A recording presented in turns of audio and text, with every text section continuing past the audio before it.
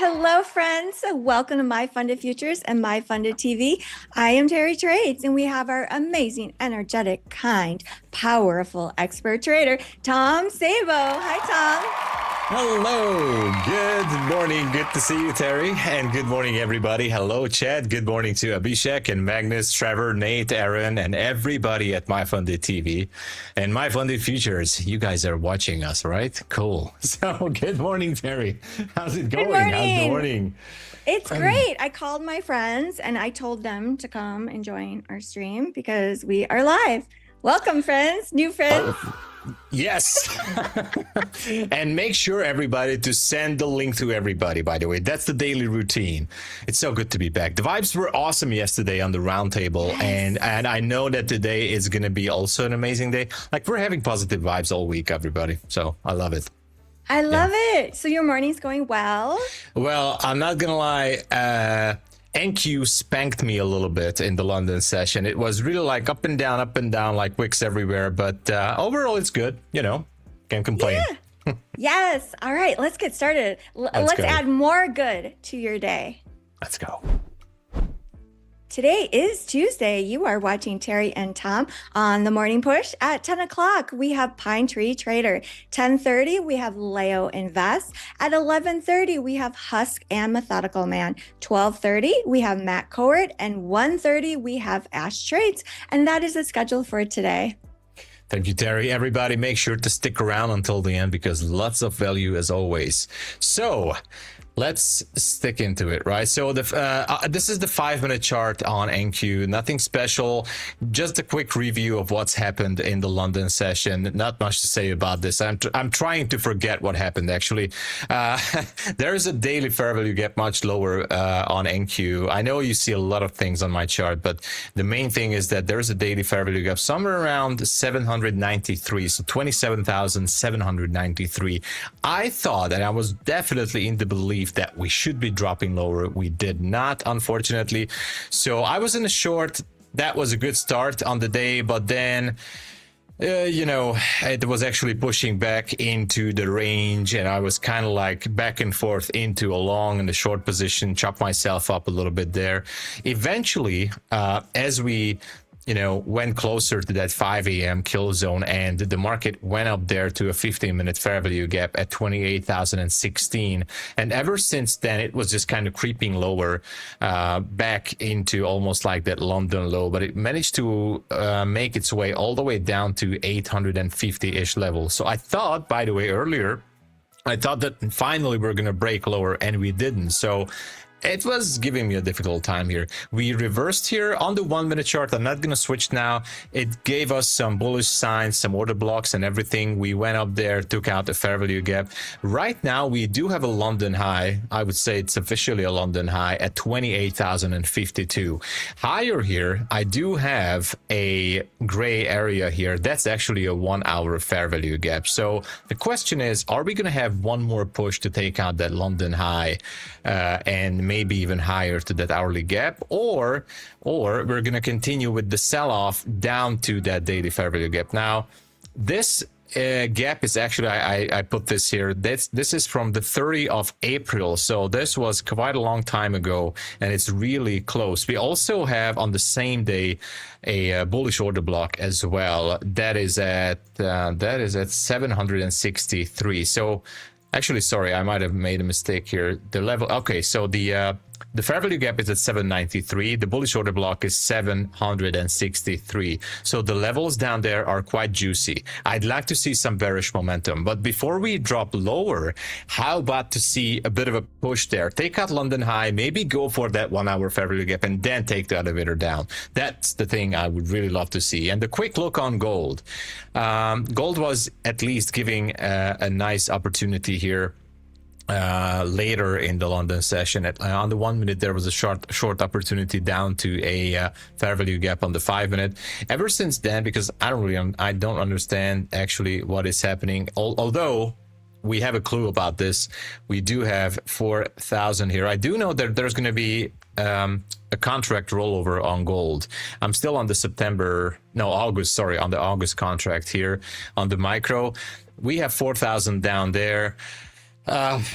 It does look like a bearish flag. I would be careful with the longs here. It's kind of slowly creeping up there, but it kind of feels a little bit weak. So, you know what? You got to be careful with the longs. Just wait for maybe a break of 4,022 and go lower. In terms of demand or supply zones, there is nothing. Overlapping candles on the 5 minute. No fair value gaps to go for. So, you got to be careful. Usually I don't really trade this gold nowadays. And of course, ES, as always, just a quick look.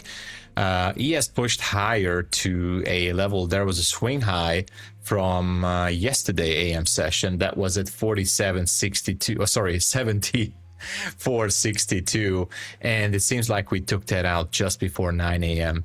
So I wonder how far we can push up there. There is an order block a little bit higher at 74.70. Maybe we're gonna see one more push, but for how long? I'm not sure. Careful with the short. I think NQ right now is trying to pull ES a little bit higher, but will be interesting to see. The focus, as always, is going to be on NQ with the pew trades and everything. So, oh yeah, and one more thing. I do have a long position on. I will put it out shortly to my screen, but I do have a long position on. I'm slightly in a profit. I will put it out in a second there. But yes, my entry is at 994 and my TP is 28,048.50. So yeah, hoping for that bullish push and we'll see what's going to happen. But that's all I have. Thank you. Thank you, Tom. You're welcome. I like it. I like your long. I'm flat right now. I'm going to live through your long.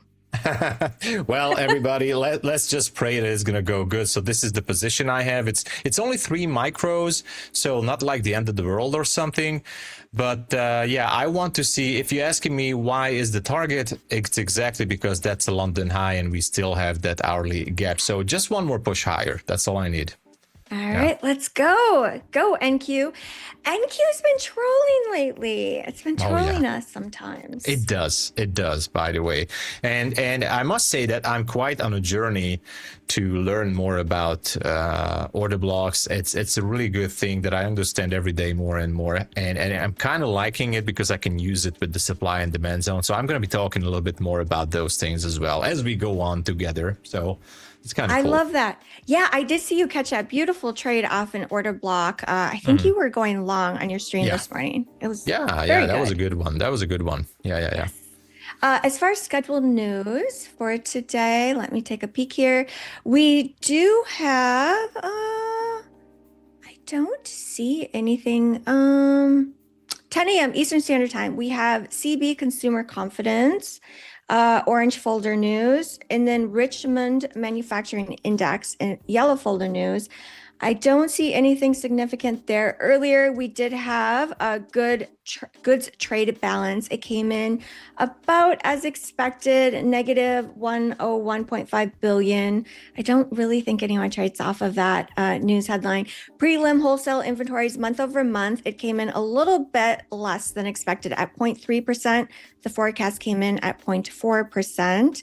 And that is it as far as significant news I see. Oh, I do see ADP weekly employment change number that came in. It came in at 15K. So that's interesting. So we do have FOMC tomorrow. That will be a huge day. Sometimes I feel like the day before, like we'll get movement, but not maybe like super volatile.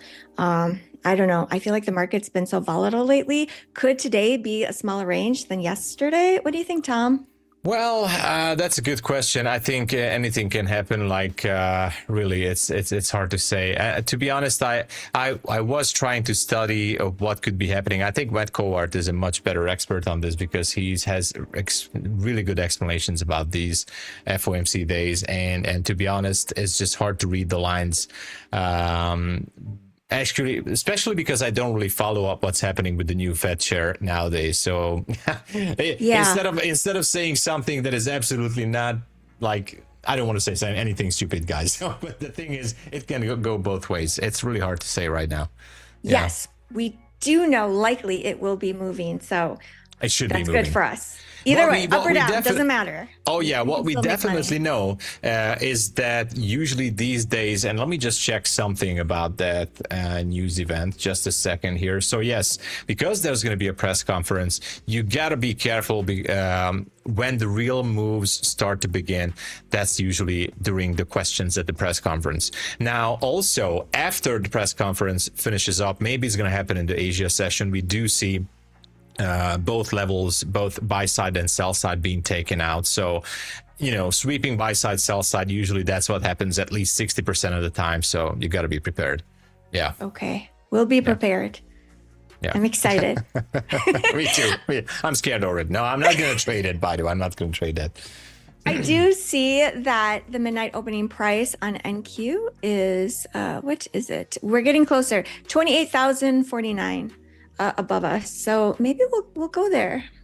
Yeah, maybe. We're pretty much slowing down here. I might gonna tighten up my stop here, even if it takes me out, because I just don't like. So one of the Yankee is always acting up strange, and it likes to troll everybody. But like ever since the London session, it's kind of wicking up and down. It doesn't make too much sense of what it's doing. So instead of trying to hold on to this trade, I might even going to exit with a relatively small loss here, guys, because still, even if I get taken out, I'd like to see that London high at 52 being smashed, and then who knows, Yeah, I like it. And you're sized well to just hold it. This is nothing. It's 3 micro anytime, no problem. With 10 micro, I would be sweating a little bit more for sure, especially with the stop down at 62. Yeah. Oh, there's nothing worse than the market goes in the direction that you thought it would, but you're just sized way too big, and then you lose an account. Like that's I hate that feeling. Yeah. Definitely. The worst. Yeah. The worst. But I can share something that's amazing. We want some amazing things. Oh, I love it. I love it. I love this deal, you guys. If you haven't used it yet, make sure you do. Everyone gets 2 uses, 50% off. Using code YouTube, the best code. Every time you use code YouTube, it does help to support the channel. So thank you so much, you guys. Everyone gets 2 uses. This ends in a few days here. 50% off the Rapid, Builder, and Pro, any size. Absolutely amazing. This is the best deal MyFundedFutures has ever offered. I've never seen 50% off any size off of 3 different plans. So that is a great deal after you use this coupon using code YouTube. The Rapids are 30% off or 20% off. The Builders are 40% off, and the Pros are 30% off. And we do have the Flex plan, a discount at 10% off. And those are the current promos. Let's go, everybody. Always make sure to type in the code YouTube, because that's what's going to make us smile even more. It's going to make us better, bigger, stronger. Thank you for supporting everybody. And speaking of support, what's happening, Terry? We hit 67,000 subscribers. Let's go. 67,000 subs. All right. That's how it's done.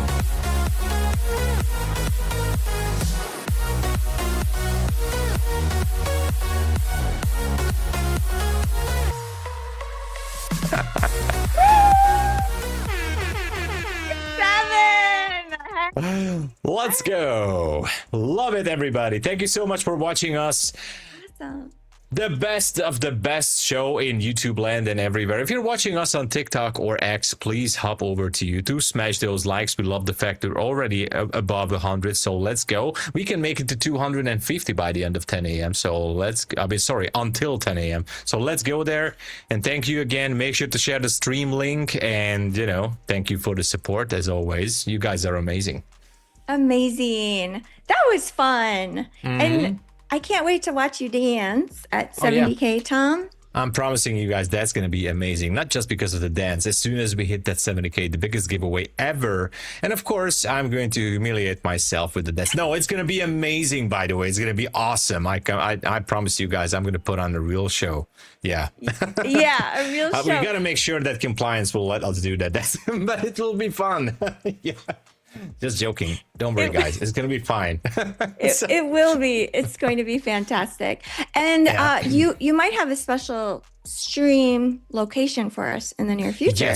Yes. So as always, like everybody, we also plan to do a bit of a vacation or just some relaxing here and there. So I promised to Terry and to everybody, like, hey guys, what if I would do like a pool stream? You know, I will bring my laptop to the pool as I'm on vacation, and you know, next to the pool stream. That would be super awesome. I love that, by the way. Yes, maybe I will find my swimsuit and my sun hat, and I'll join you virtually. I'll pretend. We can do that. We can, absolutely. I'm down. That would be, you know, it's summer, guys, so we're doing it. And by the way, Terry, you told me it's super hot there. What's the weather right now? Oh, it's so hot. We've been having a heat wave, like close to 100 degrees Fahrenheit. Oh my gosh. Let me check the weather right now, because it's 100 degrees Fahrenheit. Ugh. Oh my gosh. Okay. I know. I do know that a couple of weeks ago we had 108 degrees Fahrenheit. 108 degrees. Everybody was, I mean, it was very bad. Yeah. Oh, it's better today. Okay. Today is a very nice temperature with 70 degrees about right now. That's cool. Good. That's perfect. Good. All right. Yeah, I love that weather. Yeah, it's summer, guys. It's summer. Oh my gosh. Bite Logic says it's 115 heat index in Florida. Wow. 115. Oh my gosh. I do. Interesting. I know it's kind of interesting too, but I do see people in videos, of course, and pictures and everything. Like in Florida, people are also like they're wearing these blazers, jackets, and everything. How they are not melting, or is it just something that your body is like accumulating to that kind of weather? Because for example, no, I don't know how it's gonna be. I don't know. I think they're sweating. They're sweating underneath their suits, and then and then the suit is absorbing the sweat, I think. Oh yeah, 100%. Okay, so almost 10 minutes until market open. Still hovering in this position. For a minute there, I thought that, okay, there's hope to break through that 50 before the open, but it seems like we're getting back to the range here. Yeah, typical NQ, so not much is going on. Yeah, not much. Your trade is still in the green. It looks good. Still in the green. I should not be greedy, and I should be just, you know, closing that. Maybe I should just take a partial and just let's have fun with one micro at the open. Maybe, who knows? But I don't know. I believe in this trade. I believe in it. When Terry says she believes in it, we can't take a partial. No way. We have to go all the way. That's it. Yeah, let's go. Should Tom go all the way? You guys type in 1 if you say yes. Hold it. Hold. Of course, all the way, and you know, full TP or full stop loss. That's it. There's no other way around. No, yeah. I know that is something that you typically trade that way, right, Tom? Like, yeah. Typically, you're like, I want to see if it's going to hit TP or stop loss. Like, no. Yeah, in between, you try not to. Anytime I try to do some quote unquote advanced risk management, like let's move the stop, let's do some partials, let's move the TP, whatever, blah blah blah. Whenever I try to go with those things, it messes up my mind. So yes, sometimes it does work out, and yeah, it's definitely, you know, managing risk. I understand that. I agree that many of you guys are doing that, which is amazing. But for my mindset, you know, I realize that it actually derails me completely. So when the thing's going sideways a little bit, so I realized that I should not be doing anything with the trade. So when I put it on, just leave it there and let's pray. That's it. But yeah, hopefully it will work out. And let all the numbers work out. Yes. The rest is just on the market. The only thing we can do is manage risk. But, you know, as I was reading the Mark Douglas books, you guys know I love that, Trading in the Zone, Disciplined Trader. It's practically about, you know, if you achieve that skill, because it's also a skill, like predetermining the risk and accepting the risk even before putting on the trade. Once you achieve that skill, then you have absolutely zero problems. You put on the trade, you put in the stop loss and the TP, sit back, relax. You can also leave your computer, whatever, because the rest is up to the market. You did your job. You did your analysis. You put on the trade. I'm sorry. You did your analysis. You predetermined your risk. You put on the trade. Boom, you're done. That's your job. And that's it. The rest is up to the market. Yeah. I really like that. It sounds like such a more relaxed way of trading than the way I have been trading lately, which is like, go, guns ablazing. Well, Put it all on multiple accounts. I'm like, sometimes I feel like a chicken with my head cut off because it's just so crazy. And what you are describing sounds like such a more relaxed way of trading, like, well, and less trades. That's true, except, you sometimes you do bite your nails off, but that's part of the game, like as you're watching the trade going to drawdown. I know that feeling. Sometimes even, by the way, it's undeniable that sometimes even if you put on a trade with low risk, it can also bother the mind, like, oh, but why is this trade going to a drawdown? But I think that feeling can only can like disappear with more chart time, more experience, and because if you're new in trading, even if you put on a trade with just one single micro, I know it's going to hurt when you hit that stop loss, even though it might be just a paper cut. If you lose 100 or 200 bucks on your eval or funded, that's absolutely manageable, by the way. No problem with that. But I know if you're new, even one micro can hurt your feelings a little bit, but don't worry about that. It will get better. So, yeah. Yeah, it will get better. And rotating accounts is very helpful, which you've shared with us. That's really helpful. Every now and then I try to copy trade. I tried it a couple of days ago. Last week, I've blown up like 5 accounts. I don't know what's happening. I guess this is why trading is so subjective and so much different for every trader out there. Whenever I try copy trading, something goes off. I don't know. So rotating is the only way for me right now. Yeah. It is. It's so difficult though. I know what you're talking about because I was actually just thinking yesterday in the evening, I was like, I really want to copy trade, a bunch of accounts and just go for $200 in each account. Like I started thinking about this again and I was like, oh, like by the end of the year, let me calculate. How much is that going to be? Exactly. I know those calculations. Yes, I did that too, So it's like, okay, what is better, taking those base hits and copy trading, or is it better to rotate accounts? I know personally when I rotate accounts, it helps me mitigate risk, right? Like if let's say I go on tilt, it's only on one account versus all of them. Or not only that, but like, okay, let's say you lose a trade, you're risking $200 in one 50K account with $2,000 of drawdown. That's 10% of your account gone. And if you're rotating, it can take away that emotion of like, oh my God, I got to try and do something and fix it. Exactly. Yeah. Exactly. I'm seeing Forex Elite says I rotate my accounts too. Yeah. It's not just to prevent yourself of going on a huge tilt there.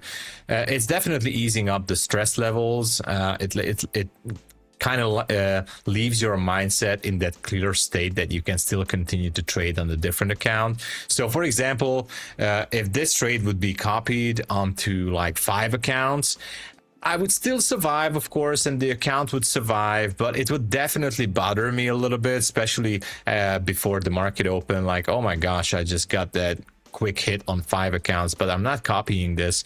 And, it's easier to survive here. It's easy to survive with this type of method. Anyway, it is what it is, guys. It's your own journey. You have to go through these bumps on the road, but don't worry, because it's definitely going to be a bump. Your mindset will, adjust to it, and that those reflex muscles, those brain muscles will adjust to the situation of what to do, what not to do. The bad news is it might gonna take some time and some well, let's just say it what it is. So some blown up accounts. It might gonna take some, but it's part of the Yes. journey. Yeah. It is part of the journey. I feel like when I passed my very first account, I was so excited. I'm like, yes, I can quit my day job. I was like, That's it. let me load up, and I'm just gonna make $1 million in my first year trading. And I know, but by the way, there's nothing wrong, by the way, if you're calculating some copy trading plans, or making some calculations of how much money you would like to make only with 2 accounts, or even just 1 account. There's nothing wrong with that. It's kind of like the manifestation thing, in trading. It also Yes. helps. So just do it. Why not? Absolutely, of course. yeah, Yeah. it can help you as far as to not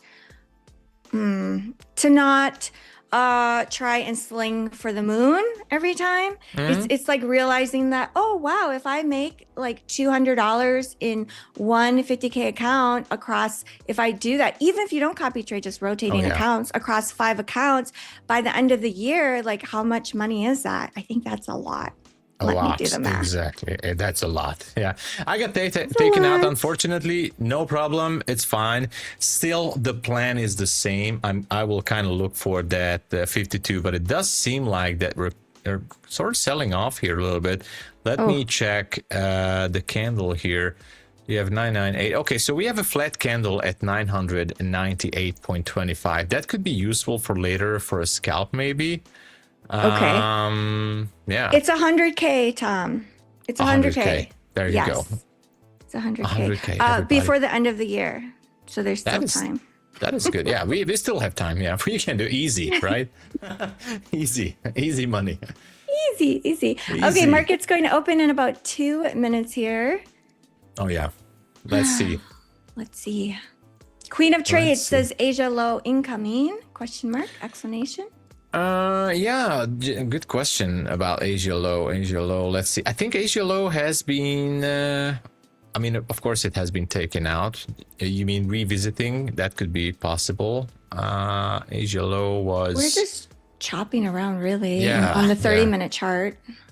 Yeah, 932 would be the Asia low on my end, because I used in between New York midnight levels. So 932 could be retested here. I'm still going to be curious if we're going to spike higher. I don't know. Yeah, we'll see. I still like I still like those levels up there, everybody. So for some quick PP trades, it looks good. If we, well, I would say if we close below here, so closing below these 950s, 940s, and we stay here, well, that would definitely change the narrative. But we talked about 793 down there. We can easily sell off to that level. We'll see. We shall see. Yeah. Everyone, hang on to your hats. Buckle in. Hang on. This is going to be awesome. All right, here we go. All right, what's happening? It's kind of going up there a little bit. It's pushing. It is pushing. I don't know. It should be taking out that 998 for a quick scalp. Not sure though. But pushing. Yes. Maybe it's not pushing. Who knows? Yeah, go on. Yeah. We're still very much in that consolidation area on the 30-minute chart. Okay, that's fine. What if the sell-off will continue here? That would be interesting to see. Okay. Bears are taking over right now. Yeah, they sure do. And the question is, where is the fake out move on this one? So was it the first few seconds to go up there to 9? I think the high up there was that 992. So, or was it that previous swing low here? The opening candle was definitely interesting here. Yeah, it seems like it's not going up there, guys. Bears. Wow. Bears taking over. They're here. All right. Let's see how far can they push it down. I'm a little biased. I have to tell you why. I feel biased, and it's probably going to get me in trouble today. I feel biased because if you look at the daily chart, we've had so many like days where NASDAQ has been selling off. It doesn't mean that we can't end the day red again today, but I would just expect like some retracement into the move that we had overnight. Okay. Yeah, so I'm a little biased. Yeah. Let's see. I still would love to take maybe a trade, a quick scalp to the upside there. So yeah, let's take a small trade here. And I jumped into a real small one here. Took a long position, but I don't know if it's going to work out or not because I need to leave some room for this trade. I think it's going to lower. Yeah. Yeah. It is what it is. It might gonna sweep the 850s down there. Unfortunately for me. Yeah. I think it's gonna sweep the 850s. My stop is at 840. So hard to say which one is gonna happen first. We'll see. Terry, I think you're muted. Not sure. Oh, I am. I was talking this whole time. Okay. I'm sorry. No problem. I was like, okay, Terry is locked in or muted.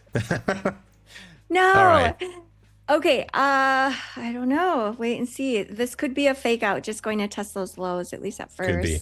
Yeah. Yeah. It could be. Yeah, I don't know. I mean, it's definitely tricky. We did get the gap fill yesterday, which was a lot of people weren't expecting.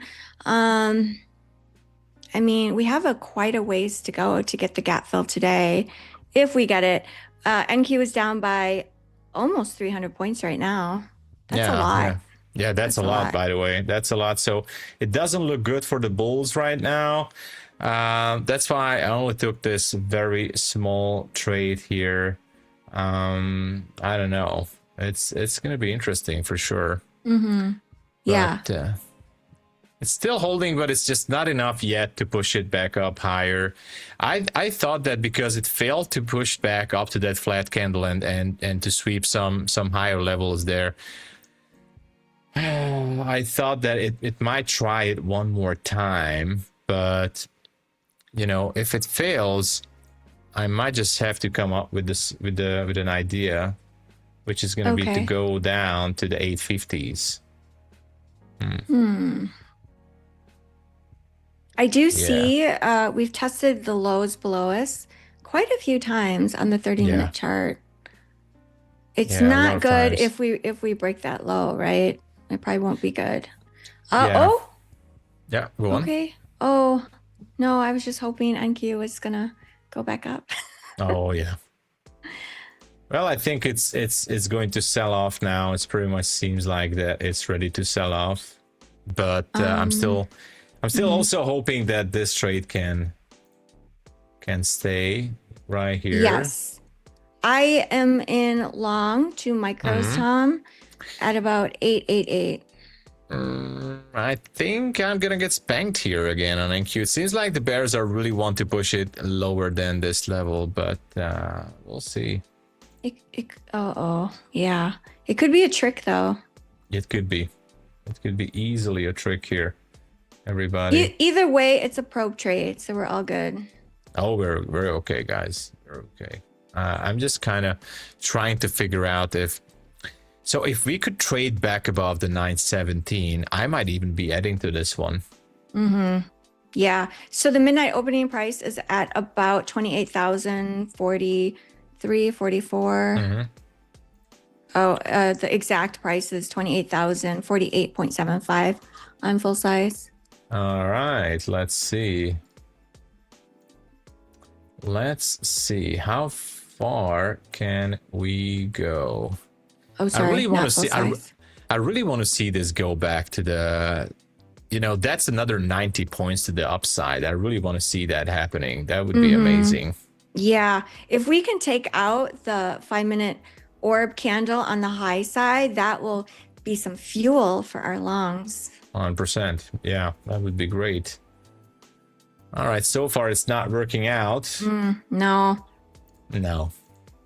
It's It's not doing it, guys. Yeah, we're going to we're going to those 50s down there. So yeah, not much to do with this. I'm kind of trying to think if I should close the trade or leave it as it is. I'm gonna put my stop below the pivot at the low of day, and then maybe look for a long later if it presents itself. Yeah, I think it's going to take out that low. What's the low actually? Just see it. That's 49 on the micro. Oh, I'm out. You're out? Okay. Yeah, no biggie. Yeah, Probe no biggie. trade. Are you I'm still still in? kind of hoping that this one is going to survive, but I don't think so. We'll see. Oh, What is going on? I'll be so mad if it just took my stop just to reverse. Oh, I hate when that happens. That's so bad. Yeah. Me too. All right. Well, it has to go below that 850. There you go. Now it's below that level. So yeah, I'm closing down the TP here. It should be taking out that 840 right now. There you go.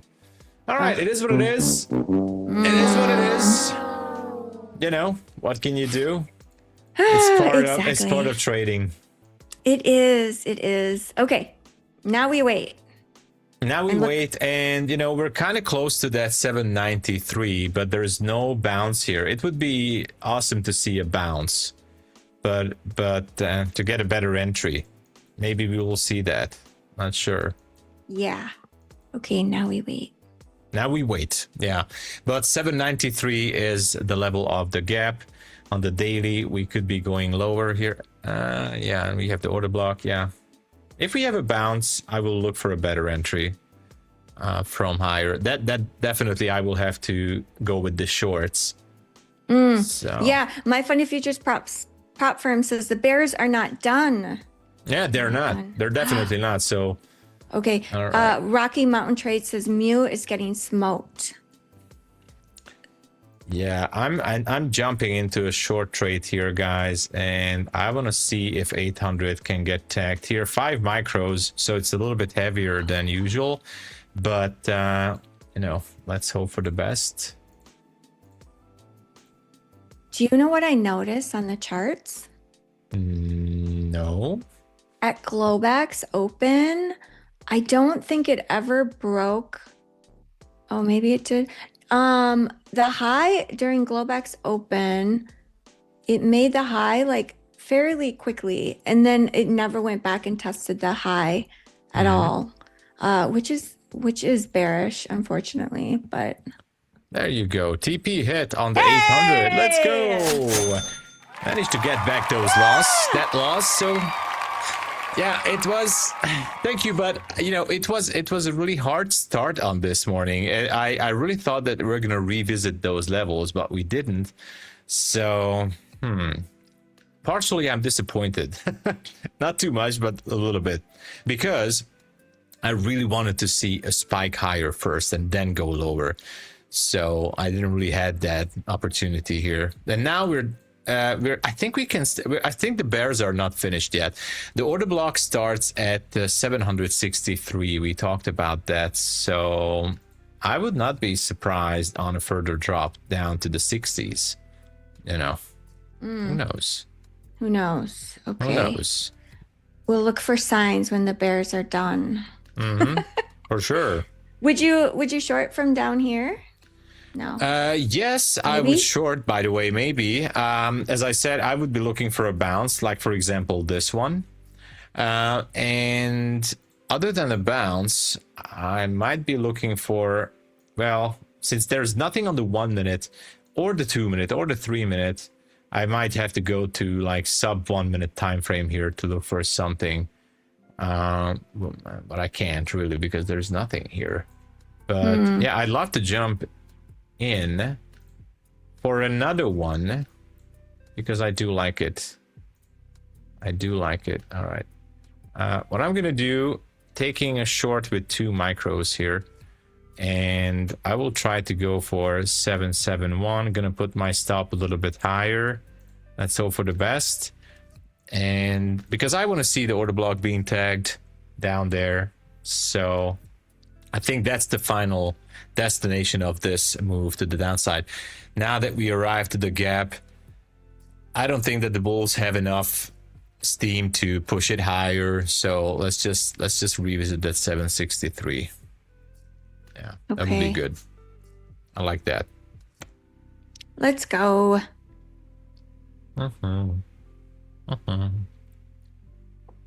We're locked in.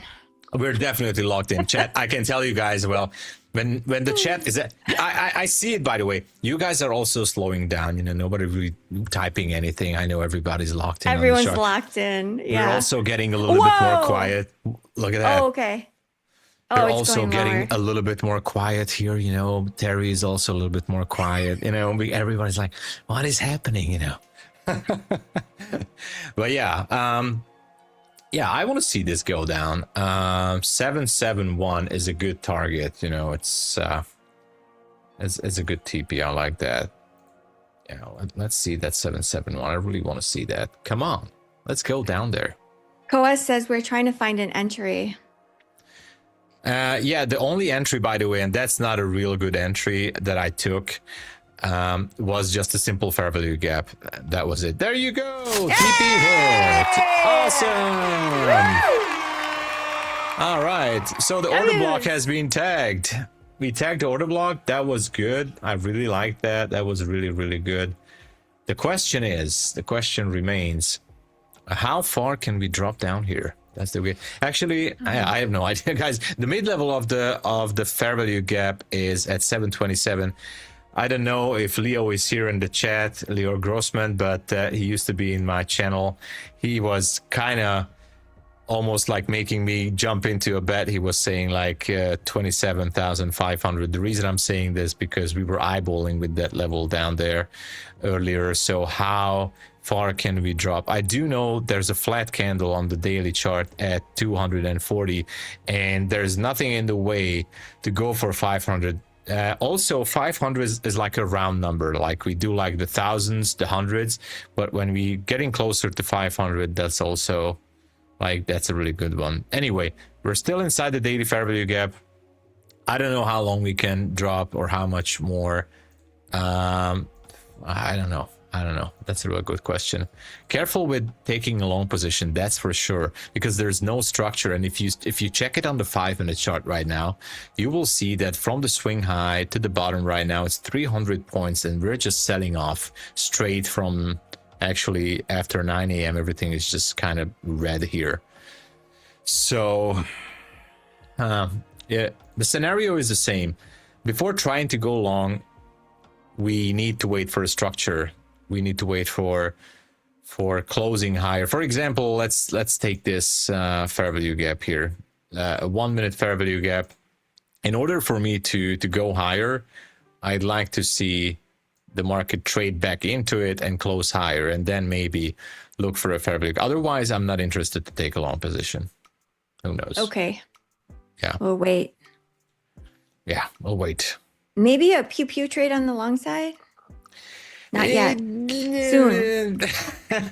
You know, not a bad idea, by the way. Let me check something. Not yet. Not Soon. yet. I mean, not financial advice. Let me check something on the 30-second chart. Usually nowadays I'm not really checking that chart. Ooh, NQ's melting more. Oh my gosh. It seems like that this is turning out to be an elevator move. So don't try to pick the bottom here, guys. It's just not going. You can be lucky, of course, because if you can pick the bottom here, that's based on only on pure luck. Even though, because there's no other level here. Yes, there was a mid-level here on the daily gap, but if you look to the left, there's nothing. I checked the 5, the 15 minute, every time frame, nothing to the left here. You don't know where the bottom is. The only thing that we know is the market might want to completely reprice the daily fair value gap, and the low is down there at 664. So don't try to pick the bottom here, because it's just a huge question mark. Don't try and be a hero. Yeah. Which we all want to be heroes. What's happening? Oh my gosh. If you look at the daily chart, Tom, it looks so nasty. Yeah, by the way, interesting. Yeah, it's a good thing you point this out. So imagine this is the daily chart. I cleaned it up, and this is the daily chart. Now imagine that this is the 1 minute time frame, or the 5 minute, or the 3 minute. Imagine what if this would be a 1 minute time frame. What would you say? Yesterday Pine Tree had a good point on this. So if this would be a 1 minute time frame, I would say, oh my gosh, this is going to take the elevator and going to melt down. Now the same pattern, the same situation is happening on the daily. It has absolutely zero, like, I don't see any scenario that this one is immediately going higher. Of course it can, because, you know, on this slope here, we can see that there's lots of lower highs. So there's definitely going to be a push sooner or later, right? So that's 100%. I don't think it's going to happen right now, but lots of trend line liquidity along the way. In the past, like, what was this? Ever since June, yeah, early June, the top was, yeah, June 3rd. So anyway, maybe there's going to be a corrective or a push, not corrective, but some sort of a push. I can imagine it go up to above the 400s, 29,400s. But then it's definitely, you know, as if this would be on the 1 minute, I would say, hey, this is going to sell off for sure. And the next possible liquidity level, if this would be a 1 minute chart, would be down at 26,500s somewhere, you know. So, oh my gosh. Interesting. Borshan is calling for 27,632. 632. Yeah, that's also a good one. We repriced the daily fair value gap completely. So the gap has been repriced. And now you might say, okay, this is going to be a reversal. It might be. Look at the bounce here. Oh, wow. That was a strong bounce. 45 points, 50 points bounce immediately. I'm not saying it's impossible to catch these moves, but, you know, I wouldn't do that. So I tried that many times. It's just not something you want to do. Yeah. Okay. So we shouldn't do it. Don't do it. Yeah. Unless you have a plan and it's part of your strategy. Yeah. And if you like to do crazy stuff, but we don't like to do crazy stuff. Yeah. So everybody, the best thing what you can do right now is enjoy the voice of Terry and me and sit back, relax. We're not going to do any ASMR stuff, don't worry, but we're just going to sit back, relax, talk about trading, talk about what we can do here, or, you know, and looking for the next opportunity. And there's the sound. Lady Luck is here, so let's go. And while we're listening or watching the chat, I'm going to check gold. So what's the job right now, everybody? Drop everything and check for the form. Fill out the form, get in the data, and get the data in there, and don't go anywhere. Just watch the chat. This is your chance to win a free account from MyFundedFutures. Make sure you stick around. If your name is announced in chat, you have to tag at MyFundedFutures prop firm in order to claim your prize. Good luck, everyone. Good luck, everybody. Let's go. Let's go. I am putting a buy stop above this 5-minute candle. We'll see if it gets triggered just for a quick pew pew trade, because I think there's going to be a lot of stops right above us. Here we go. It looks good, by the way. Triggered. It looks good. It really. Oh my gosh! Yay! Look at that. Did it work? Oh yeah. Oh my gosh! Look at this. Okay, it went back, and there was an order block here. I got it. Nice, nice. Let's go. This is how it's done, everybody. Okay. Okay. We wait now more. We wait. We wait more. So the 5-minute orb people got tagged on the sell side and printed money this morning. 15-minute orb people also got tagged on the sell side. And depending on if you took profits or not, you potentially did make money. You might be underwater right now if you did not take profits. I'm wondering, oh, shoot. Fat finger error. Let me get out. Dang it. Be careful with the fat fingers there. Yeah, it happens with everybody. Me too. Like all the time. Oh my God. My fingers are so fat. I didn't know they're so fat. Okay. Back to my thinking. So I think I don't know. Do you think we'll go and test that 5-minute orb on the high side at all? You know, there's a chance. Obviously, it's actually inverted a 1 minute gap. Let me just quickly do a rundown here. So we inverted that 1 minute gap. It's acting as support right now, so that's really good. We actually inverted 2 fair value gaps here, so everything is looking good. The market is respecting the inversion gaps so far. There's a swing high out there, so yeah, I mean, it can go. Let's find the first fair value gap here. That is way higher. Okay, it doesn't matter. I wonder if it could turn out to be a V-shaped recovery. Maybe. Yeah, it can go. I mean, so far it does look like there is a chance for it to go higher. Let me check the 2-minute chart. Inverted the fair value gap as well. So you might say that, okay, this is it. This is an inversion gap entry, which might be true. If you have a, you know, with proper risk, obviously, yeah, you can take it.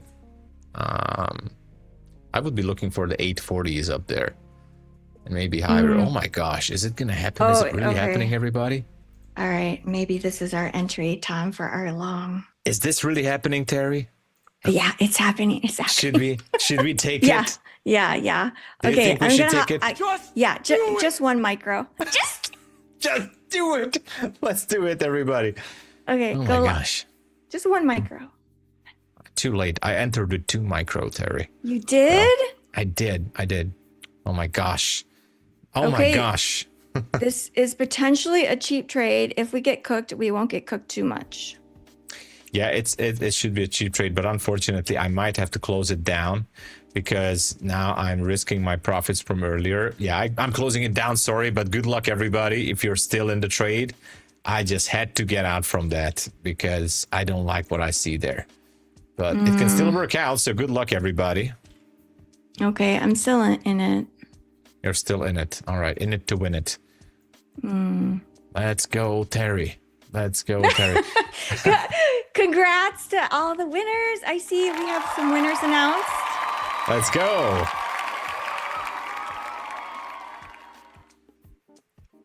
Nice. Congratulations to the winners. Oh, are you present? You guys have to claim your prize. Did everyone claim it? Oh, yeah. You got to be here. Yeah, everybody. Chronos Sync 9. Oh, is everyone here? Winners present of Form 1. Congrats! Okay, there'll be another one. So don't be sad if you didn't win. There'll be more. Looks like it's still looking good. This one is still looking good. I don't know. Yeah. This is tricky. Very tricky. It is. I'm back to break even, a little bit lower, a little bit in the red with this. So I kind of gave back the profit from earlier. But I'm going to wait for the next opportunity. This was a tricky situation for sure. Yeah. I feel like the day before FOMC, for me, it's very tricky usually. Yeah. And also if I trade in pre-market before FOMC, that can be very tricky too. Yeah, it definitely is. Are there any days that you stay away from, Tom? Yeah, I'm definitely not trading the NFP. Like, I mean, not completely, because even on NFP days, I trade the London session. But for example, yeah, the AM session could be a little bit difficult or tough to trade. I don't like NFP days too much. Also, don't really a fan of FOMC days, by the way, but it only goes for the PM session. So because I trade London as well, it's kind of relatively easy for me to go with it. So no big issue. But that's only for the PM session, which I don't really trade too much anyways. So I'm good with that. Yeah. What's your favorite session in general? Favorite session is like everybody's. I do love the New York AM session, by the way. I'm starting to realize that in the PM session, like from 1 p.m. to like until 3 p.m., there are some decent price action because, you know, the major news headlines coming out in the AM session usually. So everybody sees the levels. By the New York PM session, you know, we're seeing what happened in London. We're seeing what happened with the news. If there was an announcement, maybe. Of course, I do know that sometimes we have announcements in the PM session, but you know, most of the time, until you get to 1 p.m., you kind of have a picture of what happened throughout the day, right? So the levels should be much more clear, much better be respected, and you know, some decent scalping trades. I talked about this a couple of weeks ago. Some decent scalp trades can appear during those periods. So what I want to say is, like, AM session New York is of course the most favorite, like for everybody, I think, or most of the traders. But the PM session from 1 p.m. to 3, I'm kind of seeing some good scalping opportunities there. So maybe I will try it. Yeah. Yeah. I dig it. Yeah. I'm definitely down for yeah. I like that. I want to hear from our traders. What is your favorite time to trade? Drop it in chat. By the way, I do want to try the Asia York. session, but because I do see some good Asia session movements lately in the past couple of weeks, and that's why you guys should always stick around, because SK has an amazing streams during the Asia session. So go check it out, guys. But by the way, yeah, I also want to try to trade in Asia session. It seems like it's getting more popular nowadays. It is, yeah. I see. Bennett loves the Asia session. True Jean says London. Augie says New York Open. Yes, with us. It's my favorite. Let's go. Too. Let's go. Yeah. So what are you thinking for the rest of the day, Tom? As far as trades, kind of market analysis, now that the market opened up and gave us some clues? What I will do is I'm definitely going to reassess a little bit. I made some big mistakes in London session. I do have to reflect on those trades, what I did wrong or good. It was a little bit of a crazy price action. Usually I don't blame the market, because it's always about us, right? So it's always about risk management, what we did wrong, how do we enter the trade, how we manage the risk. This time today, I would like to blame a little bit, just a little bit, at least in the London session. I'd like to blame the market. I'm sorry, NQ, but it's the truth, because it was, yes, it was, and methodical man, but don't tell him. So the thing right? So the thing is, guys, it was a little bit hectical in the London session, and the reason I chopped myself up is because, like, I had clean entries, and and the market just, you know, look at this, it's melting down. Anyway, the market just trolled me, reversed on me. Anyway, long story short, I'm not gonna trade too much after this, but I will do some reflections, and we only have less than 1 minute, guys. Yes, I like that. Reflections. You're just going to relax, enjoy the day. Something like that. Enjoying the day, less coffee, more video games or something like that. I like to play video games, guys, by the way. Maybe you didn't notice that. Anyway, the thing is, we had an amazing time today, right, Terry? It was super amazing. And you guys, Pine Tree is already in the backstage, and he will have lots of good trades and info for you guys. I just want to say it was amazing today. Yes, I see 234 likes this morning. Thank you, you guys. Let's go. Thank you. Thank you. Thank you for joining us this morning. This was fun as usual. Tomorrow we will have roundtable with Methodical Man and Pine Tree Trader. So make sure you join us tomorrow too. Please welcome Pine Tree Trader. Bye, guys. Bye-bye. Yo, what's happening? What's going on, everyone? Welcome. Pine Tree's in the chat. Love to see it. Let's go. What's up, Adam Daz? Trevor, what's going on? What's up? Miss K. Deku. What's going on? What's up? Thank you, Tom and Terry. What a great little segment there. Crushing those trades.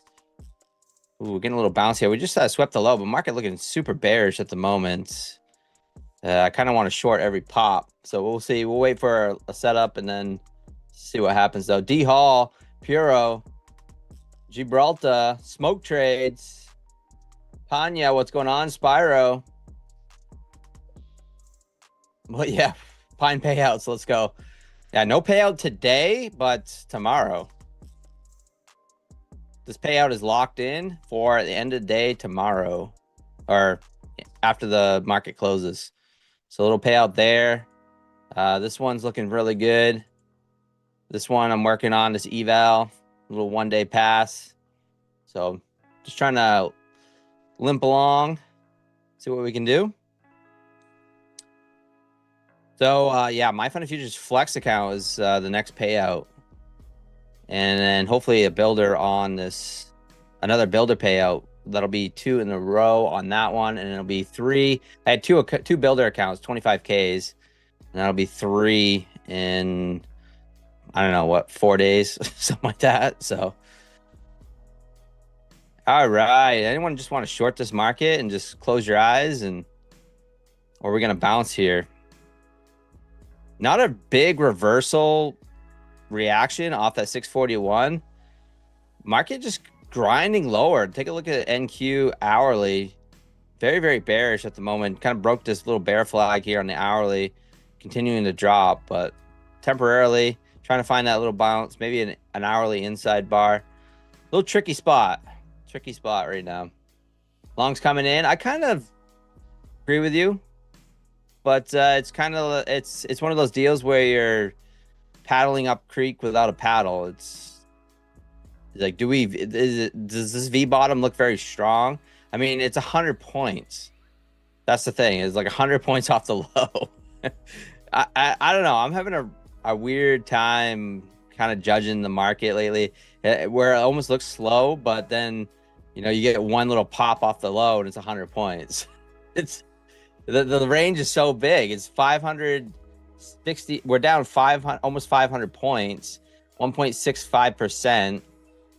And I don't know. It's strange. It's a strange time we're living in.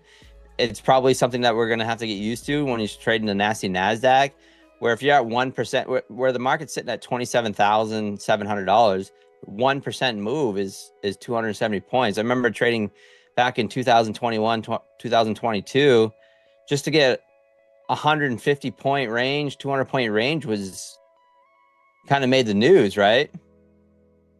How do I stay sim funded so long? I dropped alive after 3 payouts on the rapid. I don't. I don't. That's why I'm not in a live account. I mean, I'll just be honest. This is why I'm not in a live account. I don't keep accounts for very long. I struggle with the pro accounts. I think pro accounts are the best accounts in the prop firm space. I really, really do. But they're not for everyone, especially newer traders, where if you keep it, if you can't keep an account around long for 14 days, it's very, very tough. So the only thing board. So the only thing that I'll say is that if you got 3 payouts on a rapid account, there's definitely nothing wrong with that. You're obviously trading probably pretty. I don't know how long it took you to get to those 3 payouts, but that's right there will tell you the issue. Like if you wanted to keep an account longer than, I don't know how long you end up keeping that account, but let's say you want to keep the account around longer, you're probably just gonna have to trade smaller. That's all there is to it. But if you got 3 payouts, and let's just say you got 3 payouts in a week with the rapid or something like that, that obviously you're trading super aggressively, and in turn you're gonna go through some accounts doing that. Now, at the end of the day, there's really nothing wrong with it as long as your return on an investment is good. So that's the props. I don't really want to call it a game, but it's just like the prop space. That's kind of the deal. Like if you treat it like a business, you knowing that like I spent $120 on this account, let's just say, well, I'm going to take out $2,000 out of this account tomorrow. So my return on investment is pretty good. Now, hopefully what's going to happen is I'm going to get another 5 days of $150 more after I take out that drawdown, and then get another payout and then repeat. Hopefully as many as I can out of this account. But obviously, if I look at this account, let's take a look. Oops, wrong one. look at the performance here. If I look at this account, it's quite obvious that I traded super aggressively. Maybe just go, how about this month? Let's see if it'll work. But it's obvious that I traded this account really aggressively and to get it up over that buffer. All right, here we go.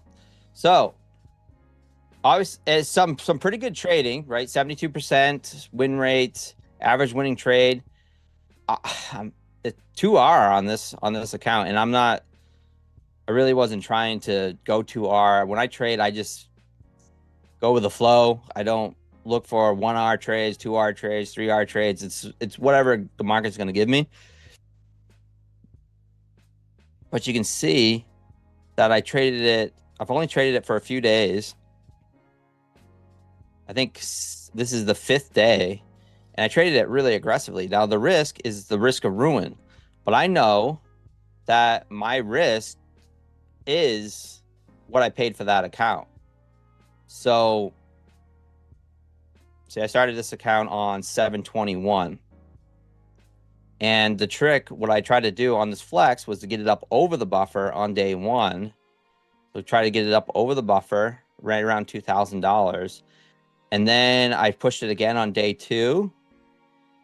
And then I just been kind of not really limping along, but just trying to trade it more conservatively and just build that equity. Now I got a nice little buffer. I can just look for base hits and hopefully take out some multiple payouts out of this account. So that's the thing. That's what I tried to do. But I could have easily blown this account on day 1 because I was trading a little bit aggressive with minis and things like that. Oh, I like to short.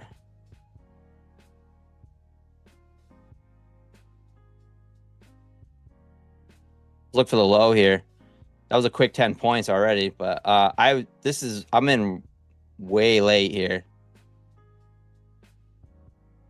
Wow, am I in that late? Holy cow.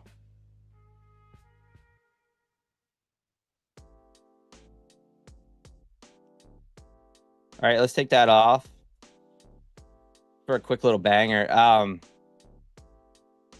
Inside, the reason why I took that off too is because I just realized I'm in that flex account and I don't need to make any more money on it, which is dumb. I meant to be on this account. I do that all the time when I see an exciting trade and I'm trying to stream and getting a little crazy and a little distracted. So that was a nice little trade. Probably 20 points right there, real quick with a micro. Outside, inside, an outside bar followed by a harami here. This is it's just like almost a double reversal. I might have just coined that, a double reversal. Could take out the low. Very, very bearish at the moment. The market's super bearish. Miss K, what's up, Miss K?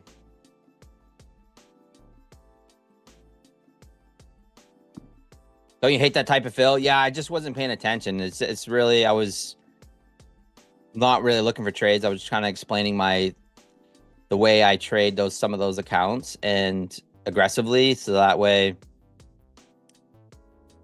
getting up over because the way I look at these accounts, and this is the mindset thing. This is not like a set, oh, I have to do this, I have to do that. But my mindset when I come into some of these accounts is I want to get over that consistency as fast as possible. And usually utilizing the end of day drawdown on day 1. So that is the key thing. A lot of times when it comes to prop trading, it's not all about the strategy. The strategy is just the foundation to get you in the trade, but it's like how you treat the accounts. What's your risk tolerance? What are you trying to do? And for me, on day 1, I like to try to get over those buffers because that is a step 2 to me. The way I look at it is a step 2. A lot of people come in. I actually got a few people last night in my own stream saying that they blew an account on day 1 of funded. Well, yeah, that sucks. It really, really does suck, but it is part of the journey. And knowing that you really didn't lose anything except what you paid for that account. So whether it was $100 or whatever, you didn't lose the money that you see on the screen. It's what you're trying to do is a lot of these accounts is you have another step that you have to get over. So this is going to help with the anxiety of trading a funded account. I promise you it will. I really, really believe this.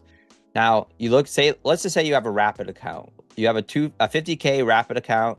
You pass the account. All right, that's great. Now you're in the funded account. Well, it doesn't really matter. You're basically on step 2 of the eval on the funded side until you get over $2,000. Once you're over $2,000, then that's when the real money kind of kicks in. That's the different ball game. So try to get up over that $2,000, and then you worry about the payout. Maybe that's when the butterflies kick in. But when you first start on the funded account, just realize you got to get over those buffers anyway. It's step 2. I don't care what this number says up here, whether it says funded or this says 0 or whatever it does.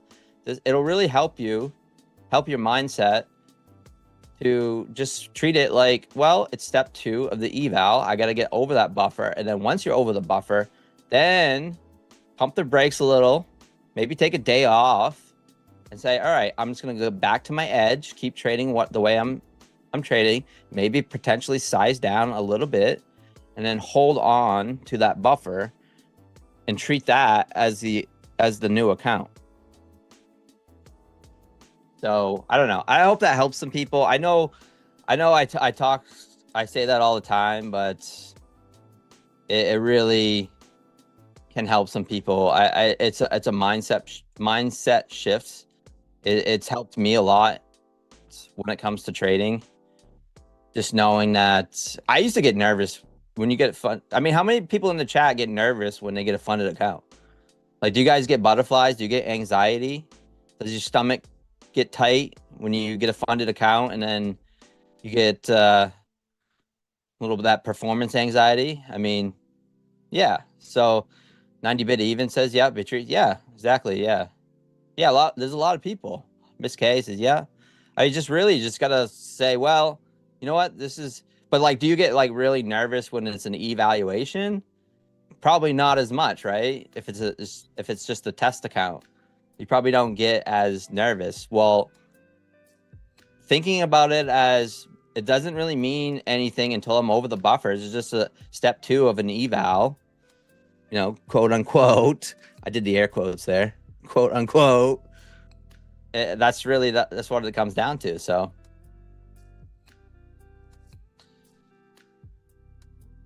yeah, exactly. Yeah, Miss K says, yeah, no, she doesn't with the evals. But yeah, that's the only thing that really kind of separates that. Nice bear flag break here on the 5-minute. We are just dumping lower. I think when you've been through it, your body kind of turns it off, but sometimes I do. Yeah, a lot of times it just comes through repetitions. It's exposure therapy, right? But the trick is, when it comes to exposure therapy, when it comes to trading, is trying not to let it cost you a lot of money, because at the end of the day, that's what we're trying to do, is make money. We're not trying to be right on the trade. We're not trying to be right on the day. We're not trying to be some genius and get these massive runs on, for points. It's just like, you take the money when you can and then go, this is a lot of volatility, guys. That was almost a 40-point bounce there off that low. Just lots of volatility right here. I got my grids. I usually keep them in 10s. This is how I usually keep my grids. I can barely fit it on the chart. So if I scroll down a little bit, then I'm in 20s, and then it goes to 50s. Just to see what the chart's trying to do here. But taking out the low there once again. So the bears are still back in town. If you take a look at the daily chart, we are coming down. I talked about this a few days ago, not to say that I'm right or wrong, but I said that we could easily come down and start visiting this area right here, right where we're at, because that was that first stop of little bit of consolidation on the daily, but then coming back down and repairing some of this that basically started in April. So April 1st, if you know anything about market profile, things like that, you can see all these single prints on the daily chart where you left all these gaps. And we're kind of coming down and just repairing all these areas. Now, this is the first stop of support potentially, just because it looks like the market, this is a daily chart. So if you were looking at a 2-minute chart or say a 5-minute chart, you would say definitely we're coming down into this area, right? Just to repair some of this structure, some of these gaps or single prints, whatever you want to call them. And then, or inefficiencies, or, you know, whatever your lingo is, doesn't really matter. But then this is a spot where it kind of like consolidated for just a few days and then continued to go up. And it started on April 1st and never looked back. It popped and then just went straight up all early summer into summer.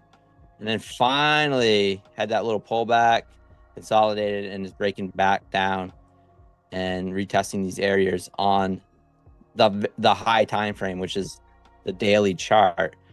So very, very interesting here. So can you catch some longs? Absolutely. Absolutely. Can you catch some longs, some V bottoms? You never know what's going to happen. Even this afternoon, it could just pop 300-400 points. You just don't know. NASDAQ loves to put in that V bottom. Let's take a look at YM here real quick.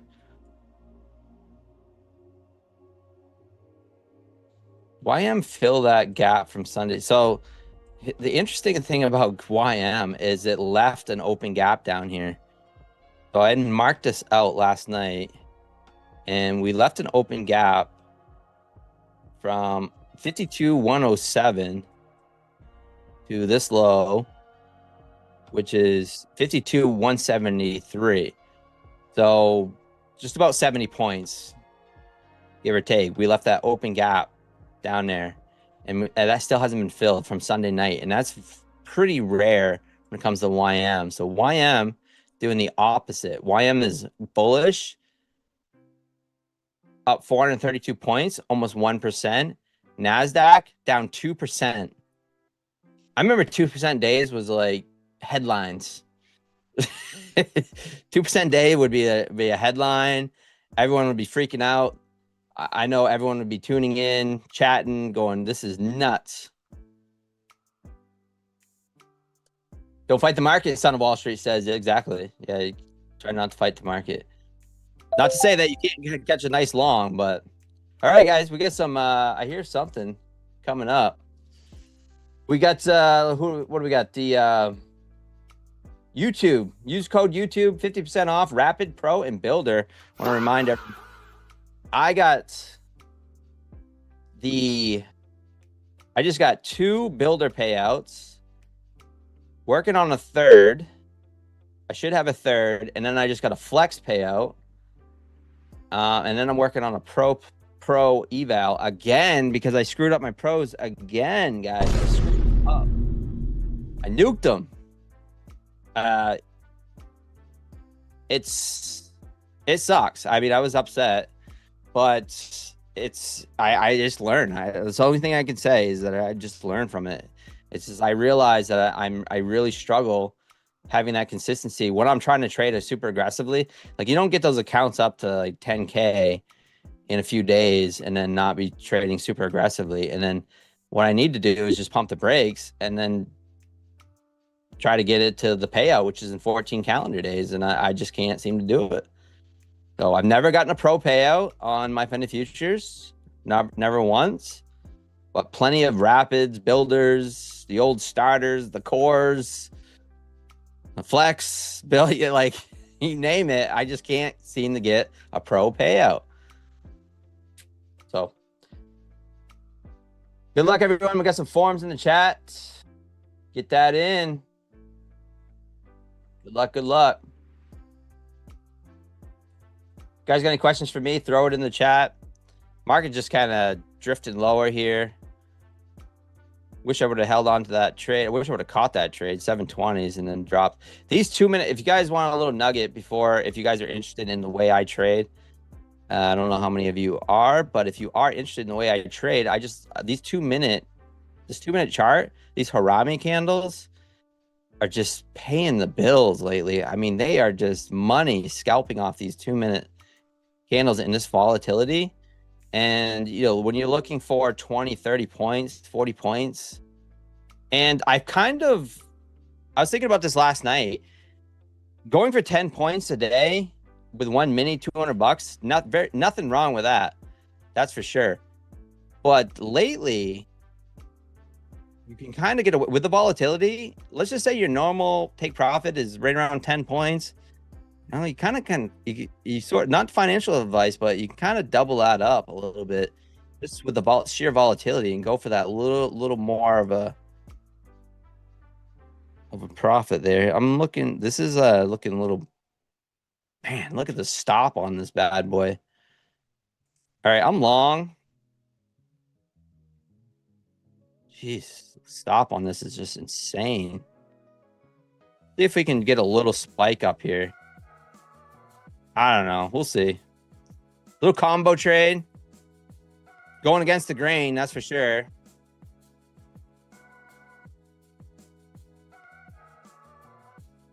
An add there at the little wick test. This could be an absolute fake out here. So far, every single buy up has been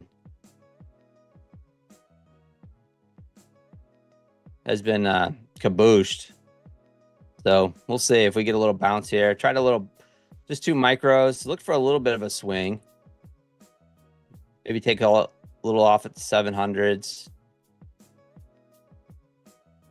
Combo trade, inside, outside bar break. Instant reaction was just to sell. That's what it did. It came back in and just sold. We'll see if that's this stop holds at 604, but 55-point stop. So anytime I take these trades, the stop always has to go above or below this candle.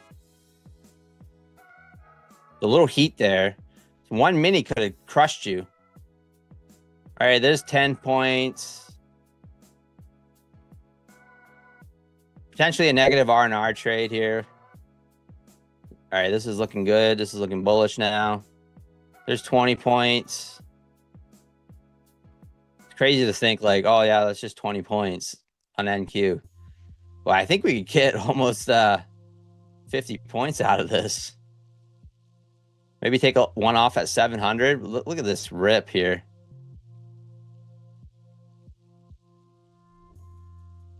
All right, there's one off there. All right, no sense of geez, 50 points. I mean, we'll leave the runner on here.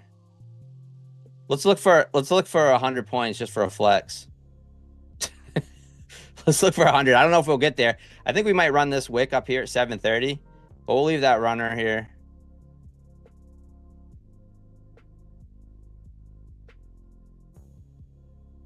Took one off.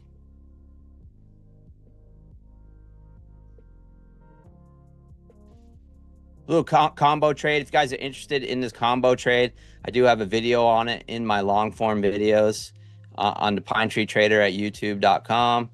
So, or at Pine Tree Trader. I do have a video on the 2 minute combo trades and the 5 minute combo trades.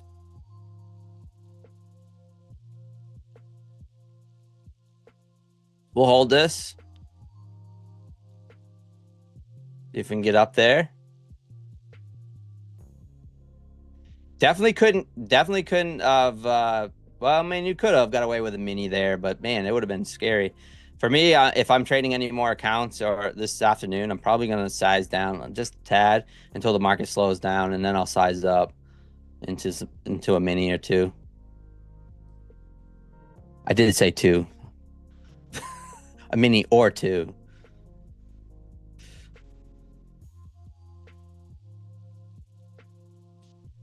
Pro Trader, Vanessa, let's go. Clarek, MVB Trader. Colorful Craft Vibes. Congratulations to the winners. You just won yourself an account.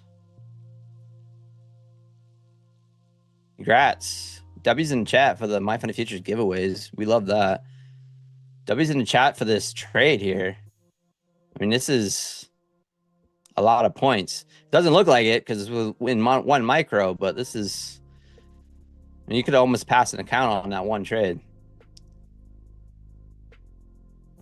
If you were in maybe one or two. Once it starts going, so what I like to do is, people will ask me how I add into trades. What I like to do is, if I'm trading super aggressive, I would have took some heat on that. Maybe it'd been in one mini. I'll just be fully honest with you. I probably would have been in one mini if I was trying to get an account passed. I would have been in one mini, and then as soon as it flipped like that, went green and looked with a little momentum, I probably would have added a second mini on that, and then looked for whatever I needed to, whether it was $1,500, $3,000, whatever I need, something like that. But it all kinds of depends on what I need to get. Can we bang 100-pointer before the stream ends? Let's bang 100-pointer. Come on, let's do it.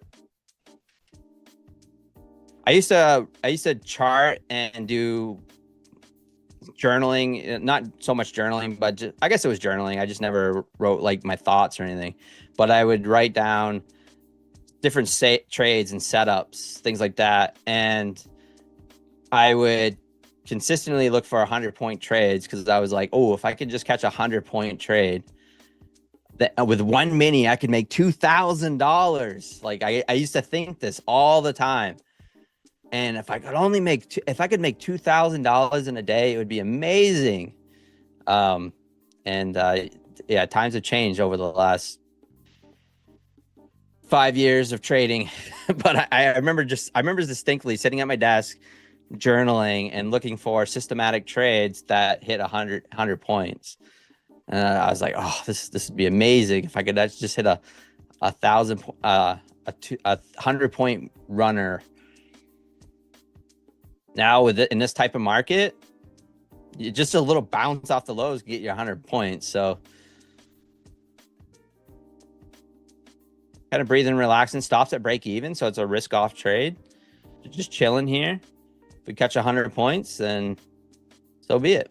And a little tip there too is, if you're a newer trader, sometimes you disassociate yourself with the P&L and then count the points. Like, how many points am I at? And that really will help you size up in the future. So if right now you're trading 2 micros, 3 micros, and you're like, man, I'm catching 30, 40, 50 points consistently, then you can say, well, if I just size up and I can still catch those points, but just disassociate yourself with the money. Looks like we're going to consolidate here to the bottom of the hour. So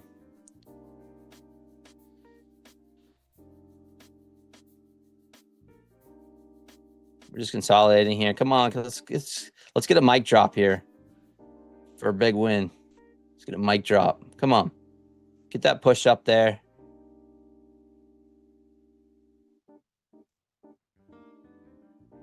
We have Leo on next. Guys, stay tuned. Don't go anywhere. Well, I don't know. This is right now sitting right around 50 points. So the only thing that I did was just this combo trade, the inside outside bar break on the 2-minute chart. That's it. Just simple as that. That's all right, guys. Looks like I'm not gonna hit it yet, but I'll leave the bracket on. But right now we have Leo on, guys. Thanks for joining me, and I'll see you guys tomorrow. Peace. Good morning, everybody. Happy Tuesday. Hope we're all doing fantastic there. MyFunded, thank you again for having me yet again on another segment here. And Pine, thank you again for another fantastic session, smashing some longs off the inside bar there. Good morning, everybody. Wyatt, Bible, Lick, DQ, Beatrice, Barbie. Good morning, everybody. How are we doing? Oli MFTV, what's up? Albinas. Looks like we got everybody on the stream for today's segment. Good morning, everybody. How are we doing? Hi, Leo, if it gets there. Good morning, good morning, good morning. Abby, how's it going? Welcome, Leo Investor. I appreciate it. Thank you, guys. Today's been a fantastic day. I can't lie. Markets the past 2 days have been a beautiful, beautiful read. I'll say some good mornings to everybody here, and then we'll be live in just live with some analysis in just a second here. Can't lie, guys. I forgot my mic about 2 minutes before the stream start there. So for a little out of breath, I ran my heart's content out to make sure we had some good audio for the stream for today. But good morning, Trish Trades. Welcome. Lovely seeing you again. Bastien, how's it going? Good morning, folks. Yeah, we ended up taking some beautiful 1-minute shorts on NQ this morning, actually, which were a beautiful, beautiful trade. Obviously, guys, I have to be honest here. I'm seeing a lot of people on Twitter and a lot of people failing to read these markets, right? I've gotten a couple messages. Hey, Leo, for those of you that don't know, those of you that don't follow my social media, we took a 12-hour short yesterday on NQ. An absolute monster short during yesterday's markets, targeting some big draws in liquidity here. So I'll actually map this out. This is our short from yesterday, right? A bit of an intense trade. A lot of you might be like, holy cow, how'd you take this, right? Guys, I have to be honest. If you are struggling with markets right now, you need to be paying attention to the higher time frame context. And I'm just going to say this really quick before we get into some live trading. Reason I say this is market right now has been presenting incredible opportunities to people who are paying attention to the higher time frame context. Sticking on smaller time frame can be a bit more of a difficult read, but you need to pay attention to where the draws and liquidity actively lie. What do I mean by that? NASDAQ, ES, YM, RTY, gold, silver, there have been massive monthly gaps, daily FEGs, internal draws and liquidity, you name it. And market needs to do what? We eventually need to rebalance by making our way into those higher time frame gaps, which is the reason why a lot of people are able to scout, especially good traders have been flourishing in these style markets, because all we're doing is we're locating those draws and using them as draws and liquidity. And if we fail an entry and we don't have a defined entry system, now instead we are looking at using those draws as retracement periods to then find entry confirmations within those zones. And so a lot of you here become blindsided on the smaller time frame, which makes it very difficult to succeed in these live market scenarios, because now you are literally just trading blindsided, right? And I said this on an Instagram reel I made yesterday. Paying attention to the higher time frame context is like writing the storyline before you input the characters. Before you write the characters for a story, you want to have a general storyline. You want to have a plot for the story. You can't define a plot. You can't define the characters without having a defined plot, because how are you going to introduce the characters? It's the same thing with higher time frame versus smaller time frame. If you are consistently trading smaller time for that higher time frame, it's like if I was in on a MyFundedFutures stream with you guys, no introduction. I was just a stranger, right? You need the background context on who I am as an individual. So just wanted to say that really quick here, but we'll get into some live analysis. Pine here was looking at some longs. I can't lie. These longs look quite good for me here too. There's no gaps for me to play off of, but we had a small 3-minute inversion. So I am anticipating we filled out this massive daily gap here as well. So I'm expecting price to sort of rebalance a bit, make its way kind of back into some of these 15-minute gaps that are unfolding. Off the 9:30 open here, we formed a super aggressive 15-minute gap. And for me, looking for some potential shorts off this 15-minute gap would not be the worst idea. So as of right now, I'm looking to see price sort of retrace into these gaps and potentially continue this trend lower, or we'll see us inverse this 15 and finally make our way higher since we've officially cracked the 28K psych level.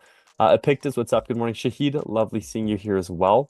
Smash the like, folks. If you guys haven't already, make sure you guys are liking the stream. If you guys have any questions, though, Leo, you use C2? Of course you use C2. C2 is great framework, right? I don't always trade C2 because I don't like to only trade manipulations, because manipulations are less probable than continuations. If you let a manipulation occur and you trade the distribution / continuation of that manipulation, that's immediately higher probability. Yeah, and a 4-hour sweep, exactly, because we are officially at the 10 o'clock open, 4-hour sweep here. The one thing to be wary of is market is quite aggressive on the bear side right now. So if we look at where this retracement's occurring, we're retracing into the discount, the lower 50% EQ, which means we could likely even see a continuation sequence form off the 4-hour here, which is why I'm being a little bit more skeptical towards wanting to take any trades right now. And more so looking to see how price plays out. YM here had quite an aggressive upside here, making its way closer and closer to all-time highs, it seems. But yeah, we're just kind of waiting to see how this plays out. YM here forming a nice 4-hour gap as well. Likely see us trace into that. And Q here with a nice 15-minute pop as well. So we'll see what we can form.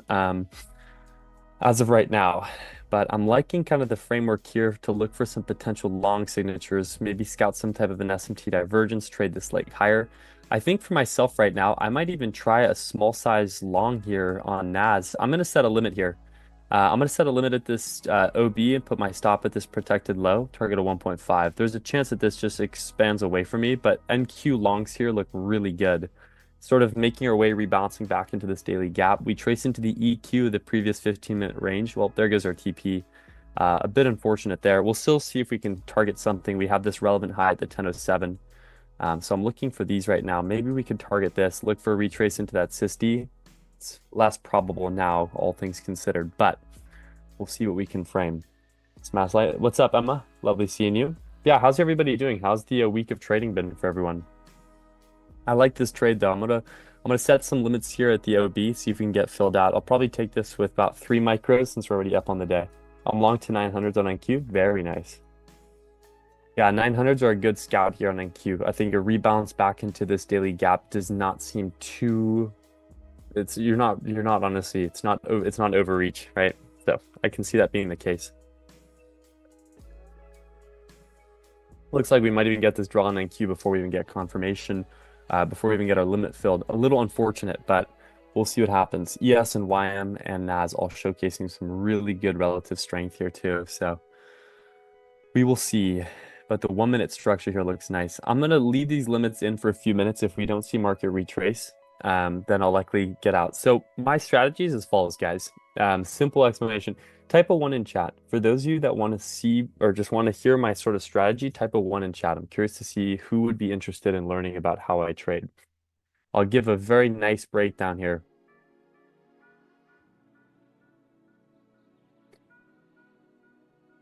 I want to hear it. I'm seeing some ones in chat. Is this trade active? I missed it. No, I'm waiting for a fill. So I've got a limit set. This trade is not active. I'm waiting for a fill on this position here. All right, I'm seeing a lot of ones. I follow the base of a fractal, but I trade differently than the fractal actually. So basically, I watch for a manipulation to occur. So candle 1 is what sets the range. You've got a high and a low of candle 1. Once you manipulate one side of candle low or candle high's range, I watch for the manipulation to manipulate and give me a closure to the opposing side. So let's say here we form sort of a low, we sweep out the low, then we close above this change in state of delivery. This would be a decent long signature. However, I don't always trade this long signature, and the reason being is because manipulations are less probable for distributions. What's higher probability is continuations. And so continuations, I wait for a retrace into a gap. So an example here, we formed a relevant high. 15-minute. New 15-minute opens the 9:15 to 9:30. We manipulate out the 15-minute high, then we distribute. Candle 2 closes bearish, which signifies a bullish manipulation with a bearish distribution, right? That manipulates, we see the expansion lower. 9:30 opens, we remanipulate, close bearish again. Now what are we forming? We're forming these imbalances, these fair value gaps on the 1 minute. So I look for a market to retrace into these gaps. And once we validate a closure, so here this 935 is the candle that leads to the sweep out of this gap. Once we see a good and an extensive pull where we're pulling and grabbing liquidity from these unfilled gaps, I watch for a closure below where I set my limit order and then use this as my protected high. All I do after that is I just target a 1.5R. And this played out beautifully here for a beautiful 1.5R, literally just trading a continuation into a relevant draw on liquidity. And that relevant draw is the 7 a.m. low, is this daily low here that formed. There was clear liquidity to be swept. Also, we're officially tagged in on this trade. I just got this the beep in my ear. So we're officially tagged into these NQ longs here. I've got my stop. These are 3 micro trade, very light risk here. I'll likely take off probably 1 at 1.5R and leave the rest. I'll take off 2 at 1.5R and leave the rest for this draw on liquidity. So we'll actually mark out our draw here. I just don't like the weakness on YM here. We have a strength switch SMT, but we'll see what happens, eh? All right, so one out, we'll have 2 out at 1.5R. We'll leave our last micro for the full draw on liquidity here. But I'm liking this trade setup. I'd like to see NQ trade a bit more into this daily gap. But yeah, does that make sense, guys? Do we have any questions in regards to the model or kind of how I take my entries, or does that make sense for the most part? Those unfamiliar with fractal model and CRT in general, this must be difficult to understand. Yeah, I mean, I try to give my best explanation for it, Borson. But it's like, I have a lot of videos on my YouTube kind of detailing how I trade very simply, breaking down all the concepts. So on the other hand, though, I'm liking this NQ trade. I'm liking the volume, the volatility here. We tagged in the 1 minute gap. Looks like we're about to get tagged out here at 1.5, 2 micros out. We'll see if this gets tagged out or if we're going to just barely hit my stop here. Fingers crossed. And let's see. Will we get tagged out of 2 micros here or will we not? That's 1.5 R on this level here. MNQ actually is tagging. And there we go. Boom. That's 2 out. And I'm leaving my last one for this draw on liquidity here. So that's 1.5 R. That was literally 51 points within 2 minutes there. Holy cow. 1.5 R on this. Leave this last one here for a max draw, which would be, so 1.5 R. Mark this out on the chart. Last one I'm leaving for this major draw here. So if this tags, guys, it's going to be a 90-point trade nearly. 1.5 R tagged out on this trade. We're leaving this last runner for the intended 10:07 draw. This is quick, guys. That was a 2-minute trade. 2-minute trade. Holy cow. Okay. Profit target low. Yeah. So also my stop has been moved to break even. So this is a risk-free trade. If this last micro reverses on me, guess what, guys? We're walking away with literally, that was $200 off 2 micros. Two.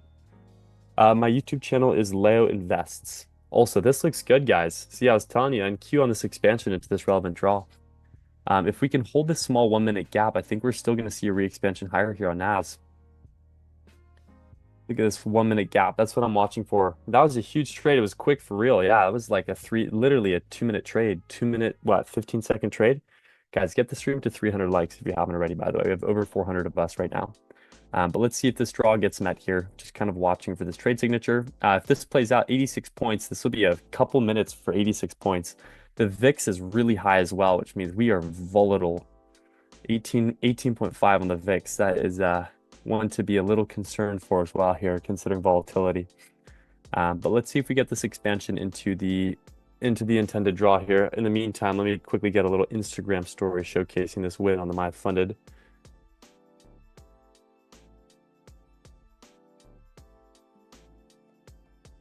Live with. Let's make sure we just get this open here. All right, watching for this last one here. Smash the likes, chat, if you guys haven't already. Let's get 20 more of us like the stream. If this hits, this is 86.5 points. This will be under 10 minutes too. If this tags us out here. So this is a really good relevant draw. We see how market retraced and we pivoted. We see that we had an aggressive bull side to bear side flip here. This is what we want to look for in this trend. This looks incredible. I'm hoping this tags us out full. Also, I'm moving my stop below this FEG here. I'm trying to secure some profits on this last micro. So let me just move the stop. Yeah, stop has been moved as well. We'll see if this gets us tagged out for 86.5 points.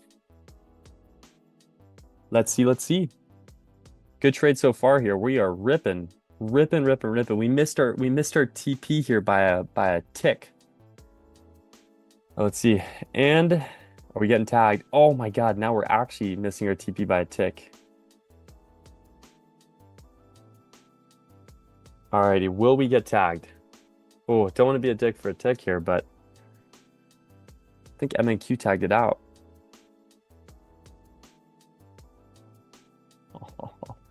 Playing with my emotions today, NASDAQ, are we? MNQ created equal highs. It didn't get me my fill out on this last micro. I thought we got tagged, but I haven't gotten the ringer in my ear. I'm looking for this trade here. Guys, if this hits, it's 86 points in under 10 minutes. And we are literally 15 minutes into the session with you guys. What a day, guys. Holy cow.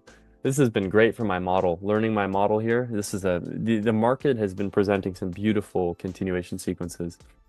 But this looks good, guys. Holy cow. Give me some butter, NASDAQ.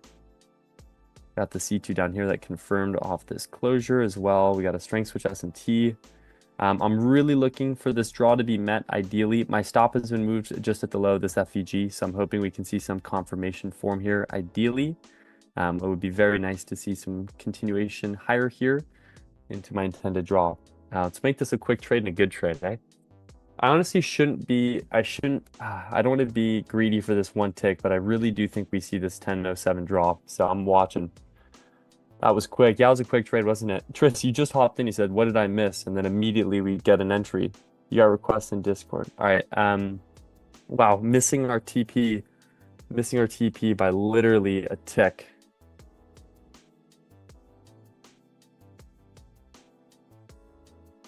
Wow.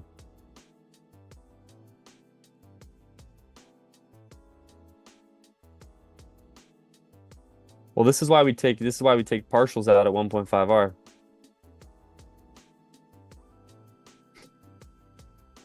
We'll see what happens though. I've got my stop below this FEG. I want to see this re-expand. Give me some sequence now. I want to see this play out. Show the MyFunded crew why we are here every single Tuesday.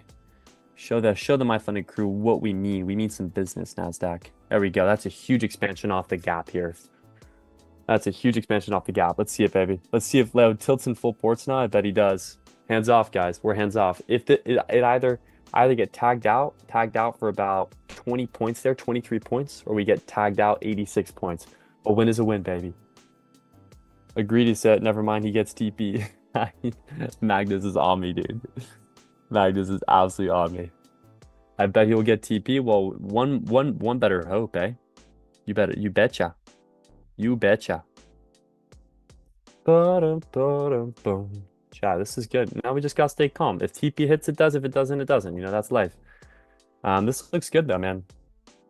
1.5R, 86.5 points in the bag. Sub 10-minute trade, by the way. Just how to say it, guys. Sensational. Sensational. 1.5R live with you guys. Guys, we hopped on, by the way, at 10:30 a.m. Eastern. We grabbed an entry 9 minutes later. We just hit 86 points 9 minutes after that. 8 minutes after that, by the way. Sensational. Now that daily gap is going to be traced back into. It's so beautiful. It's so beautiful.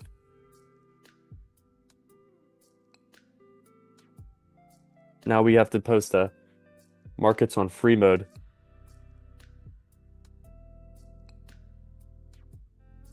Markets on free mode. There we go. That's it, guys. I'm just posting on the Instagram. I'm updating the folks. We hit 11K on Insta as well. Leo the OG, guys. We hop on. All right, guys. That's the end of the session. I'm joking. Could I have left a runner to this daily gap? Yes, but here's the thing, guys. We're now 3 for 4 on the day. I've taken 3 trades, 1 loser, 3 winners today. Today's a great day. In short side beat, guys. What a sensational trade. Guys, if that doesn't deserve a like, I don't know what does. I cannot believe we just hit that and viewers dropped by 70. Leo, you're in Hawaii, right? Definitely not in Hawaii. I wish I was. That'd be great. Market teleporting candles immediately expands another 40 points. Look at that, 130 points. Sensational trade, guys. Beautiful. That's how Disappear wants to make money, JK, guys. Hey, we win it. So if you guys haven't already liked the stream, though, we're making our way back into this daily gap here. This was some bread and butter today.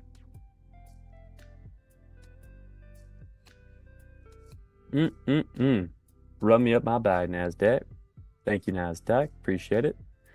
Created the protected swing as well here. C4 expansion higher. This is good. Having a bird is the key. The bird's not with me now, guys. Bird's not with me. Bird's downstairs. 872 short for me. I think you guys will see that C4 is still going to expand a bit. You got to be a little careful here. C4 is still likely to expand a bit. We still have some draws. We need looking like we have a decent V-shaped recovery occurring here as well. So just be wary. Yes, higher time frame context here. We're tagging into a 15-minute gap. So if we reject off this 15-minute gap, I could look to go short.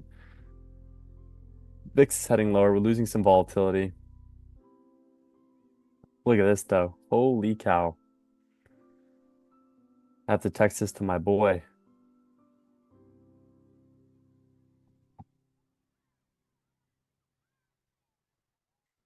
GG's, guys. Leo, you almost got 20R this week. As of right now, that's 20R. Yeah. I think I'm at 20.4R this week now. I think that finally secured over a 20R week, and it's Tuesday. This trade puts me on roughly 300 spot in the leap competition. Let's go. Borson, there we go. Out of the way. Happy to hear it. Guys, that'd be a 200-point trade here. Look at this. Gotta be joking me. See, I could get FOMO and I could just rip a bunch of entries and whatever else, but dude, we are milking this, man. We are milking this. This is what I call free o'clock, chat. hop on the stream, get a trade live with you guys. Now, I'm going to leave you guys some time to ask me some questions because if I'm going to be frank, I don't know if I'm going to take another trade on stream. I've taken 3 wins today, 1 loss, and we're up significantly more than I thought. And keep in mind, that was literally just a 3 micro trade, but you have to realize 1 micro on that 86 points, it's that's $173 of profit off of 1 singular micro to that I intend to draw. Do you guys understand just how crazy that is in markets? $173 off of 1 singular mini. Leo, how do you avoid revenge trading? Revenge trading, guys, you have to realize, if you revenge trade, would you rather set yourself back another $100 for an eval and another 3 to 10 days for a payout? Or would you rather have just accepted the red day and just be set back 1 red day? Also, the reason why I'm worried for those shorts, guys, is this C4 expansion. Those of you trying to go short here, you got to realize where's the context of market right now? What's this higher time frame trying to do? We've had a major manipulation and psych level below 28K. People are going to want to push price back up above 28K because that's a major psych level. Almost bullish for New York. Yeah, right? We're about to make it all the way back up to that 930 open, guys. This trade here, I think, officially just hit 200 points. Nope, 182. Crazy. Those of you, also, I'm curious to know, guys, type a 1 in chat. Who here snagged these longs with me? Type a 1 in chat.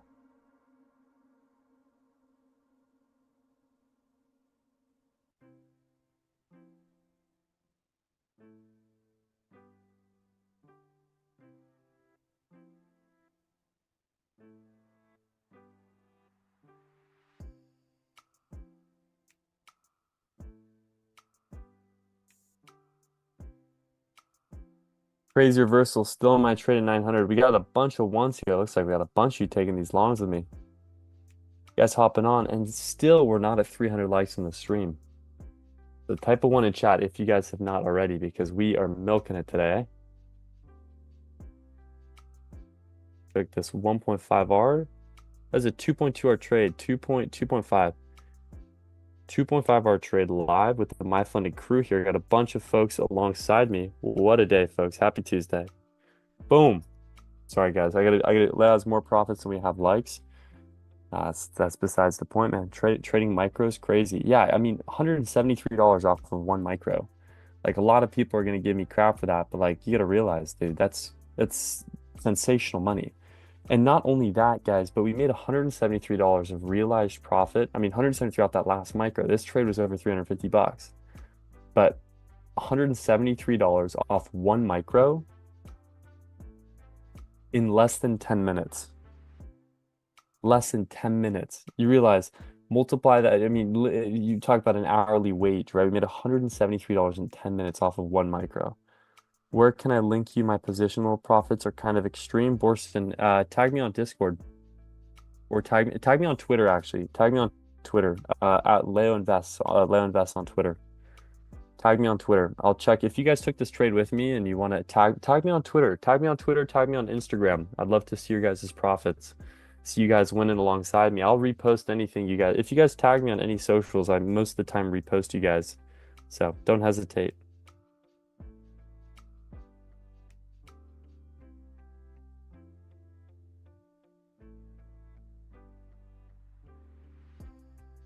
Hit it for good luck. We're 7 off of 300, guys. So as of right now, you see that we had such an aggressive expansion into this 15-minute gap. What do you think that likely means? Market's going to now need to rebalance a bit into these imbalances. So we've got this 3-minute imbalance that formed. I'm now watching for trend to retrace into this imbalance. And if we revalidate a closure above 874, we'll likely see a continuation over that 15-minute gap.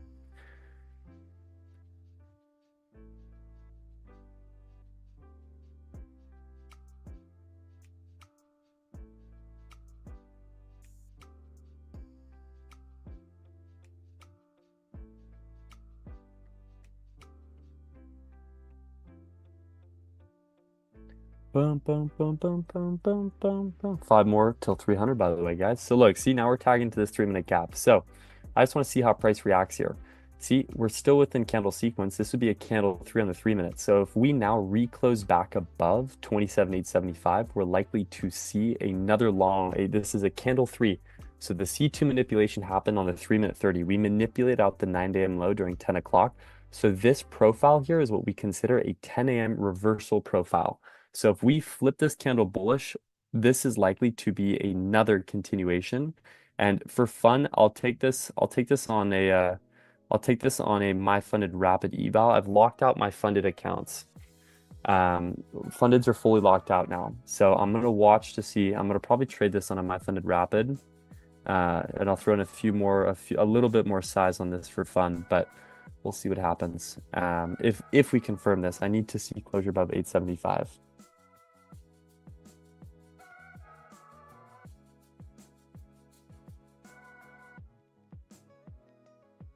Right, so we're tracing into this gap. Gold's heading lower as well. There is a bunch of movement here.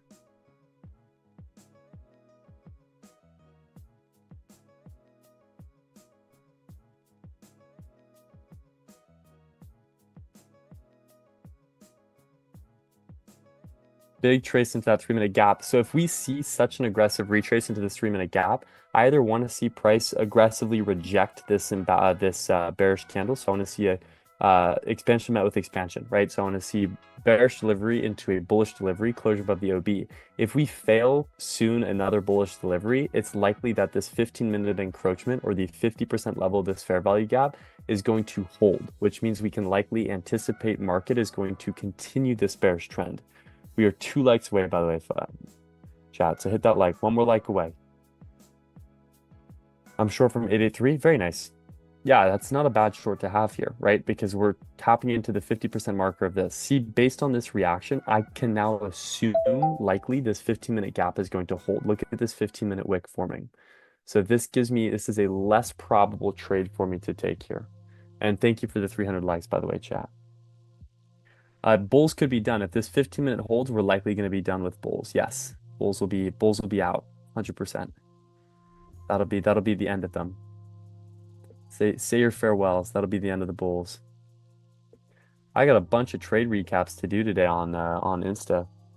The key letter to use is W. Like and giveaway. Like and giveaway. There we go, chat.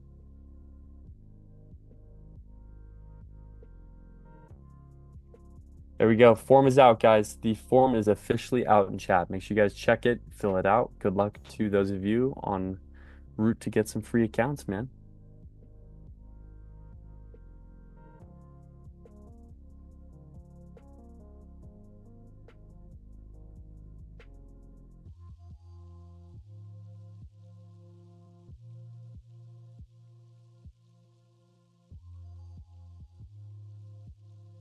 Good luck, everyone. Keyword, it's up in the chat. Gotta check it out, man. Can't expose it. Gotta see you guys up in the chats. Good luck. It's WOK. See how this 3-minute, if we inverse this 3-minute, this is going to likely invalidate, or this is going to invalidate a long signature for me. So this will be a fade. And instead, what we can look for now is to see if we have some type of a 15-minute SMT forming and use this SMT to our advantage to then frame a short sequence back into those lows. And as we see right now, what is forming, guys? Look at this. ES swept out the high, NAS did not. We are currently forming a 3-minute SMT at these highs. So sadly, we can't quite get a confirmation off this since that doesn't even do a 15-minute SMT, but we see that the signatures are indeed valid. We do have a lagging and a leading SMT here on the 3. So I'm now going to just watch to see what happens, but likely this is going to be an invalidation. So we no longer target longs, right? We've held that 3-minute gap. There's clearly no buyer interest in pushing us above this 15-minute gap. So I'm now no longer interested in looking to go long and instead looking for a re-entry into these shorts back into the lows. That's it. That's literally it.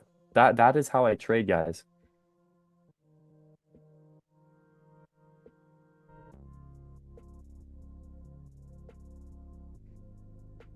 Yeah, good luck to the form, everybody. Massive W's on the stream today already. Faded commodities and indices have represented today. So once again, we've now officially inversed this 3-minute gap. So those of you that trade inversion fair values are likely short now off the tap here.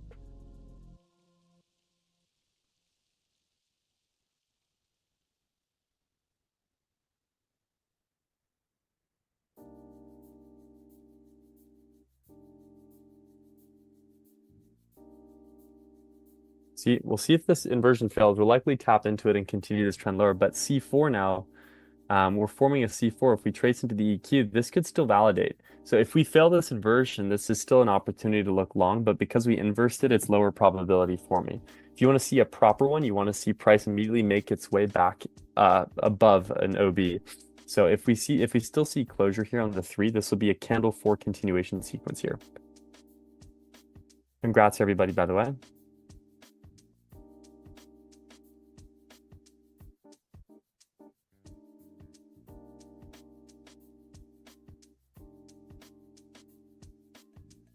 So we'll see what happens here. This inversion looks like we might actually fail this. I'm watching the 3 though very closely. No reason to rush it, guys. We're just waiting it out. I like this EDM here going on, MyFunded.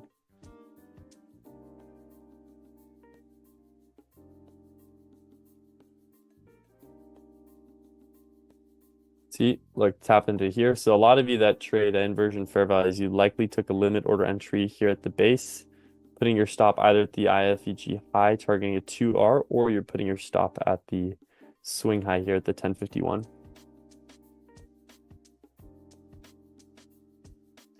Bum, bum, bum, bum, bum.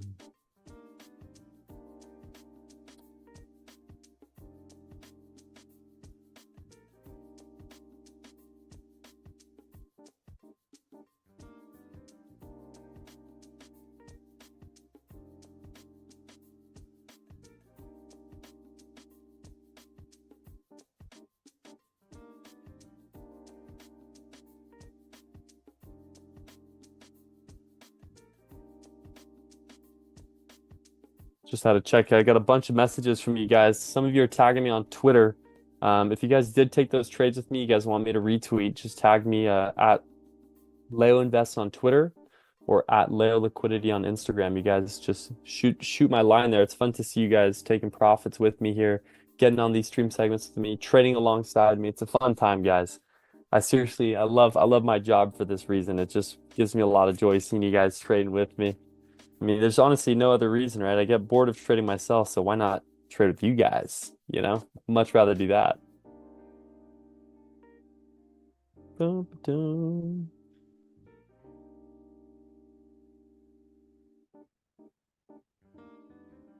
Yeah, there goes the inversion here. It looks like we're gonna fail the signature long. That 15-minute encroachment's holding well here, so that's a fade for me right now. Please ensure you are signed up to my, or you won't be able to receive the account credentials. If you're signed up, you'll receive the credentials. Very nice.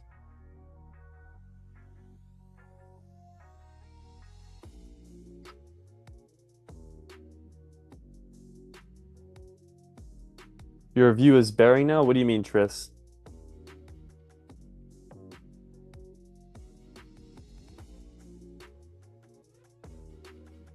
Look at this, off the inversion now. Those of you that took that, you have 10 points.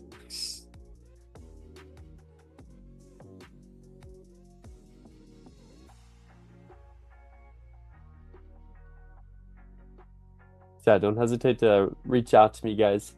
But I'm quite ecstatic about today, man. We milked it.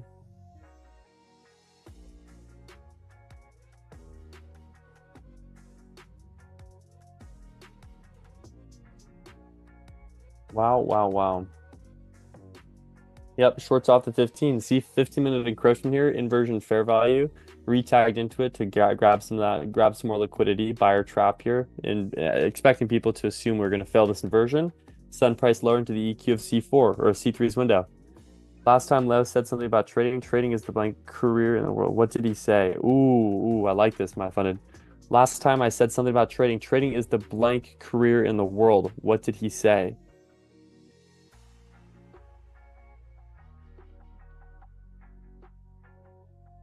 Tips on passing evals in a timely manner. Only take high probability setups, and if you take higher probability, trade with more size. There's really not, there's no complex thing I can give you. You trade with higher size for higher probability setups. Literally 2 high probability setups with correct sizing can pass you an eval, even 3, right? Or even 1, but the thing is that's a lot of size. I typically do within 2 to 5 trades, right? Loneliest. Correct. Trading is the loneliest career in the world, guys. I am by myself. There's a reason why I enjoy trading live with all of you, is because this job can be quite boring. Also, see this short signature here? I told you guys we failed the 15-minute encroachment. Now we can look for what? SMT within this gap fill on the 15 gives me the validation of a short signature. Now we see price is tapping into the EQ or rejecting off the EQ of the previous 30-minute candle. Why didn't you remind me? Yeah, guys, loneliest. It is the loneliest career. Because if I wanted to, guys, I could just trade full time and I would never have to talk to an individual for my entire life. I would literally just have to talk to charts. You'd start seeing me tweaking in the background here, start saying, candle 2 confirmation, continuation sequences.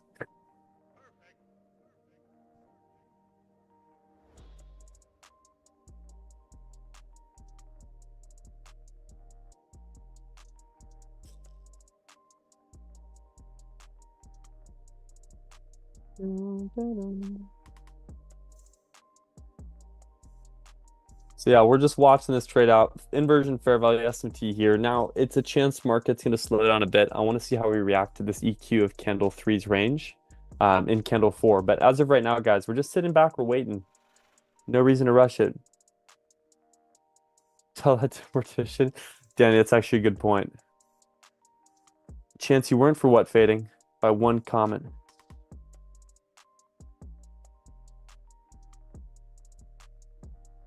Yeah, guys, look at this. See, we're just tagging lower here. So price looks like we're getting quite weak, but it's a matter of like I can't really frame something right now.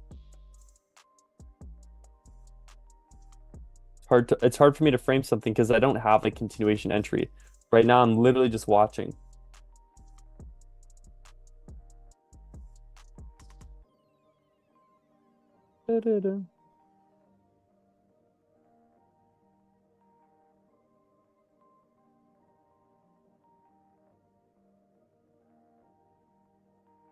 Look at this, guys. Inversion's holding well here. See, I honestly, like, right now, I'm kind of just watching for a C2 to form. We formed a micro C2. Yeah, we haven't even confirmed a C2 off this bullish leg. So right now, it's just this is a blind market.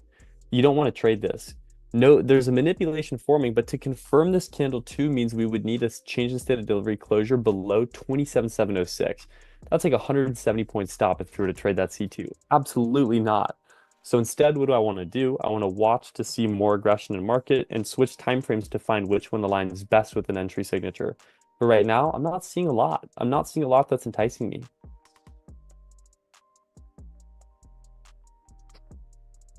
Dude, Magnus is on it today, guys. Yeah, once again, guys, for those of you that did take profits on stream today with me, tag me on Twitter, tag me on Instagram, @LeoInvest or @LeoLiquidity. I'd love to hear your guys's or see your guys's profits. It's really fun just to see you guys winning alongside me. So make sure you do. You want to.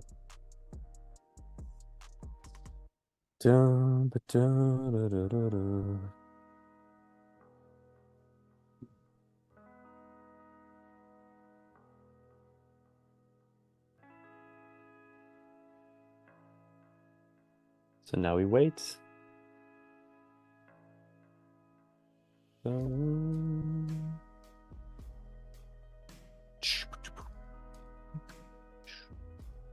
You look, notice how there's a bit more consolidation occurring now. It's because market's a little more indecisive, guys. So I've got no reason to want to trade this right now because there's indecision in market, which for me means that there's not a lot of reason to trade current PA. Right before I had a clear draw, I had this 15-minute gap, I had this 1006 high here. I had reason to want to look for long because there was structure within that long. Now there's less structure, so there's less involvement from my end. It's literally that simple, guys. My YouTube is Leo Invest, and my Instagram is Leo Liquidity, I believe. So check it out, check it out. Boom.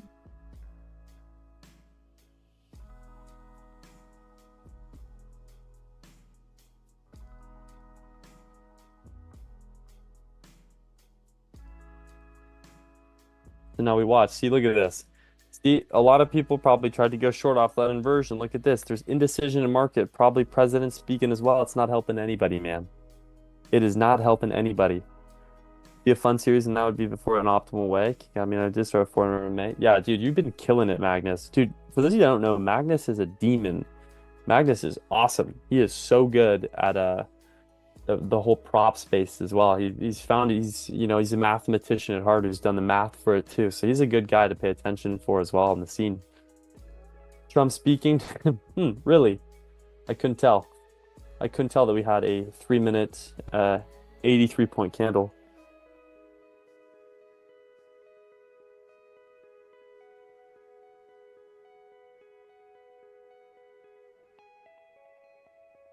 Thank you, Abby. Yeah, my YouTube link is in the chat right now. So if you're interested, I've got videos more on how I trade in there. So make sure you check that out. But yeah, as of right now, you see gold, silver, kind of all indices, commodities have kind of hit more of a stale point. So there's less reason for involvement here because we're seeing more consolidation, more indecision. See, this is a lot right here. This is indecision. Since that inversion, that inversion fair value, now there's extreme indecision. Hey, Maya, what's up? Magnus wins even by, yeah, this is true, dude. He owns the coin, man. He is the casino. He is the dealer.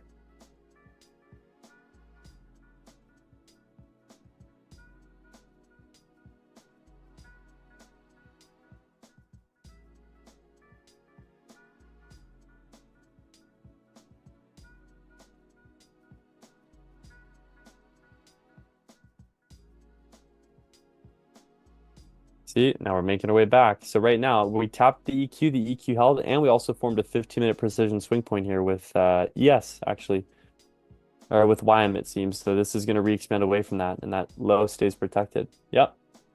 So it looks like the longs here might actually be in play. A bullish closure here. Where was that? Wait, that wasn't. Oh, that's not a PSP. That's a protected. Yeah, there's no PSP on that. No PSP formed. I lied. That's just a 3-minute protected swing off the EQ. So that low is going to hold. Looks like we're going to re-expand higher now. So the failed inversion here, indecision, but that 15-minute gap looks like it's going to be filled.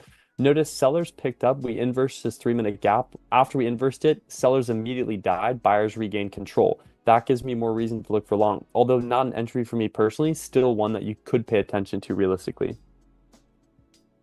Right? So looks like we are inbound here. It depends, but we did get the closure confirmation above the order block at 1109 here off the to 1103 OB. Excuse me, guys. Low Invest, are you a human or AI? I hope you picked my name. I hope you. What do you mean? Wait, I'm still confused, Avi. Hold on, chat. Wagnus is cooking. Yeah, we got Wayo and Wagnus. My question for you is how to know when it's not a good time to use your savings for another account, when it's time to stop and take a break. Shahid, I can't tell you your budget. I understand the question, but it depends on your budget, your salary, whatever else. I sadly can't tell you when to buy an account or when not to buy an account. Leah, if you could only trade to one direction, would you go long or short? I'm honestly pretty 50-50, but I am a little bit more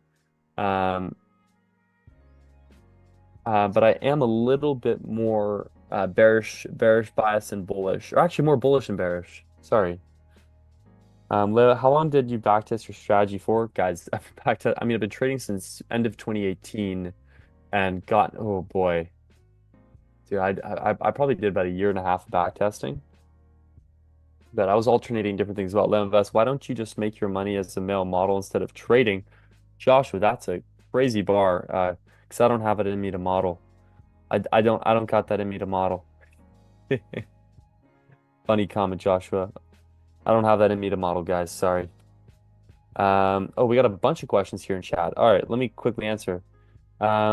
Why don't you just make your money as a male model? Maybe I'll do modeling, guys. Maybe. Chat, what do you think? Type a 1 if you think I should do that.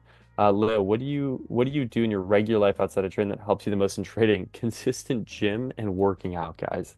Find discipline in other aspects of your life outside of the charts. It will save you so much mental sanity. Trust me. Come up with habits outside of trading, disciplined habits.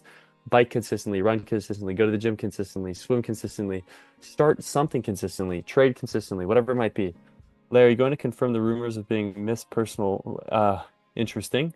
Never heard that one. Larry, do you think if you take more trade over trading, even if your setup appears? For me, I'm done. I've hit way more than my daily profit goal, so I'm done. I don't care. I don't need to overtrade anymore. So I'm off that. Sorry about Leo. One advice to unprofitable trader who's grinding for like 2 years: size lighter, trust a model that is proven to work. Like my trading model works. I trust it. It doesn't always work out. Learn to size lighter, fix it on the process, then the profits will come. Leo, what would you do different if you would start your career as a trader again? If you do something different, guys, as I just said, again, I have to say this. I'm just going to run through some questions. If I had to start my trading career again, I would fixate on being able to read higher time frame first and then move to smaller time frame. I fixated too much on smaller time frame and there's too much noise. Learn to read the higher time frame storyline, then smaller time frame. Also, I would literally not focus on how much I'm sizing. I would literally just focus on taking 1 or 2 micros max, fixating on a process that works, seeing my process work real time, and then slowly scaling. Because too aggressively at the start, I was like, I need more money, I need more money, I need to make money quick. And that ended up losing me like 50 times more money than I made. Les, the best edic you are. What unlocked consistency for you? I felt to be consistent, kind of exactly what I said. Process over profits. I get it, Leo. Can you still choose my name? Saying that was a good question. Got some good questions, Leo. Why does he try to go full port? ICT, I can't lie though. I really like your question. ICT NGL trades. I gotta give it to you. I like that question. I like that question a lot. We got quite a few here. How to differentiate a trading day versus non-trading day? Consolidation, and if we've already had a really big overnight move, it's likely that New York session is going to be less probable. Holy cow, we got so many people in chat here. Sorry guys, I'm running through these questions stat. Pick the best message you can find for 50K rapid. I'm looking through. ICT, I can't lie, that was a really good question. ICT NGL is a good question if I had to start over again. I haven't had that, somebody asked me that question in a while. It's a good question.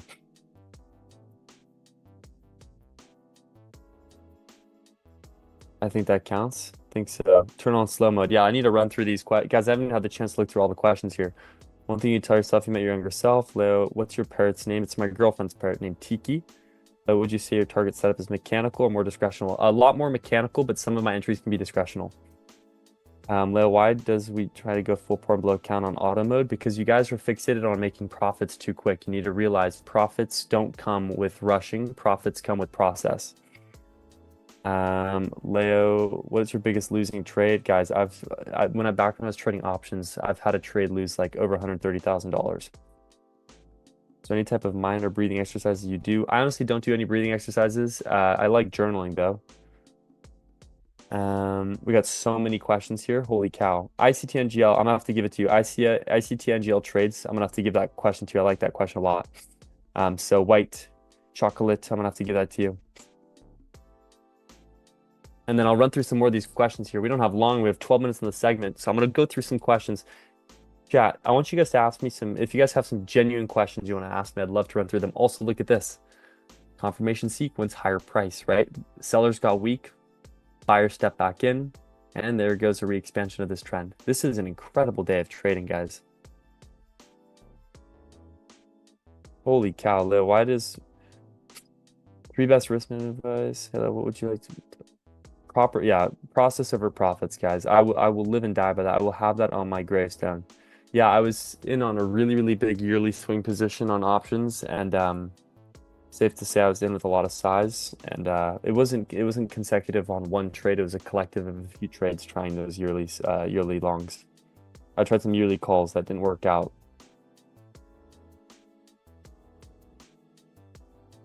Biggest thing, so Alex Goat, great question. How do you manage making your students who take your model change their mindset just when you definitely face some cases that don't adhere to what you say? Yeah, so Alex, to an extent, it's no longer my issue, right? So I can preach as much of the technical side of trading as possible. But the biggest difference, because I work with a lot of students one-on-one, like I teach a lot of traders how to trade one-on-one.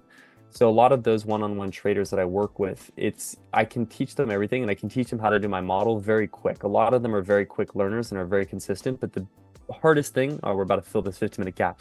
The hardest thing for them as a trader is fixating on long-term mentality and fixating on the process rather than profits. A lot of them come in with the expectation of needing to make a lot of money, X, Y, and Z quick.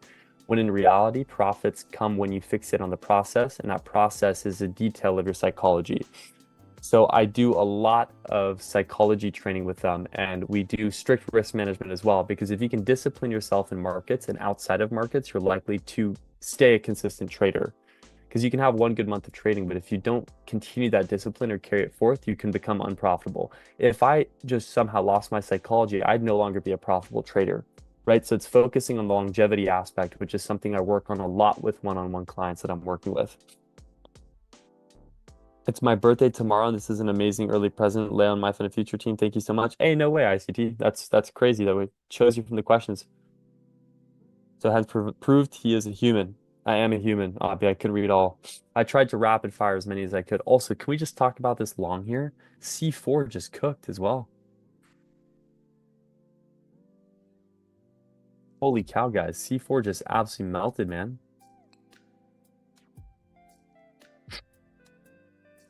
There's not much to say other than C4 just absolutely chefed up here into this 15-minute gap as well. Holy cow, guys.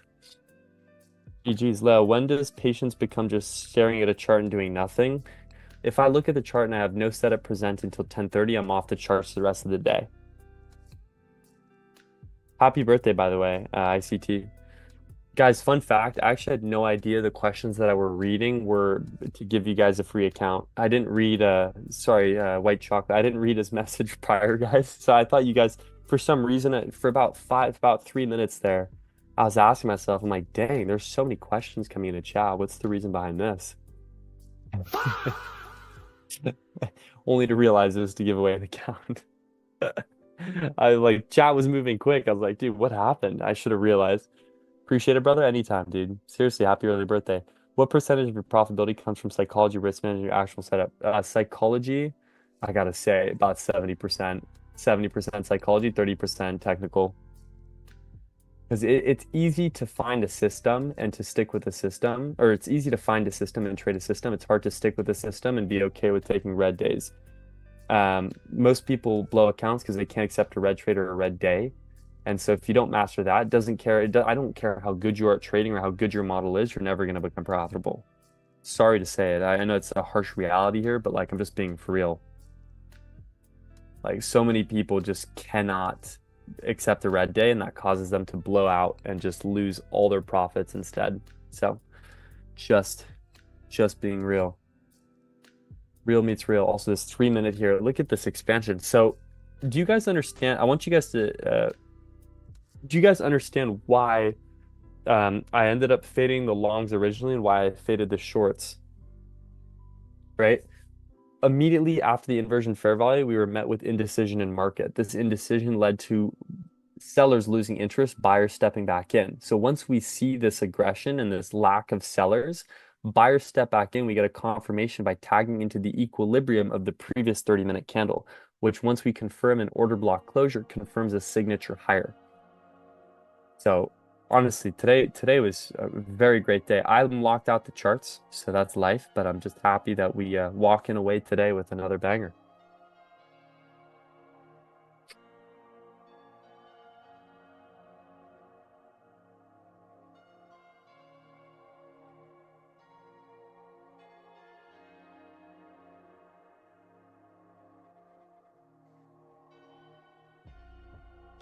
How do you deal with losing streaks? Mine has been going on for weeks. Snowy, so why do you think you're in a losing streak right now? What do you think you're doing wrong? I got to ask you that question first before I answer for myself.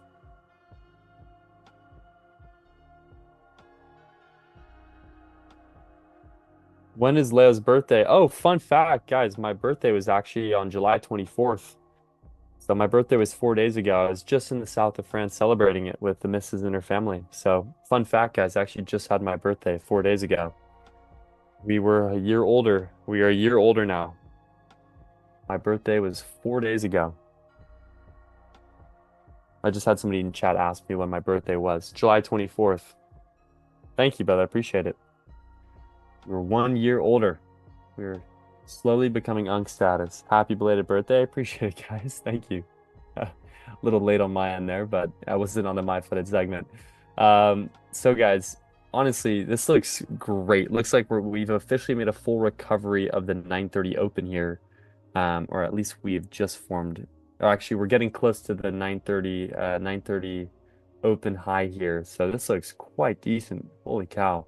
Likely going to see a re-expansion higher here. We're finally making our way back above 28K, which was a pretty big psych level on NQ. But we absolutely smashed it today, folks. On stream, it was a 9-minute trade, 86 points, and then detailed another 3-minute long, which we didn't take since I was locked out on that account. Locked out on the accounts for today. But thank you for the happy belated birthdays, guys. I missed my birthday, so I'm now 1 year younger. Oh boy. Oh boy, oh boy. Got quite a few recaps to do today, though. We've taken 3 trades today, or 4 trades, 1 loser and 3 winners. So it's been quite the day. Wow. Not much else to say other than GG's, guys. This is a great segment with everybody. Leo's age, Leo's height. I hope I'm done growing, dude. I can't get any taller, man. I'm gonna get the worst back injuries if I get taller, chat. Oil just tanked like crazy. Are we surprised? I don't think any of us are surprised. Look at this. Yeah, it was at 93 last week too. Oh my God. To think gold was at, or oil was at 93.50 last week. Yep, there goes the 930 high. Talk about a V-shaped recovery. Do you guys understand? I know we've got about 3 minutes left in the segment here, but do you guys understand the process as to why I took the trade I did and why I did not?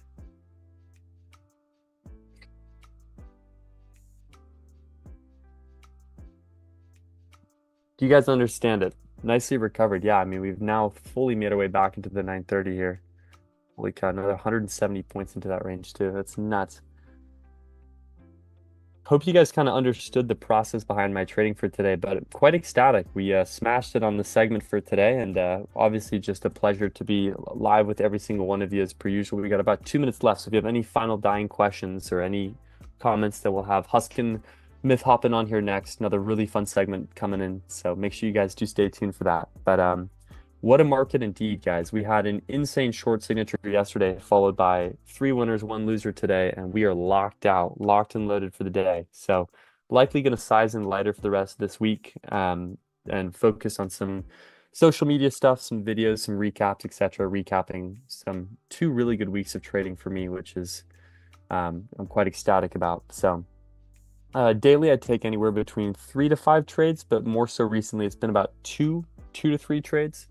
Market's been really presentable this week for me, so I've taken a little more due just to having higher confidence in these trends. But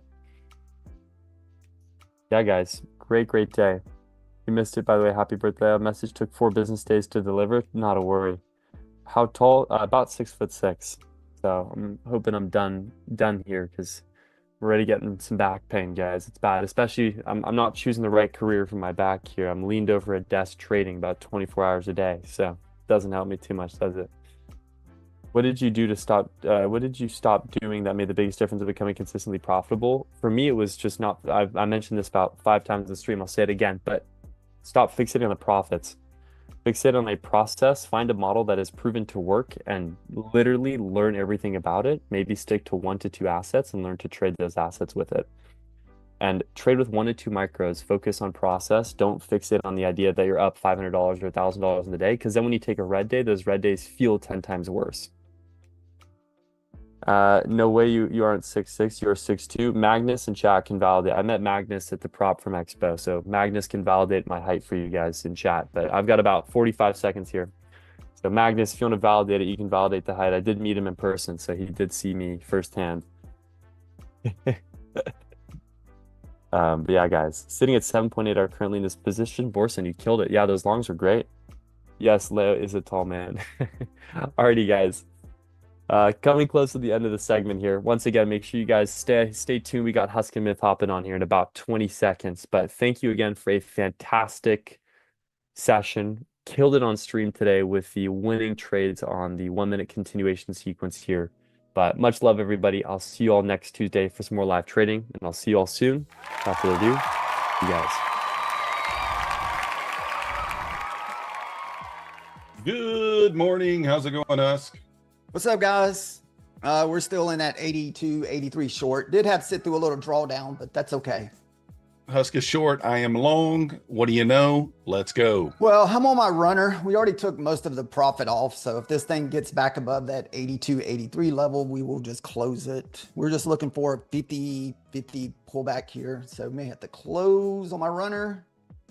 Yeah. As long as 83 holds, I'm okay with the long. But if we start losing 83, we'll have to shut her down.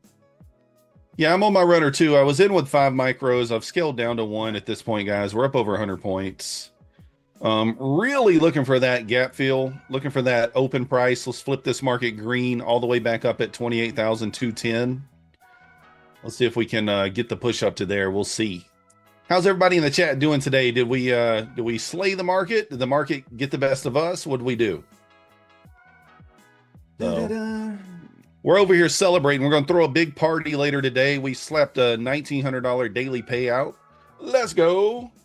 That's all. Yeah, we missed our trade, dude. We were long down at 786, man. I kept calling out 786 and methodical going sweep in my lobby and steal my trade. Yeah, I had to. I had no problem doing it. I was like, hey, let me just take that call out from Husk. You know, it's almost as good as a max call out. Not quite. It's almost as good. So there's a little bit of difference. Why don't you just make your money from being male models? Ooh, Joshua. Ooh. How do you know that's not how I make my money? So I was still on that 80 short. Remember I said 80 short in the back room there? I was like, we should get a nice move off that 80. And it's paid 30, 40 points. Yeah, it did. You pushed up into the 93 there. I actually triggered kind of that Terry trade, the top of the 5-minute opening 5-minute candle there. It did pay 12.5 points. If I did take it, I don't know if you even paid attention to it. What I did, I just parked in order there and just looked for 10 points. So I got $200 with basically no drawdown. So looking like a bull flag here on the 2-minute chart. Let's see if this thing can continue to squeeze. Guys, if you haven't already, let's hit that like button. Subscribe if you're not yet subscribed. You know all the things. We're already above 300 likes. Let's see if we can't push it to 350. 350, more like 400. 400, 1 million. 1 million likes. I don't know. We're not touching the DGen today. No DGen Husk today? I don't know. No. Husk was being a little DGen earlier though. I saw him. If you weren't watching him, I was watching him there, and he was being a little DGen. He's pressing the button left and right. Well, we had toned it down to, I want to say 2 micros when we kept taking that short off to 86 because we were looking for a 100-point move because I'm only like 150 away from that payout. So I was trying to hit that. I'm annoyed and I had to get off those accounts because I was getting super much, I usually don't get the FOMO and wanting to continue pushing a button, but boy, it was really, I felt it creeping up from the down low, like push the button. I mean, that's literally what it felt like. Barbie, I call it a gap. Basically, I'm just talking about the open price, right? We like to come back and touch that open price, whether there's a gap or not. Typically, we like to touch it. There's a small 1/2 point gap though. It is there. It's just 2 ticks. You've already had 4 cups today of coffee, Michael. Nice little coffee. You still have a question struck from last segment. What, Borsham? What'd you ask? We'll try to answer it. Why not? We'll do the best we can. Listen, it's not. I mean, like, is it a small chance that we flip the market green today? Yeah, it's probably pretty small. The safe spot to take profit probably is 28,052 in my opinion, but I will start to trail that 28,052. I'll pull up maybe to 100 points in profit, and then go from there. And if we get trailed out, we get trailed out. What's the most overrated thing, stupidest advice in the trading space that you do not agree with? Most overrated thing. Man, I'm not sure what that might be. What do you think, Husk?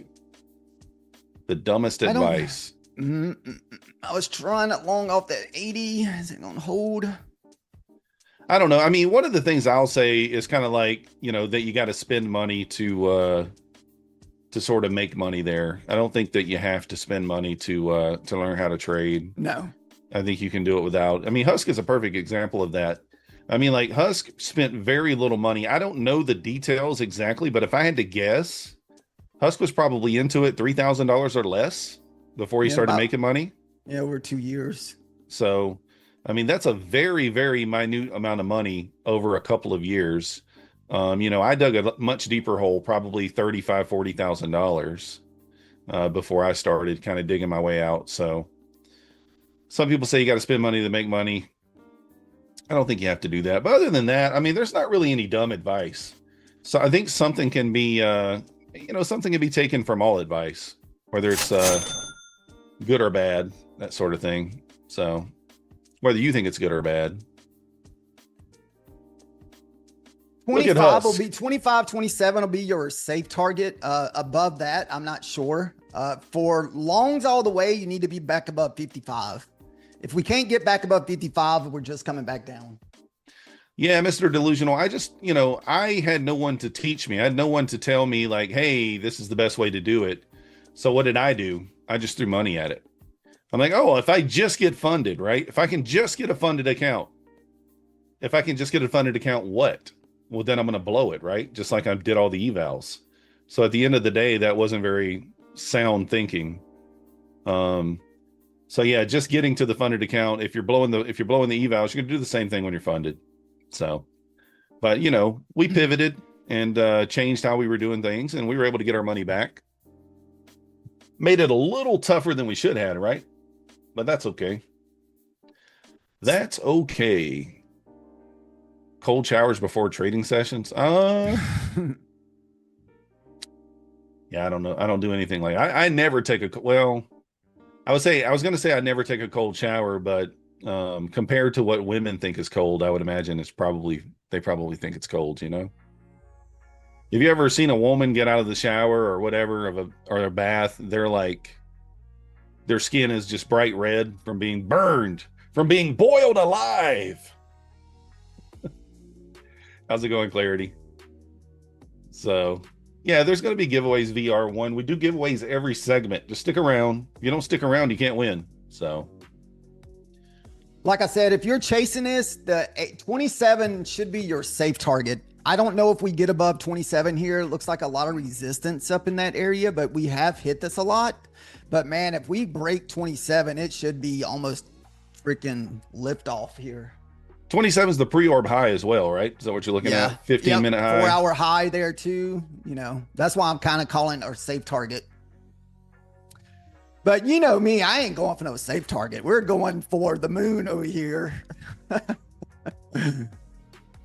Listen, you're going for the moon from the stars. I'm going for the moon from the earth. Yeah, you're welcome. You're welcome. You're welcome. Thank you. Thank you very much. Man, thank you very much. You don't understand how annoyed I am about that freaking trade, dude. I kept saying 86 long, and now we're like 250 points above it. Rejection block will be play well. Muhammad, is there an hourly rejection block there, or are you just looking at the 5-minute? Only Myth could find something wrong with watching a woman get out of the shower. Well, I mean, Hey, what do you want me to do, Josh? I'm just saying, there's nothing wrong with it. I'm just saying, they boil themselves. I could never. Just couldn't do it. Yeah, negative on the hot showers there. Husk doesn't even turn the hot water heater on until wintertime. Whatever. He said he's got to save on gas. So, what would I choose, the pool party or the beach party? I like the beach to just chill, because I like to just watch the ocean, but pool party's fine too. I do enjoy the beach just to hang out and chill. If there's no kids, if you got kids, I'm on high alert. I'm on like DEFCON 5. I got to pay attention. So, got to pay attention. Guys, remember, we still got 50% offer on the Rapid, the Pro, and the Builder. Use code YouTube. Expires July 31st. Only a few days left, guys. Only a few days left in that great deal there. So take advantage while you can. So again, once we hit 28,053, I'm going to move my stop up to 950 to lock in 100 points.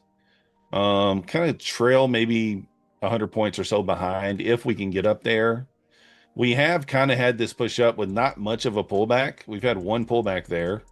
So we'll see if we get it. If I get a retest of the 80 here, this is still pretty much a break-even trade. I may try to add one to get a little bit better entry here. Eric wants to know what kind of beach. It's definitely going to be a regular beach for me, Eric. Unfortunately, the people that you see at some of the beaches, sir, including myself, you just don't want to see in that condition. So you gotta go to a beach that they take care of. You know, you want to see them out there raking it with the tractors, cleaning it up. You don't want to go to a beach that's all overgrown and, you know, all bushes and stuff.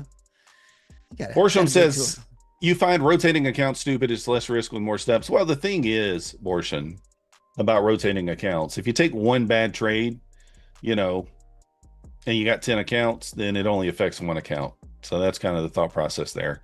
But if you take one bad trade and you're copy trading 10 accounts, all 10 accounts have taken the bad trade. So it also goes the other way, right? If you take a good trade, so on and so forth. You can look at it both ways. So I do both. I copy trade and I also trade individually. It really just depends on the setup.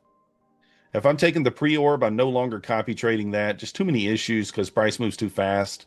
Copy traders have too many issues when it comes to that. So Husk, I know, trades individually and he rotates. Yeah. So trust me, if you want to see yourself stressed out, trade 20 accounts and beat down and draw down. You talk about you be clinching like that or be oversized in some accounts that you don't want to be oversized in. That's 20, no fun. And copy trading 20 accounts. Woo, that makes me sweat. I've watched Methodical sweat a few times when he's over there copy trading 20 accounts back in the day. Oh yeah. I've copy traded up to probably like 45 accounts at one time. How much do I risk daily? The entire account, Ezra. The whole enchilada. No, I'm just kidding. Depends on the size of the account. On my 150K accounts, I might risk $1,500 a day. On a 50K account, it's probably more like 500. It just depends on the size of the account, how much drawdown I have. How much we have. You can, some accounts might be $250, $200 if it's a 25K. Just depends. Just depends. We're in this like really strong 15-minute range here too. I just don't know if we can make it through it. So Borshin saying if you have 10 accounts, you trade one at a time, you risk 1K. If you take a loss, okay. But if you trade 10 accounts, you risk 100 per account. Well, that's different. So in my eyes, if you're risking 100 per account, you're only risking 100. Because the way I view copy trading, and one of the things that makes me be a little more comfortable with it is, even if I'm trading 20 accounts on the copy trader, I still consider it as trading one account. So I don't, if I got $500 loss limit, I still consider that I just lost $500. I don't consider that I lost 500 times 10, but every person's different, you know, and how they're going to do it and what their mentality is going to be when it comes to that. So, but I do think that's a good idea. We got within 2 points of our safe target of the 25, 26 should be your safe target on this long. I'm not sure if we get above this and if we come crashing back down. Dude, no crash. I'm long here. Come on. You're still long too, right? So I have been long since 786. But physically, you've been short since 1976. So 77. Hey. 77. Excuse me. I was 1 year off. That was a pretty good guess, though. It's a pretty good guess. I didn't even know when he was born. You know, I just had to throw it out there. All right, here we go, guys. Coming up. Target's going to be 850. You almost need to see a 5-minute candle print above this 4-hour candle and find support here. That would be nice. I might go ahead and lock in 100 points here. I don't think it's unreasonable. So let's go ahead and do that. 950 we'll lock in. So locking in 100 points there. Can't lose on it. Never was going to lose on it anyway, you know, because it was a max call out at the end of the day. and it works every time. Almost. Did you guys see the short that they created with the Max call out? It's pretty good. I only wish you could hear Max's bark in the background. All right, here's that pullback. If you get that pullback back into 26 and we hold there, man. You gonna add? No, I'm not adding into my position. We're already up. Let's see, what are we up right now? I don't even know where my freaking whatchamacallit's at. Now, I will say 28,053 is kind of a key area because, you know, it is a wick sitting inside a gap there. So we'll see kind of what happens at that level. You still have another level above there too, though, that looks, there's actually 2 levels above there that look pretty clean. What is it? 28,099. So basically call it 28,100. But before that, we got one more level that we got to kind of hit, and that's 28,070. Yeah, we would need to get through 55 here. Did we get stopped at 55 or did we get stopped at 50? Yeah, we kind of pulled back there off the 50 yeah, level. 50 47. would be your next one here. Let's see. Okay, we haven't ran the other previous 4-hour candle, which is at 52. I didn't notice that. We have another 4. Actually, no, we got a lot of wicks up 4-hour here. candle from last night's at 70. Yeah, 70, 99, a lot of wicks up here. I think if we get above that 28,100, we're going to that 200. I don't really see us anything holding us down there. So, especially, let me look on the 4-hour right quick and just see. So there's the 4-hour high. Man, that last 4-hour candle looks really bullish. We are tapping into a 4-hour gap here, though. We're tapping into a 4-hour gap here at 28,050. So we'll see how price reacts to that 4-hour gap there. There's a bearish gap there. That could be a good spot to just take my profit, to be honest. Do we do that? I don't think I'm going to, but I might trail it up a little bit more here. We're already locking in 100, so. Who entered from the dip? Dippity dip. Now, you did get another entry above, like I said, 25. You could have, once we got above that 25 and kind of pushed back into that 4-hour candle, we're at our next 4-hour candle, and this is our next target that we'll have to get through. Hopefully it doesn't come crashing back down. I think we might get a bearish reaction out of this level.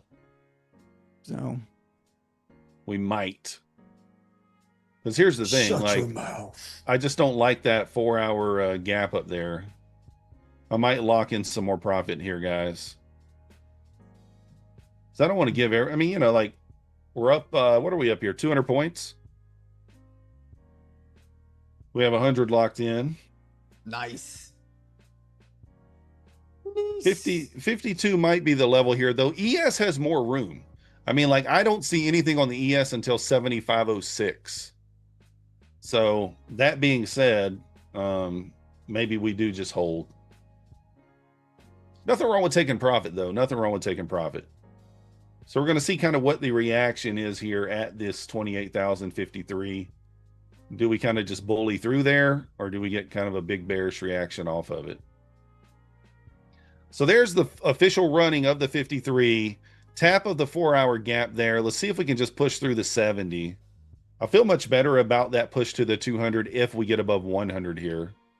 That's a really good push there. There's a pivot there at 64. Who's your daddy, man? Who's your daddy? Who's your daddy? Let me just slap it right on through there.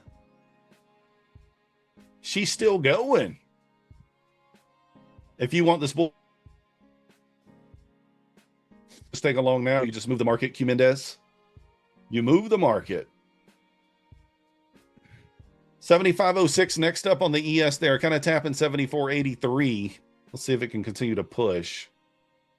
Getting a little bit of a pullback here off the pivot there at the 60s. Juice, we were getting creative with the AI today. We're getting creative with the AI stuff today. Yeah, he made a little AI video about the Hulk smash candle. So it's on Twitter if you want to check it out. It's on the Twitter if you want to check it out, or on the X if you want to check it out. I would like to see price hold above 28,033.30 area at this point. That would kind of be an area I want to see it kind of hold above. You want to see it retest all these, this 4-hour high here from that previous 4-hour high at 430. We did just enter the lunchtime macro here, so little pullbacks probably okay. That's about as far as we really want it to go. It could test the 9, maybe down here at the 20. We'll make a decision if it kind of just pushes back down.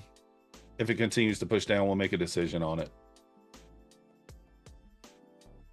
Again, I'm okay with just taking 100 points. I mean, there's nothing wrong with that. Kind of got the protection of the 21 EMA down there on the 2 minute. Could go all the way back down to 60s. Well, my stop's at the 50, so we don't want that. Definitely don't want that. That's not a great reaction off that 4-hour level, but we kind of thought that might happen, right? This area right here, we really want to see this hold. Anytime you sweep a 4-hour candle, there's always that possibility of a big old pullback here. You see this idiot box that we kind of pushed through. This consolidation that we pushed through. Let's see if this can kind of turn into a little support. Can it turn into some support and push us higher? Can you take us higher? There is that pivot that we took this long off of back down at 83 on the 15 minute. So, I mean, there is that possibility of pushing back down to 80 here. And I would just re-enter for myself because I would just get stopped out here. People always ask, Myth, why would you long when the market, we're clearly in a downtrend? Well, this is why, right? Whenever we're in a downtrend, you always get that bounce back up eventually. We ran another key 4-hour low down there at the 614, and we had a big bullish SMT at the bottom there with the ES. So you can see I didn't get long here until we got this pullback. We kind of pushed up here, got a nice pullback, got a little inversion off that, and got long. So we'll see if this level wants to hold. I'd say if this thing gets below 28,000, if it loses 90, probably going to be stopped out. What up, Kirthanok? We'll see it. Are we at we're at 67,000 subs. When's Tom doing that dance for us again, Husk? He's claiming 70, but I don't know. He's claiming 70,000 at the 70K. What we need here is we need that Trump tweet. We need that tweet to come out and send us to the moon. Let's go. Maybe it'll come out. I don't know. Guys, if you're just joining us, you wouldn't mind smashing that like button. We're only 5 more likes away from 350 likes. I'm only in 1 micro right now, Davis. I entered the trade with 5 micros. I've scaled out along the way. And we're down to our runner. We're down to our home run runner here. Looking for it to hit a home run for us. Runner currently up $400. I mean, so runner doing a lot of heavy lifting. So Tom's max booking profits he's probably long right now with 1 micro. He probably got long down there at the 615 with 1 micro, and that's what caused the market to turn around. Tom long down here at 615. So unfortunately, he didn't let me know he was long and down there. Otherwise, that'd be my entry as well. So, you know, he said he had to keep most of the profits for himself. He wasn't going to share. So I told him that was rude. But what are you going to do? What are you going to do, guys? Remember, guys, if you haven't taken advantage of the MyFundedFutures 50% off discounts for the Rapid Pro Builder account, that does expire on the 31st. So you still have a few more days to grab those good deals on those accounts. Got to practice I'm a fan of the Builder account. The Soulja Boy says base hit. Husk, do you know the Soulja Boy? The Soulja Boy. I've heard of him. Isn't he one who sing the Yellow song? No? No. No, okay. No, then I don't know then. Crank that Soulja Boy. That's the song. So anyways, I don't know. He's the first rapper to be a day trader? Maybe. Tom's a very smart trader. I mean, only in front of you, Baba. Only in front of you. That's all. That's all. Man, I thought that second push was going to get us on up there, but man, we just could not get through the 50s. I knew we were going to struggle to get through 57. I'm going to tell you what Tom does behind closed doors, guys. He puts on that DGen hat. Oh, behind closed doors. And he don't tell you nothing about it. He says, let me just go ahead and get the hat on and just get going. It's fine. I tell Tom, I say, listen, man, you can't do that. You can't do, I try to reason with him. You don't want to listen. Do we consider adding into this? I don't know. Well, what I'm going to do, if I get stopped out, I'm only in profit 10 points. I keep bringing my profit back down because I keep thinking that this 4-hour candle can hold, the 15 minutes can hold. And if I do get stopped out, I'd like to see a retest of 83. 83 is a 15-minute pivot, and we will try to re-enter off that pivot. You also have your EMA right there. 21 EMA on the 2 is right there. Yeah, also at the 80. So I will look for a re-enter of 80 if I get stopped out here. We do got the top of the hour here in about 3 minutes. Does that bring the Hulk smash candle? It could. It could. Yeah, we'll see if Tom can, if he'll be willing to change his name. We should have a contest with Tom, and we can, if he loses, when he loses, he has to change his name. How about that? He has to change his name. Yeah, guys. Abhishek has dropped the link for mine and Huss X and YouTube right there in the chat. If you would give us a follow, we do appreciate it. Go ahead, guys. Huss. I was going to say, I haven't had FOMO so bad, and I don't know how long, you know, because I've been streaming my entries in my Discord. And I kept saying long 86, and I kept trying to long 86, and the market was just whipping. Literally, I entered that thing like probably 3 times and kept getting stopped out every single time. And finally, after that last time I got stopped out, this thing went up 200 points because the 786 was my long. And see, that was the also a 15-minute pivots. I've been using the 15 minutes a little bit more on their pivots, and they have been working really, really well. And I was only like $150 away from my $1,000 payout. And it was so hard not to jump back in. Then Methodical's like, I'm in long. I'm up 80, 90 points. You know, he's over there throwing it at my face and stuff. I'm over there like, trying so hard not to jump back in. I was trying to tell you not to FOMO. I was like, dude, just let it go. It's fine. I know, but you're over there like, man, it was hard. It was tough. Tom FOMO, Sam Tabo. And I usually don't get FOMO no more. But I think what it is, it was the money FOMO. I was thinking about the $1,000 payout FOMO. He was thinking about Vegas and the Mirage. That's what he was thinking about. Oh, goodness. He's over there counting the cash. You can't count the cash until you get it. Dude, can't count it yet. I got to go on vacation with Methodical next month. I got to keep them fed with burgers and steaks. I got to make extra money. That is true. We will be on vacation in the same area tomorrow. Or not tomorrow, next month. Yeah. Yeah. So we'll be streaming from, you know, the same building, I guess. Not the same, not next to each other, but you get what I'm saying.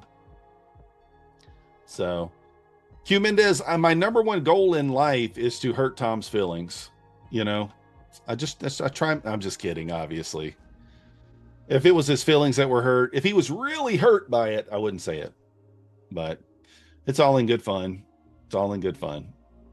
And trust me, Husk is unbothered by anything I say. He's unbothered. He likes it. He makes fun of me too, but he just does it off the chart. Off the stream. That's when he does it. Why are we never in the same room? Well, you know, we don't live together, Larry. That's why. Yeah, we live about probably 700-800 miles apart. So, but Husk has been in the room with me trading before. He sat in my lap. I put my hand on his mouse, and don't be dirty, guys. I put my hand on his mouse for trading and helped him click the button a couple of times. You know, Holding hands. that's what we did. Yeah, we've been bullying Tom since childhood. That's right. That's the thing that we do. It's just fun. It's fun. Listen. So what's really is a good time, guys, is the fact that Tom's woman does not speak English. So she has no idea what I'm saying or what we're talking about. That's always a good time. I think she catches on though sometimes. Uh-oh. What are you thinking here, Husk? We got to get back above 53 Dude, we got to get back above 57 or 61. Those are the areas that we're struggling to get above. There's the first 57. If this thing can print above this. I like it. Nice push here into the 60s. Let's get above 70. Next level of resistance there at 70.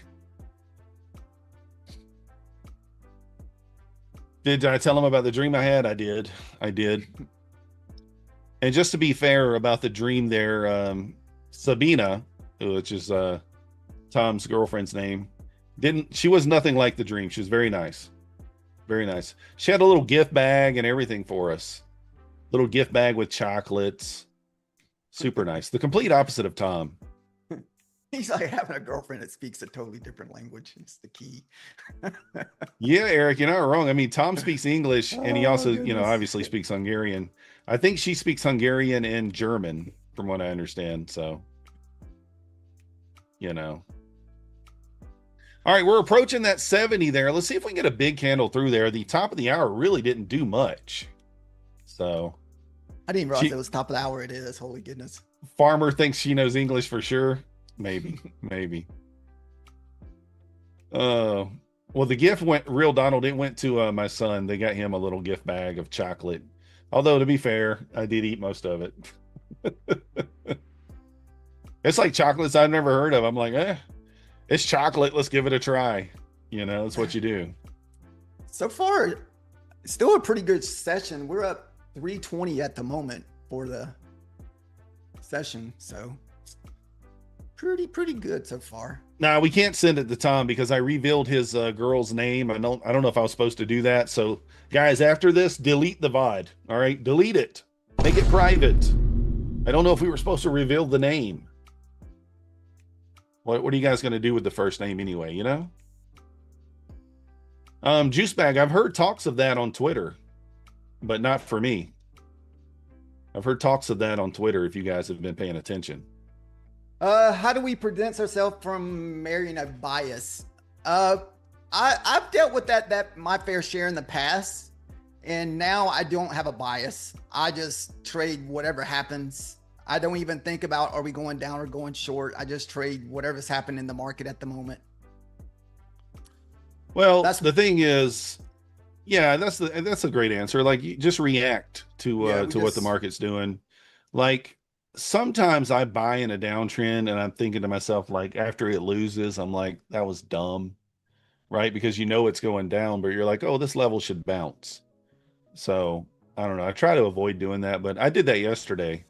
I think I tried to buy the half gap yesterday and it didn't work. So I think bias, to me, that would have more to do if you're a swing trader. I consider what we do as day trading. That means we're trading at the very second, at the very minute, what's going to happen in the next minute or 2 minutes if we can scalp 10, 20, 30 points. Then if we're fortunate enough, we can try to hold a runner or something. But I think swing traders, you definitely would have to have more of a bias if you're a swing trader, because you're going to be holding for days and weeks or whatever, how long some of the swing traders hold. No, Koa, I do have a higher time frame target. So for example, today, 614, I marked out off the 4-hour chart. And that's kind of a level that, once we kind of got down here, you kind of felt like, another leg down was coming, right? So once we kind of got down towards that level, I didn't really want a long until we took that. So, and I pay attention to that on the ES as well. If you got a key level, you want to see both get taken if you can, to feel the most safe about longing. But Yeah, for the most part, that doesn't mean that I'm just going to short all day either. Obviously, I kind of wanted to see us sweep the 28053 area at open. I wanted us to manipulate higher and then move lower. It just didn't happen. So I found myself sitting on my hands for much. I see myself moving in the back room. Ooh. Maybe it'll catch up. It's like I got the gigablast internet, man. The gigablast. Hang on. All right, there we go. We're back. We're back. Guys, hit the live button right there. Hit that live button. That way you're up. That way when the forum and stuff drops, you're there for it. Yeah. Hit the live button. You don't want to be running behind and miss the giveaway, you know? Yeah, they drop the giveaways, and when they do drop them, it's like 5 or 10 minutes later. Like, man, I thought I filled that form out on time. I did not. Oh, that was a warning from Tom? Oh no, let me shoot him a message right quick. Let me see here. Let's see if we can get Tom on the phone, guys. I wonder if he'll answer. You think Tom will answer the phone?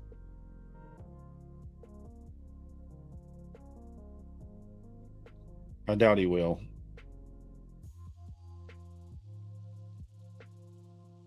Well, guys, we just could not get through. Man, what is that? If we start losing the 30s, it could be a big old pullback here. Oh no, guys. Oh no. I see a red candle here. Hold on. Let me try to make a call. Let me see if he answers. Let me see if it won't. It's gonna say it's not gonna go through. What would you plan? See? Oh man, it's not available with my plan. Let's dox Tom right here on the stream. Let's give out his phone number. All right, so we're possibly going to get stopped out on our runner here at 10. I'm going to at least try to lock in close to 20 points after already being up, what, almost 70 points, 80 points. So unfortunately, we're only going to take 20. That's kind of the downside of holding some of these runners sometimes whenever we're having big swings like this. I'm locking in 125. So we're locking in $250 on this play. I still think it goes up. Now, like I said, I will try to re-enter if it comes back down and retest that 80 level. That's my re-enter level. You could re-enter here as well if it got back above 53. Would not be a bad idea.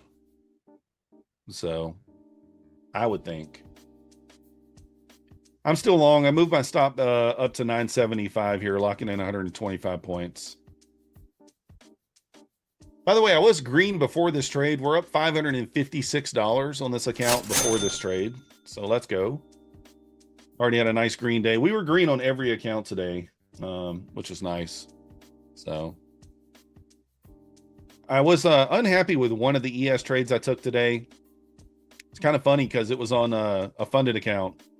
And it put me through a little pain before it hit the target. And then another ES trade that I took was on an eval, and it just went straight to target with no drawdown. I was like, isn't that how it just works? What's up, 44? Oh, you gonna go pay out tomorrow, Joglemeister? Let's go. Heck yeah. Congratulations. Well, Listen, I'm out of the trade now, so I don't need Trump at the moment. when you get a payout, when you lock in a payout, it's never a bad day. It's never a bad day. Yeah, they're like little bonuses. That's what I think whenever I think payouts, just little bonuses. Getting a bonus this month. And Husk was wanting that bonus earlier, but unfortunately, Yep. the paper hands took over. Dude, paper hands mine. Dude. If you guys were watching Husk earlier, I don't know if you were, but he was dropping some S bombs and Dude, I was just like, I knew it was gonna go. he was pissed. It was funny. It was kind of funny. I don't hear him talk like that too often, so it was quite funny. I try not to. We try to keep it PG.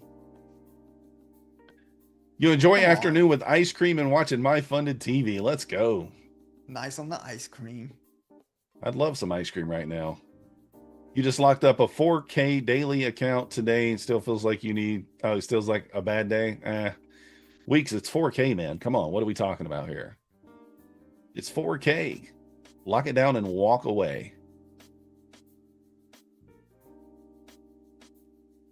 Funded accounts are a part of the calculation. Exactly, ET1 Invest. If I had put a funded on there, it probably would have messed around a little bit, huh? So we got a little re-entry here. It's not a great setup. Like there's a little 2-minute potential inversion here. I would like to see this bearish 2-minute get wrecked here to kind of give me the idea that we are going to go back up. Now, what I could do is I'm not going to enter on this 2-minute inversion that we're potentially getting here. But what I could do is use that as a way to move my stop, right? If it closes above and it hits the break even on the 2-minute inverse, we can move our stop up to where it should be based on that trade. So still 620 sitting at 28,090. Let's hope we go up there and take it then. So that's what I'm going to do here. We touched the 9 EMA there at the 28,028, kind of getting a bearish reaction off that. He is holding up at 74.73, kind of another key area here. If we want to continue higher, we need to hold these levels and start to push. I want to see a clean close above like 40. There's no way for me to chase this back above this 4-hour high, so I'm gonna have to just sit on my hands. I mean, I think if it closes above 40, it's a 50-50 trade at best. But the close above 40 on the 2-minute, and then if we take the high, then I'll move my stop up to that swing at the 28,000, locking in 150 points. If we don't get that, we probably get stopped out for the 125 points. It's a win either way. Can't lose on it. So we'll see kind of what happens. We shall see. You guys are pushing it close enough where we get almost 400 likes. 400 likes? 400 likes. Did I hear 400 likes? All right, let's get to the 400 likes. Ooh, can make Matt proud. Did you guys see Husk throw up a gang sign right there? I saw it. I can't help it that you didn't learn to count by your fingers in school, man. Bulls tired after the long march. You're not wrong. They are kind of getting a little sluggish. I thought it was like it looked like a West Side or something like that to me. I don't know. No, we don't know any of that stuff, man. I'm so out of the loop in the world. Oh, let's see. Gotta hold the 28,000s, guys. Come on, NQ, get up there. I just pretty much go to my living room and to the office. That's it. And the bedroom to sleep. That's it. Those are my 3 things I do.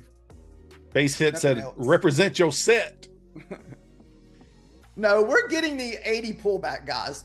Wait for it. The 80's coming. It's within 20 points.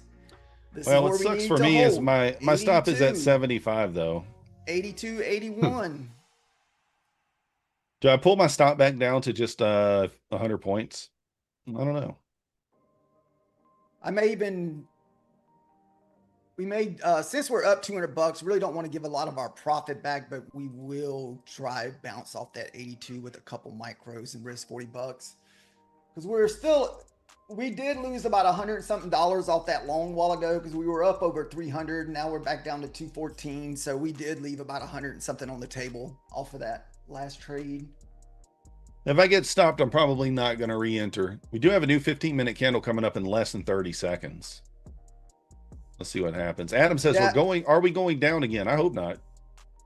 I'm hoping this is just a pullback. What you want to see is the next new 15-minute candle kind of print and kind of push back down into that 82. There's a 15-minute pivot there, and that's the area you need to see hold. We're at that psych level now at 28,000. And we're back inside of our opening 15-minute candle. You can see there was a lot of consolidation through here.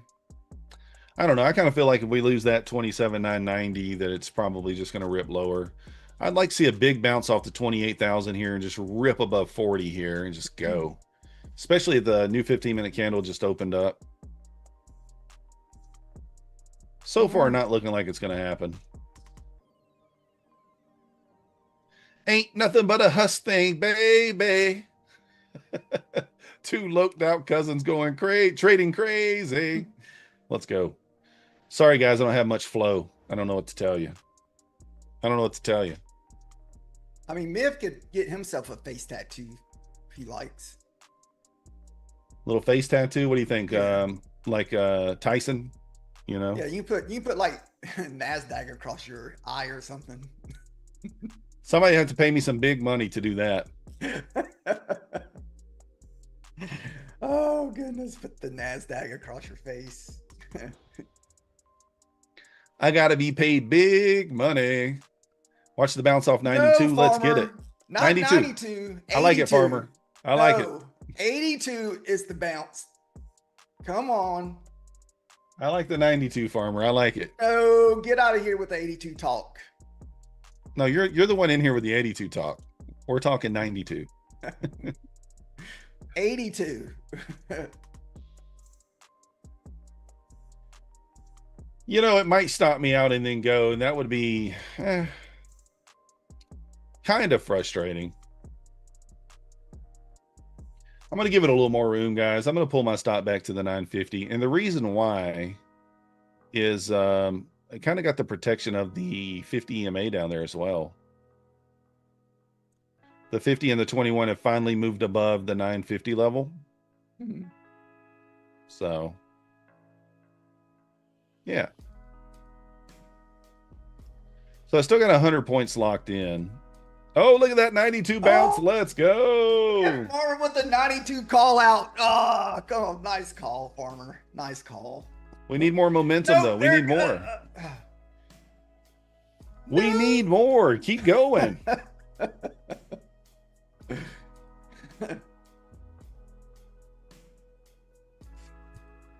All right. It lost momentum at the 21 EMA. I don't know if it's going to get through there. Oh, it's like, gotcha. It didn't get you yet, though. No, I'm not entering unless it hits 82. What are you doing? You looking for a little backdoor action here off 82? No, well, I'm going to wait to see the reaction. Then I would like to try to, if I'm going to get long, I try to get long within 10 points of that area. That way I can keep a very tight stop loss, because I know if we lose those 82s, we're probably going to get a pretty decent pullback. We are getting a pullback here, but like, I don't know. It feels like it's needed, you know, after that pretty big move up. And I didn't pull to see where the 50% pullback was this total move. I didn't really pull fib on this. Well, I would probably just go 5-minute swing to 5-minute swing. Looks like we're about halfway there. Hey, let's go, guys. Get ready for the form to be dropped in the chat. Get the fingers ready as Husk potentially enters the trade. Dude, it almost hit the 82 to the tick right there. No, it didn't. Almost. We're at 92. We're at the farmer's level, man. Oh, my Farmer bad. call out. 92. 92. Yeah. I just saw the line on your chart. I thought that was 82. No, I marked it out for farmer. All right, guys, there's the Some form. glasses, guys. Get methodical some glasses. The keyword is key, K-E-Y. Only one way to spell it. Don't mess it up. All right, back to farmer's level one more time. Nice little bounce here, all the way back up to 28,008. Can we squeeze above here? Can we get above the 40? If we can get above the 40 and just leave Husk in the dust, I'd be okay with that. Yeah, because I'm not going to chase. There's no way for me to chase. Good luck, everybody. Good luck. I'll announce the winners as soon as I see them. Trying to pay attention here. Nice little squeeze here. And again, what we'll do, guys, if this closes above 40 on the 2-minute, and we re-breach the high one more time, I will move my stop up to the bottom of the swing, and then I will move it all the way up to where the entry was. Once we're supposed to go break even, because at that point, you really don't want price to come back. So what I mean by that is if we get a clean close above the 2-minute, and then we breach the high, I'll move my stop up to where the close of the candle is. So, Farmer, I hope you took the 92 breakout, man. That thing pulled back to the 92 to the tick. Just ripped. Farmer said he's not quite as good as the max call out, but 50% of the time it works every time. Man. 50% of the time. Abhishek. Oh, okay. Cool.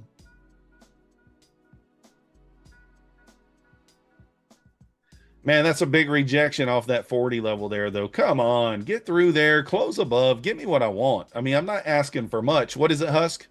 $2 million and what? I'm just looking for $2 million and 8 points. If you 8 know, points? you know. That's it? If you 8 know, points. you know. 8 points. That's it. $2 million and 8 points. Oh. Oh, man. We got about 9 minutes left in the segment here. I want this thing to push on up. Did the 1 minute leave anything there? Let me see. For anybody that's a fan of that show. Oh, goodness. So, yeah, we left a bullish gap here on the 1 minute. You want to see that hold. You don't really want that 1 minute gap to be inversed back to the downside here. Got the 21 EMA on the 1 minute at 28,020. Let's see if this 1 minute can hold here. Not going to be a good sign if it doesn't hold. Not going to be a good sign. It would actually be a decent short setup, to be honest. If you get an inversion here on the 1 minute to the downside, it might not be too bad. I don't want that to happen, but it might. I'm considering trailing my stop up to the swing. The 400 likes is very doable, man. It's only 16 likes away. 16 likes away from 400, guys. Call up the friends. Who's going to be our friend today? Who's going to hit the like? Log into all 20 of his alt accounts. Yeah, for sure. I will. I don't think I have 20, but I got probably 2 or 3. Husk has alt accounts for his dog, his cat, his alligator, his pet goldfish. You think I got 10 or 15 people watching? Those are all me with like 10 screens. Those are all him. He's logged in. He's got his iPad, his cell phone, his flip phone, everything. All of them playing it. Yeah, the 1 minute is looking like it's going to inverse to the downside, guys. I might close this if it does. It did not right there. So did not quite get the close on the 1 minute. But it looks like it's going to. If you lose the 80, that's where I get worried. As long as the 80 can hold up, we're okay. I needed that strong close there above the 40. It just don't want to give it to me. So Farmer had a reasonable call out there. 92. Oh, dude. Yeah. 50 points. Nice. Yeah, nice, man. 50-point call out there. We'll take it. So the 1 minute's invalid now if you were looking to enter that short off that 1 minute inverse, but it's invalid. Looks like Husk might get his 82. I'm going to try to do it off the bounce to make sure it holds just because I don't want to get wrecked because some of these down candles, man, will wreck you quick. The safer way to do it is off the backside or wait. Let me call this out right quick. Chess Trades, Trader H, Farmer Tala, Sleepy Panda, Dirtbag Sebastian. Are you present?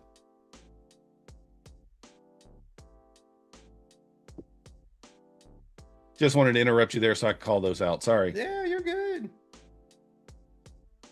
I didn't want them to get too far outside of the ability to say I'm here.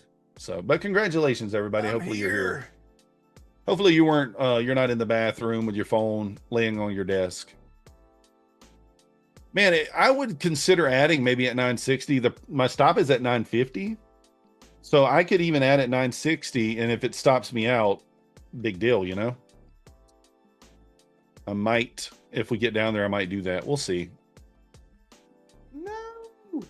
Shorts coming in, the average trader says. Come on, we don't want shorts. We want longs.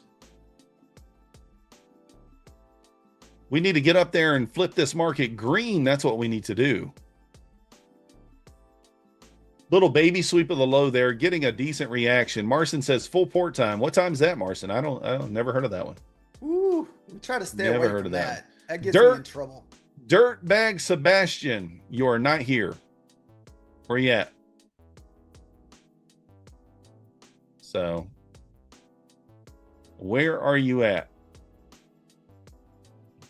Yusuf, there are going to be more giveaways. We got a couple more segments left. Yeah. You just got to hang out. We got Matt coming up next, followed by Ash. Let's go. Matt will be coming up here in about 4 minutes, not too much longer. I'm sort of contemplating a little bit of an ad down here at 960. You got the 50 EMA and the 21 EMA on the 5 right there at that level. I think I might get stopped out anyway, but I could get, say, like a 10-point bounce off there. So I might consider that. Let's see. Man, this thing's playing with the emotions. It's already kind of getting... Might not have enough time to take this. It didn't tag your 82? No. No, it got to 88? 87, 88. He was too shy to speak up and claim the win. Poor fella. Poor fella. You gotta break out of your shell a little bit for the win.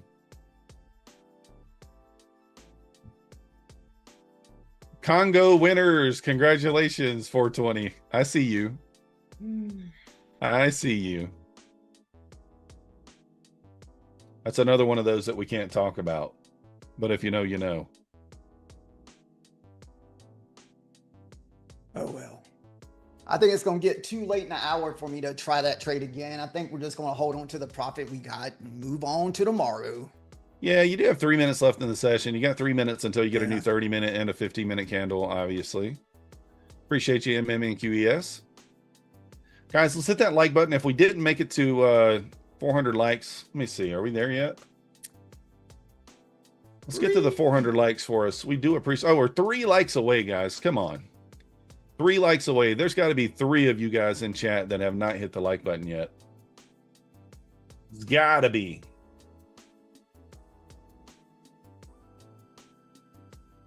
What do you think, Husk? So you're going to bypass the 82 buy? Well, I like a 62 buy here. We're still getting big rips off those levels, man. It's just, if you miss it, you miss it, you know? And I feel like we maybe have missed it. It hit 84 and ripped up 20 points. Really kind of consolidating here, guys. Really starting to idiot box. Not really getting any sort of movement at this point. We'll see. We're already in longs. We can't short. We can't short. We can only long. Hush tried to fade us at the start of the stream there. You know, he did make money on it, I guess, but still, what's wrong with him? Longs is the play. We are kind of generating some engineered liquidity above here. We'll see if this thing wants to push back through. You got kind of a little trend line going here. Right there. It's not perfect. I mean, if you get one more run into it and then maybe one more back above it, you might get a big candle through there. So, guys, we got Matt coming up here in just under a minute. So stick around, get your sunglasses ready. Lunch Money with Matt will be coming up in a moment. Remember, like the stream, subscribe if you haven't already. And also use code YouTube for all the best discounts, up to 50% off there on the Rapid, the Pro, and the Builder through July 31st, as always. Husk and I are going to be back tomorrow. Wait, what's tomorrow? Wednesday? Is tomorrow Wednesday? I'm lost. Yeah. Okay, we'll have the roundtable tomorrow. So I'll be on the roundtable tomorrow morning at 9 a.m. with Tom, Terry, and Pine. And Husk will have the day off. He'll be on the lake with his feet kicked up. Yeah, you know, trying to catch some fish, you know. He never does. He always tells me, he always messages me after he goes fishing. He says, there's no fish in there. I'm like, Husk, we're at the ocean. What do you mean? There's got to be fish in there. So, oh, goodness. Got to be fish in there. But yeah, as soon as Matt gets here, we'll let you guys know and we'll get him over here. But I am going to look to add to this. I mean, why not, right? If it stops me, it stops me. We're going to try to take a little bounce ad off the 65. Actually, I need to move that down a little bit. Wait a second. Wow, it broke that 82. Wait, hold on. I accidentally did that the wrong way. I'm going to move it down to 60 here. And then I accidentally took my stop off. There we go. All right, let's see if we get a little ad bounce in down here. before the stream ends. It's either going to kill us and stop us out or not. That's it. Yeah, I'm glad we didn't put the resting order. We were just waiting to see if we were going to get the bounce. Let's see what 60 does here. I'm not front running the level there. I'm actually letting it wick through it a little bit.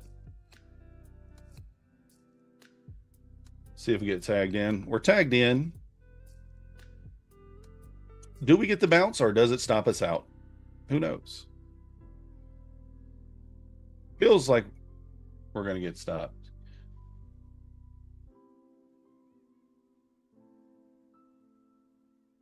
Bounce it.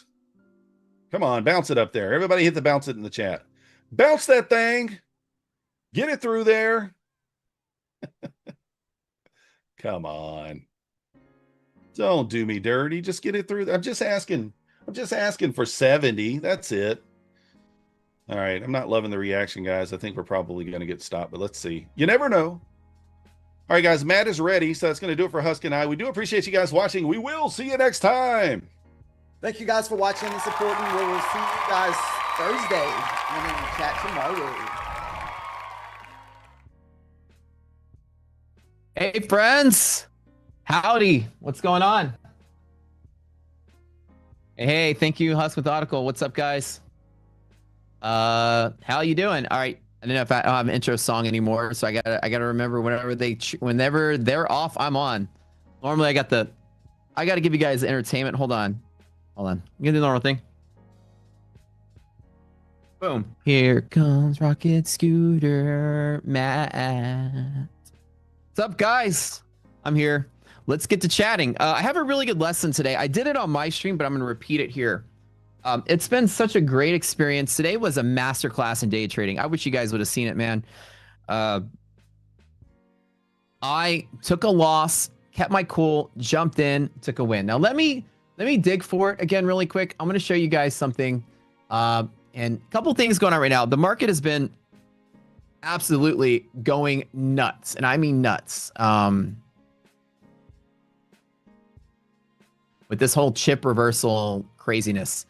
We have a lot of profit taking on short setups leading in tomorrow's FOMC. That's a big event coming out, right? We don't know if we're going to be getting, let me let up my YouTube here, a rate hike tomorrow or next meeting. We're getting a rate hike for sure by next meeting. I'm convinced. Let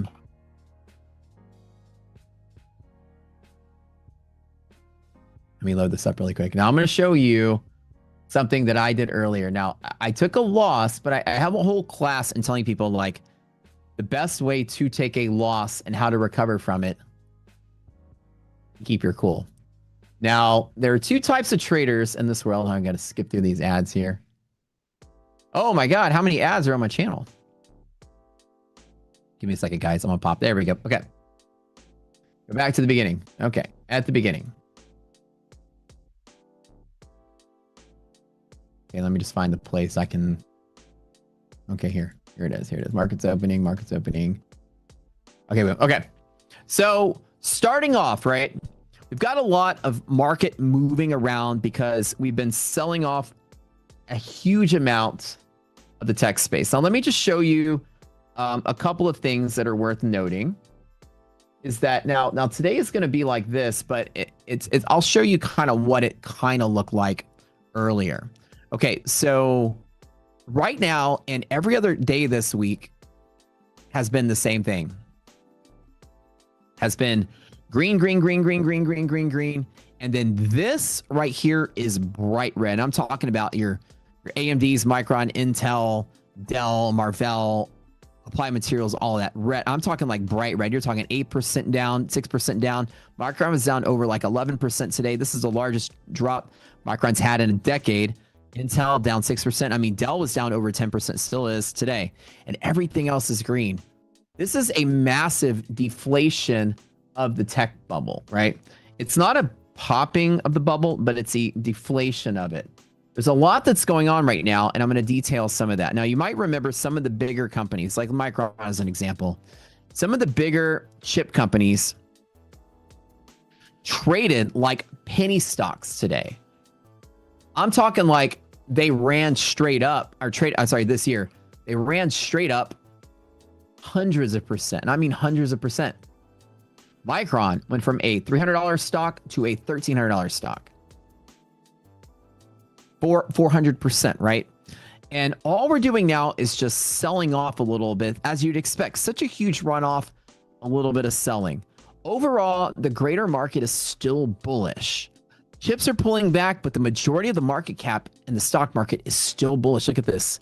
ED ratio is bullish. MHP is still bullish, bullish, bullish, bullish.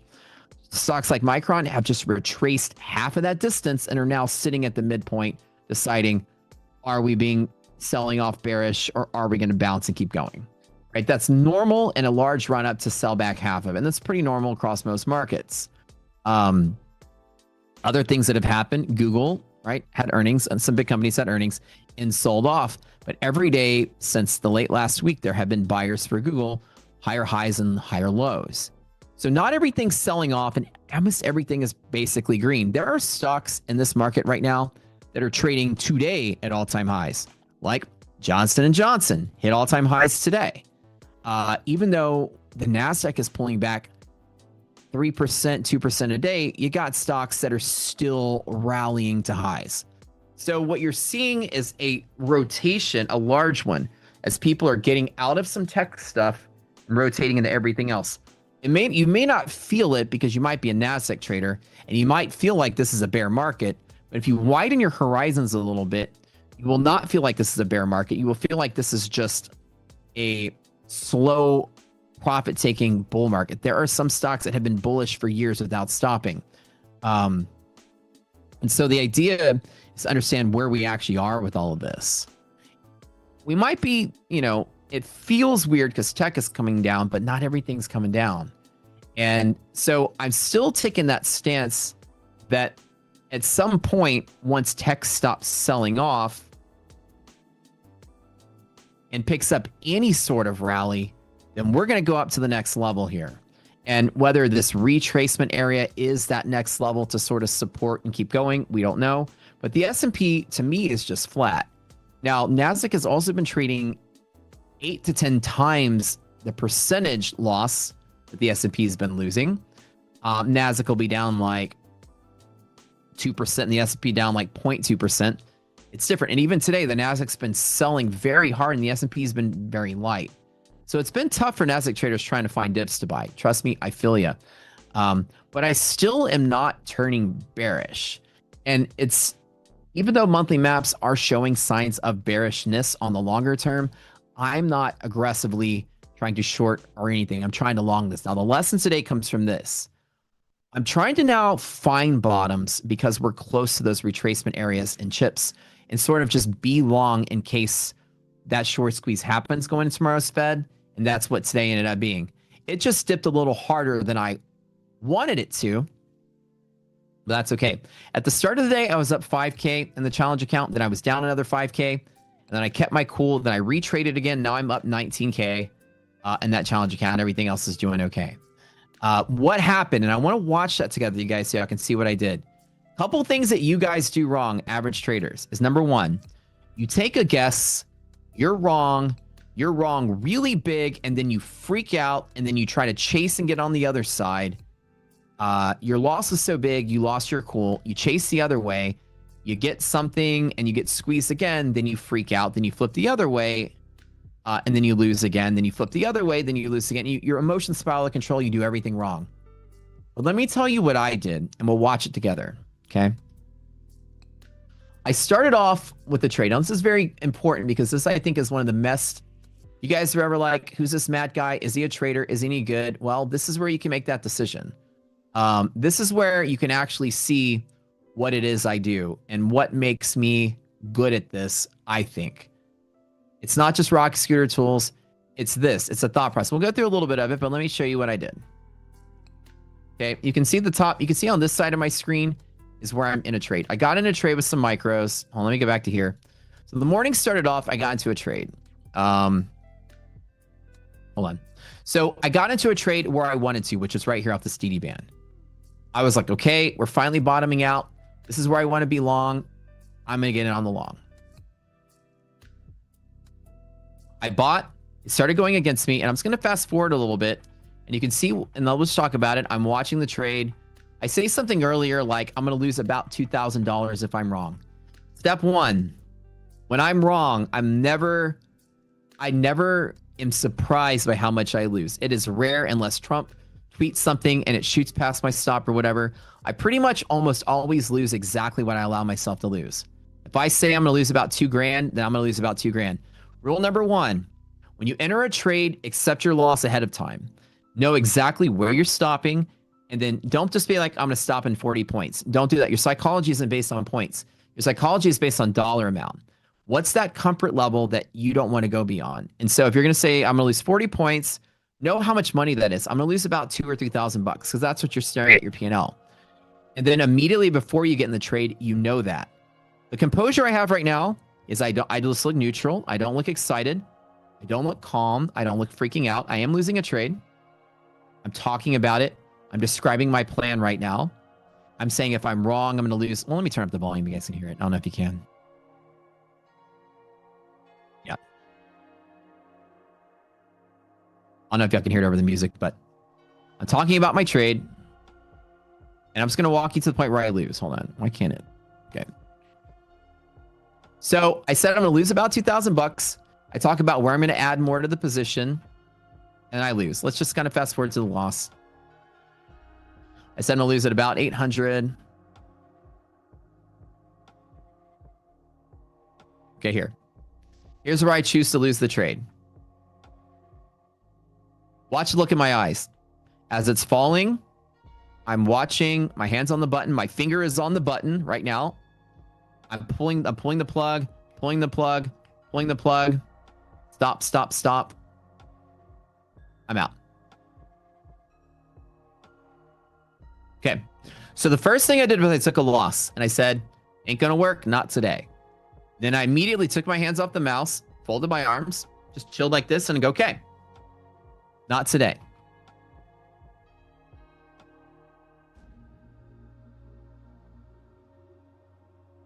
Today's not the day for that one.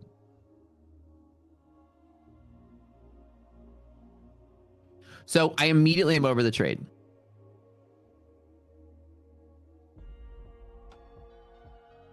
So next thing. I said I was going to lose about $2,000, and I don't know if you can see it because it's kind of small, but I lost $1,800. So not only did I know exactly how much I was going to lose if I'm wrong, but when I came at the loss, I didn't even lose bigger than that. So I didn't have a shock. I already was okay with losing 2,000. And one of the tricks is when you're trading, every trade you make, know how much you're okay with losing and lose exactly that much.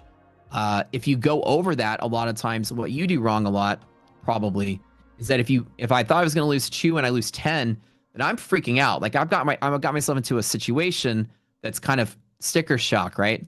But if I come in exactly, if I know how much I'm willing to lose and I close the trade exactly that much, I'm not shaken. You can see, look at my eyes. I look pretty calm. Just wait. I'm like, and just wait. Let's see what else is next. Step 2. Once you accept your loss before you take the trade, you're not shocked when you get it. So then you're able to immediately recover, move on. And then I go, okay, what's next? The next thing I do is what's next? Let's see what's next. Let's start looking around and seeing if there's any other opportunities out there. I'm in no hurry to get in a trade. And I'm going to fast forward a little bit because I don't touch the market again for almost an hour and a half. As you see, 30 minutes go by, some goes by, and look, I'm still not in a trade. I finally get in a trade when something else happens. Okay, I take the stop, I wait, something else happens, and I get in on something I want to do. I don't flip-flop, I don't lose my sight of things, I analyze the market, and I wait for things to line up. Here's another thing. I don't revenge trade. Here's the difference of a revenge trade. Watch. I went into long where that arrow is drawn right here. Okay. One thing that actually happened is that the market took off early before I got my trade. And what you didn't see me do was emotionally revenge trade by chasing into it. Watch right here. This is what I don't do. Watch. You guys know me. I like to long on liquidity pockets every single time. And this green candle takes off out of nowhere. Oh yeah, that's what the spread looked like today. Watch.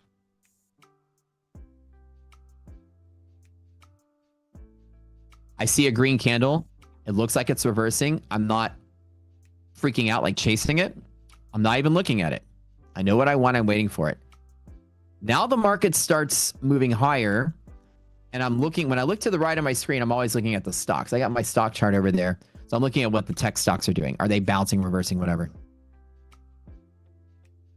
So it looks like it's moving. I'm not revenge trading. I'm not like, oh my God, there's that long I wanted to get. Now I can get it because I want to make my money back. I'm not even thinking that. I'm waiting for what I want. Market moves up 20 points as we're sitting here, and I'm still not chasing it. I'm contemplating because I want to see my indicators look better. Now I'm watching resilience. Arbitrage just went positive. Now this is what I wanted you to see. I did this to show you what I did. For the last hour before this, my hands are here, baby. My hands are here. Okay.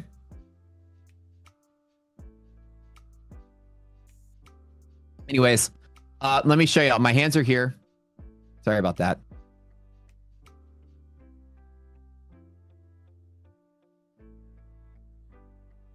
Okay.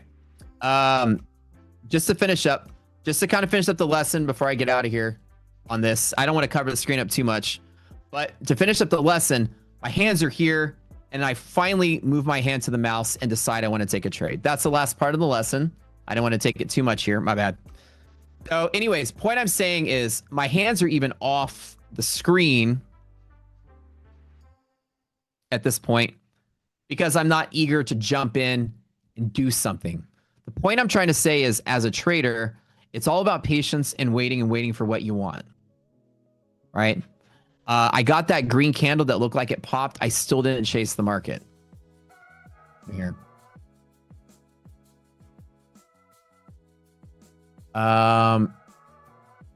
So number one, take a loss, learn to step away. Number two is know exactly how much you're willing to lose exactly that much, and don't be shocked on it. Number three is wait for something else. I immediately take my loss. I'm like, what's next? It's not like, what do I do now then? A lot of traders make the mistake and they say, what do I do now? Instead of what do I do next? And those words are very important. If you want to write something down from today's lesson, never say, what do I do now? It's what do I do next? What do I do now when I take a loss? Okay, what do I do now? Maybe I should short it. You always think you need to be doing something now. It's what do I do next? I can wait and take some time, and I can make a choice later on. At this point, when a catalyst is active, I decide to sit out and wait. So I do nothing at all. And then the market starts to move. Here, I still didn't get into heavy, and it started pulling back to here. Then I built a position where I wanted to, and I planned on the same trade. Even though it went green and jumped up, I didn't jump in too soon to take that trade. I waited for it to pull back and confirm, and then I jumped in here. So instead of chasing revenge trading, I waited for a setup. We had a second bounce in this liquidity pocket, sort of bull zone area. And right here, there were some moments where ARB was turning positive for a hot minute. So I decided this is probably a good time to start going in. But I didn't go in really heavy. I just went in small, and it just happened the market ran against me.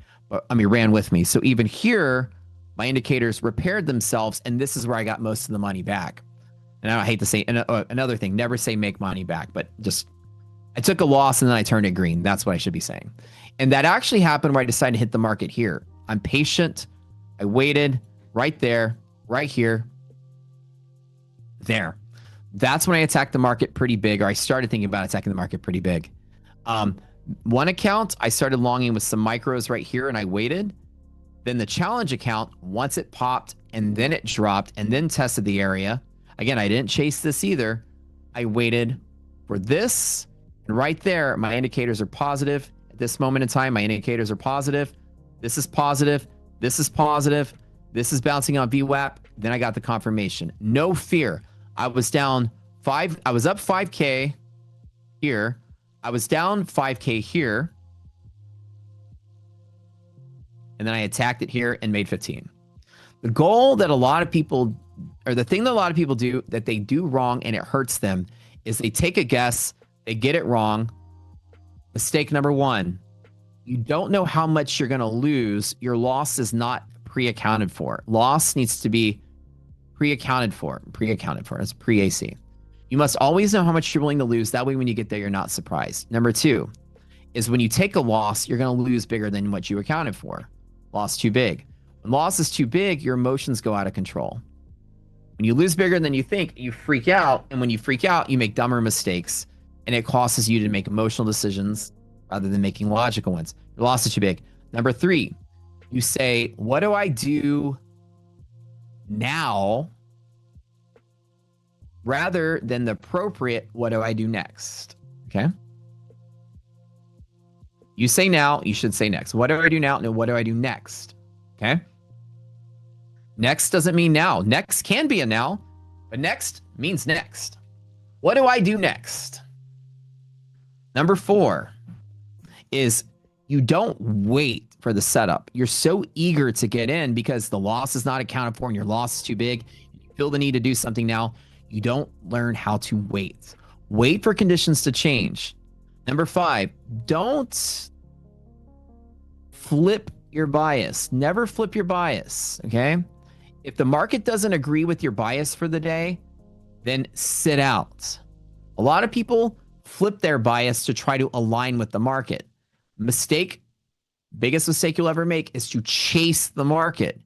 Once your bias is confirmed, anti-confirmed, your bias is confirmed wrong, the market's going against you and you're usually late to the trade. If I want a long and it sells against me and I stop, I don't want to flip my bias to short because I'm the last short to the market. I don't want to be the last short to the market. Okay, I did have 5 contracts on NASDAQ right here. I did just make another $8,000 while we're talking. I went ahead and closed that out on that scalp right at half gap. My 18,000 right now is now 26,000 in the challenge account. Not bad for a good day. Like I said, I'm just taking little long bites at this. Let me update my P&L here. I just closed out on that scalp there. I've got a runner holding in the S&P on the one that's negative here. So yeah, don't flip your bias either. If you feel like you're missing out because the market goes against your bias, don't flip your bias. If the market goes against you, against what you believe, then just avoid it. There's a reason that you believed it was going to do something. If the market says you're wrong, then avoid it. Because you'd made your best guess and the market said you're wrong. And when you're wrong, the answer is don't try to be right, just be wrong. The market goes against your bias, then avoid the market.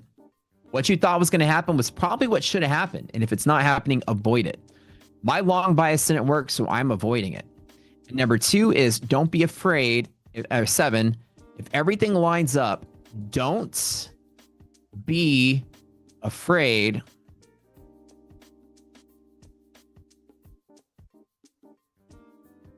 to get back in.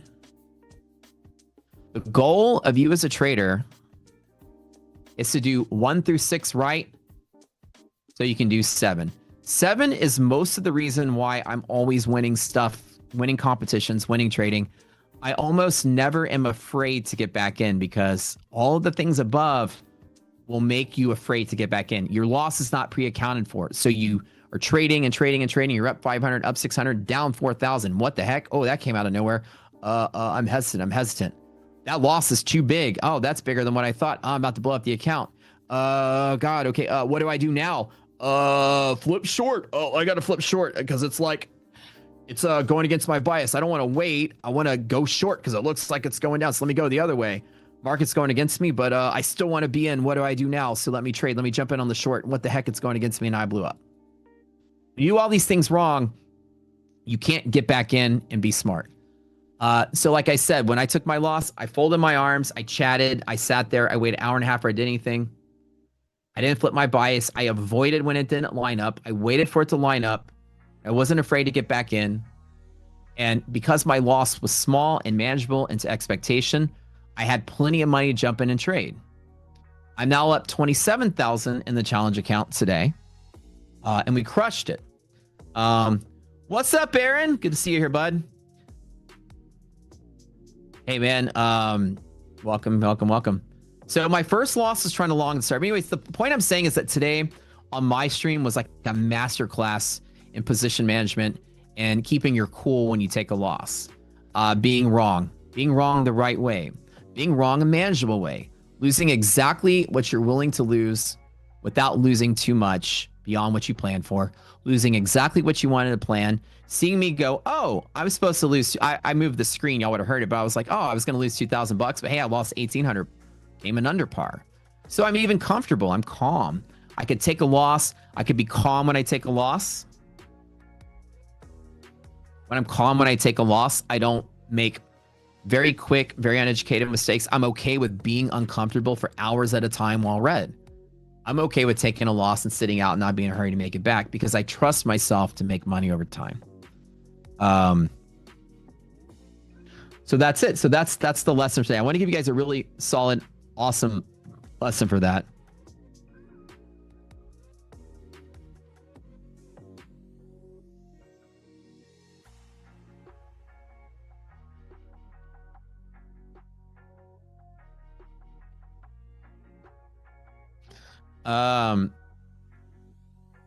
But yeah, so was this lesson helpful to you guys? I know a lot of the times, you know, it's just like you're watching traders push buttons, but you don't realize that most of the game that's played is up here, right?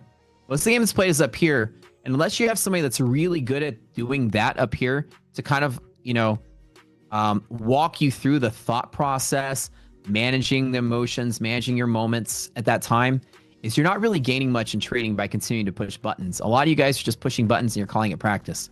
Practice is that part, right? So hopefully it's helpful for you guys. There's always like, what should I do next instead of what should I do now? And a lot of people don't understand how powerful those words are.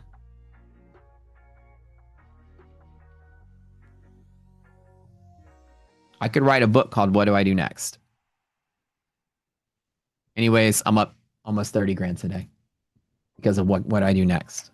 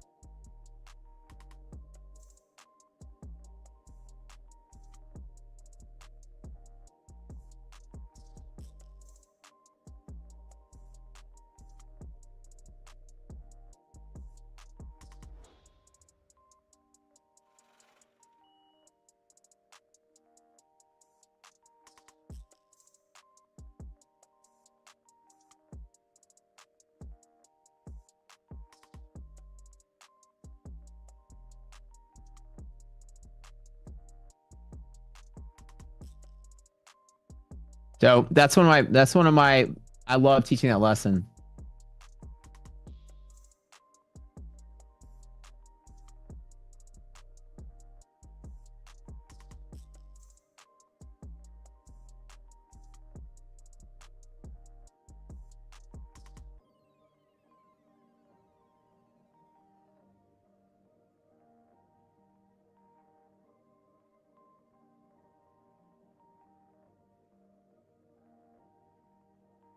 And now the question is, what do I do next?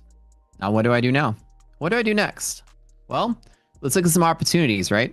Next, let's take a kind of stem back look at what the market's doing, and let's see what's going on. We ran up a huge run in some of the tech stocks. Micron is now pulled back halfway, and at the halfway point, we're retracing pretty heavily off of it. Most of the companies have been selling pretty hard and pretty ruthlessly at the opening and dipping. Companies like AMD are trading lower than yesterday's close still. Nasdaq's still bleeding off pretty heavily. So the answer is, what do I do next? Well, let's now take a look at some of the tech stocks and chip stocks. What are they doing today? What is semiconductor index doing? Let's take a broad look at this, because that really is what's selling off. Overall, almost all the stock sectors are green with the exception of chip manufacturers and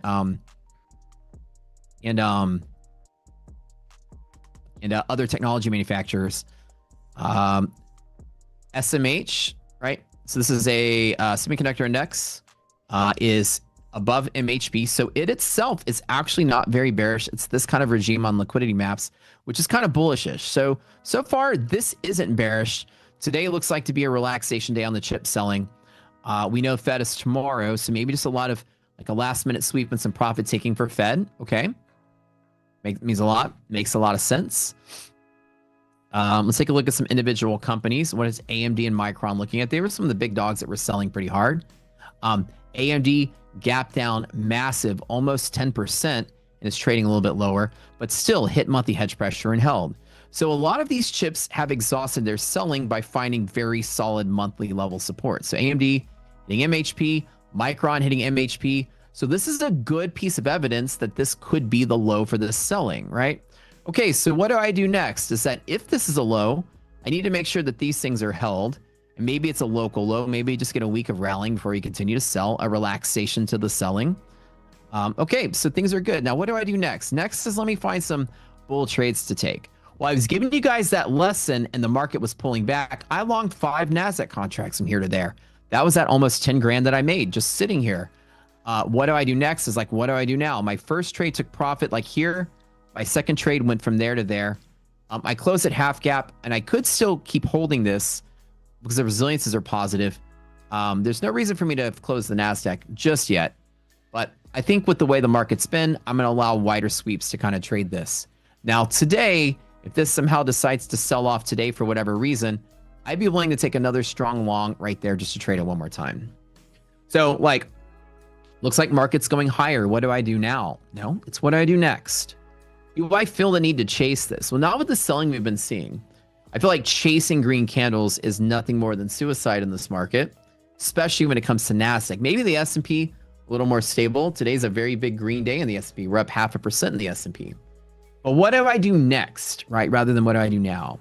What do I do now is wait for an opportunity. Now is so important to me. And we're going to find out what now is, or what next is. Now is important for me to sit out.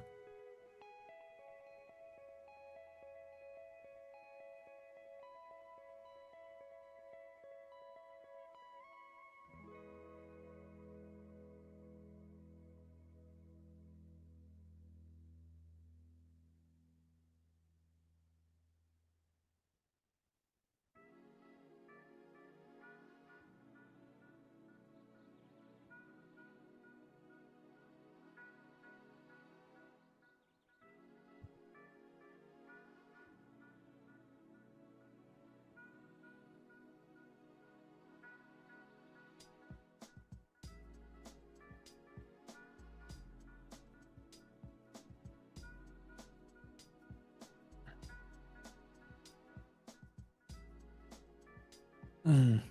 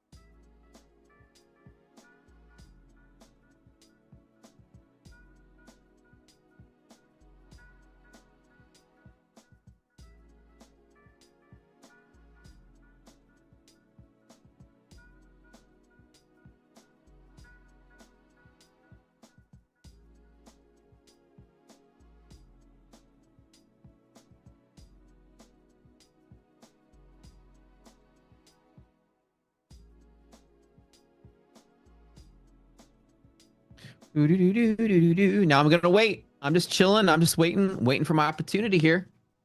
But hopefully you guys got the lesson today. Chat, let me know. Those things I said, is that useful knowledge to you? Let me know that. I'm curious. Is it useful to you to learn a thought process for emotional management control?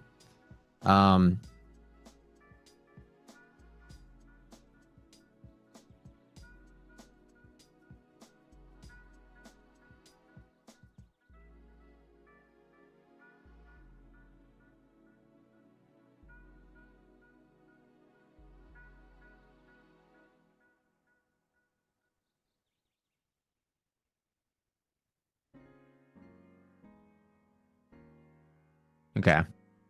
A lot of times a lot of times it's just really hard to know what your mistakes are that you're making. And a lot of people don't understand what they're doing wrong. That's like one of the major things. A lot of traders don't understand what they're doing wrong. And they don't realize what they're doing wrong is not pushing the wrong button or picking the wrong side. I get the trade wrong all the time. But when you don't chase and don't flip your bias and keep your cool and wait for what's next rather than what you're doing next rather than what you do now, it's such a big part of the game. When I take a loss, I never lose my cool. You don't see it. Almost never. I mean, it's like very rare that the market moves against me to a degree I wasn't ready for. I'd have to be in a trade, no stop loss, blink an eye, and then Trump does something and the market flies hundreds of points in a second, and then I wasn't paying attention. That does happen to me sometimes. I step away to get flowers. One time I lost 200K on a Trump tweet for like the 10 minutes I was gone. Single day. That shocked the shit out. The first thing I did when it surprised me, I just closed everything out and walked away. I was like, oh my God, that was rough. I tried to limit my exposure to it. I didn't sit there and dote on it. I didn't sit there and swell on it and think about it and obsess over, oh my God, I'm down. What do I do now? What do I do now? What I do now is close. And I closed down and walk away. I did. I lost 200. I don't know if I lost 200K on the last challenge, guys. Y'all remember that? I lost $200,000, actually 250 in a day. I was trading. I was short 2 hours before market was closing. Market been selling off. I was up 20K already for the day. Short 20 contracts. Trump said something good towards Iran war, just random BS. The market went up. What happened, what I normally don't do this, is when I leave my computer, when I'm not at the computer, I put a stop loss in almost always. This time was a little different. I'm sitting here and I'm just chilling. I'm in my trade. I'm watching. I hear ding dong. Pickle's barking. And I was like, the UPS, whatever. I'll leave the package there. Ding dong. He's like scratching. I'm like, hey, somebody's coming in. Ding dong, ding dong, ding dong. And I'm like, oh God, like what's going on here? And I'm just sitting there like, what the heck is happening? I go downstairs. Pickle's going crazy. I was like, okay, let me go answer the door real quick. I open the door. There's a lady there holding a bunch of flowers, this big, like this big around, holding flowers. And they're like 3 foot tall Ecuadorian roses. There's 200 of them, or sorry, 100 of them. There's 100 of these things. They're 3 feet tall, massive. It's a gift from one of our franchisors for a business that we're owning right now. And so I open the door. Lady's like, here's some flowers for you. And like Pickle's trying to get out the door. I'm like holding it with my foot. Got the flowers. I'm like, thank you. She's like, wait, let me get a picture of this. And I got to take the picture of it so I can say I delivered it. And I'm like, all right, Pickle. And I've got him here. I'm like, I get back to the office. I carry the flowers back. I set it on the table. I take a picture of it, send it to iDoc. I get in. I'm like telling her, hey, we got 100 roses, blah, blah, blah. Then I walk upstairs, get back to my office, and my trading account is down $250,000 in the 10 minutes I was gone. Because I didn't set a stop when I left the computer, which I always do. And basically Trump said something, the market went up like 100 points and then went up another 100 points. I usually, if it catches me off guard with no stop, I would have closed at 100 points. I would have lost probably 75K, maybe whatever I was. But I lost that much. And the first thing I did when I got there, this is the last challenge, by the way. The first thing I did was I showed up and I go, whoa, exit. I didn't sit there and say, okay, what do I do now? How do I make it back? Should I add more? Should I trim? I immediately exited. When it goes beyond your threshold of comfort, and there's a thing I would teach you the last lesson here. It's called threshold of comfort. It's how much you're willing to lose before you change it. Emotional state up here. Threshold of comfort. It's different for most people. For you, that might be $1,000. It might be 5,000. It's the moment that when you see that amount of number show up, you feel different. You feel something. Like for me, if my loss goes from 5 figures to 6 figures in a single day, I'll probably start to feel something. I'm gonna tell you, no matter how rich you get, 50K, 20K is still a lot of money. And it's, for me, I will feel emotionally weakened, maybe even slightly sick to my stomach if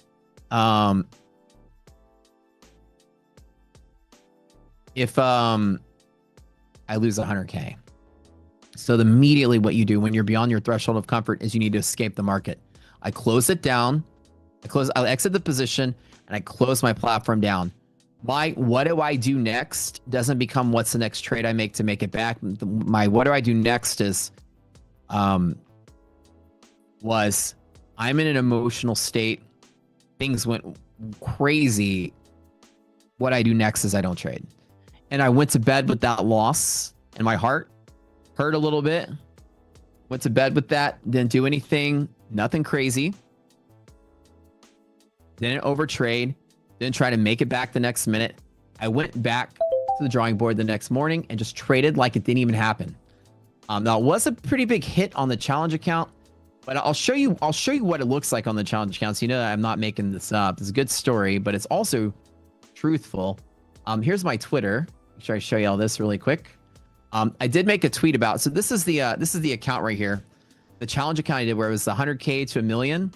And these are withdrawals, by the way. So I withdrew 805,000 from the challenge account, and this is the P&L on it.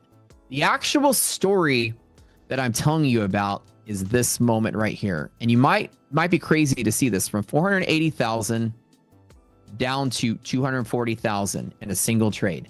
That's 200. I said 250. 240,000. Imagine losing $240,000 in the matter of 10 minutes.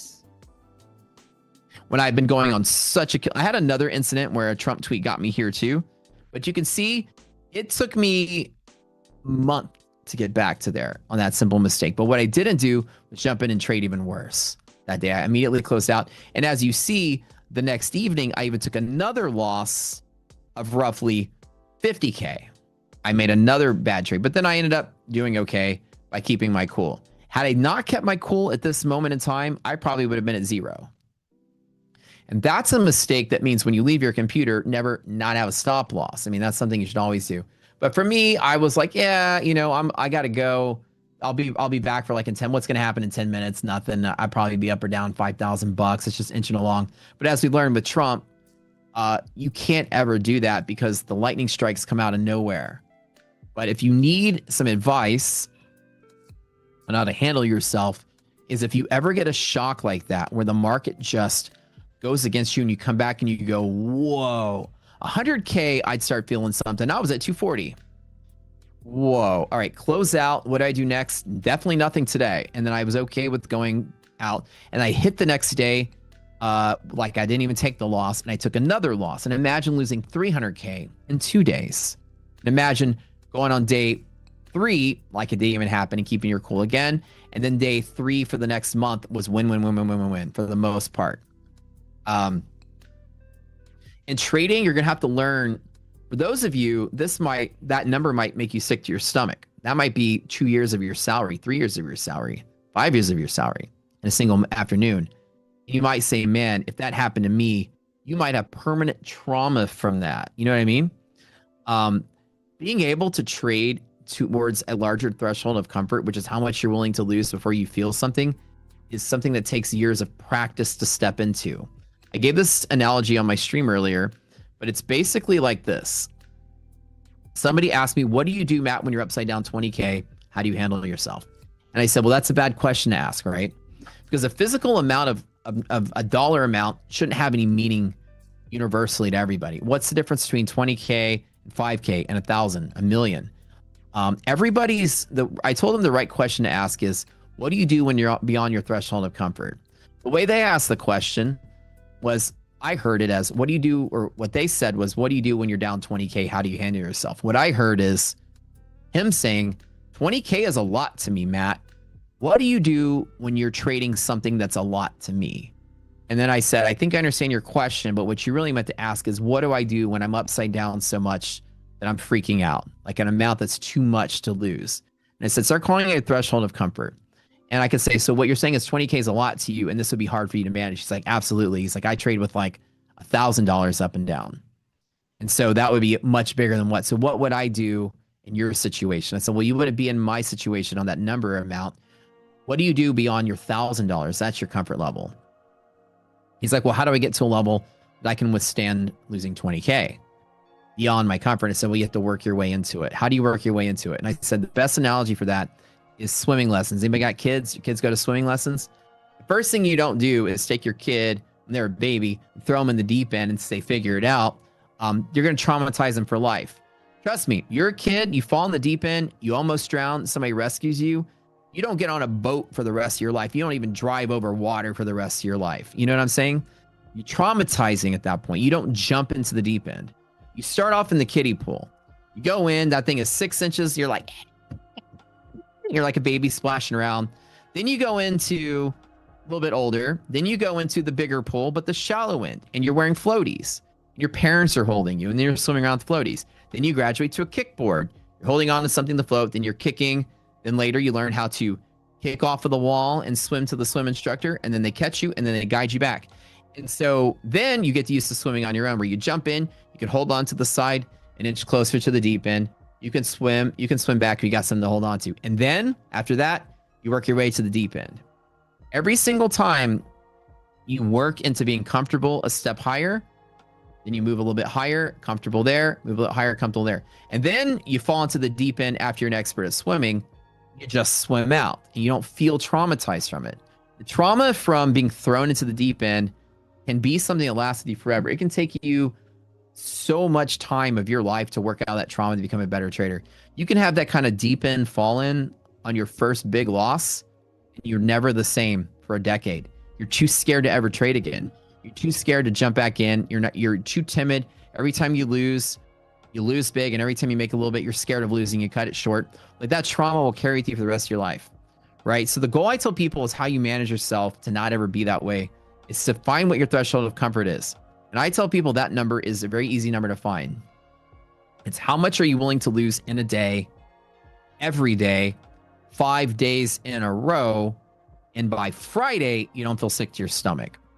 So if your answer is how much money could you lose in a week that you are okay with losing? Everyone's got a different number. For you, it's like, man, if I lose like $5,000 at the end of the week, I'm going to feel sick to my stomach. That's my bill money. So then you're at $1,000 a day. That's your threshold of comfort. As long as you're not trading beyond that, by the end of those, you're not going to lose 5 days in a row. And I know some of you guys are going to be like, trust me, hold my beer. I can do that. You're not going to lose 5 days in a row. Almost never. You're going to luck into at least one winning day in a week. So you're rarely going to hit that threshold. And as long as you do, you're not coming back the next trading day so traumatized, you're acting differently. You're too scared to do anything.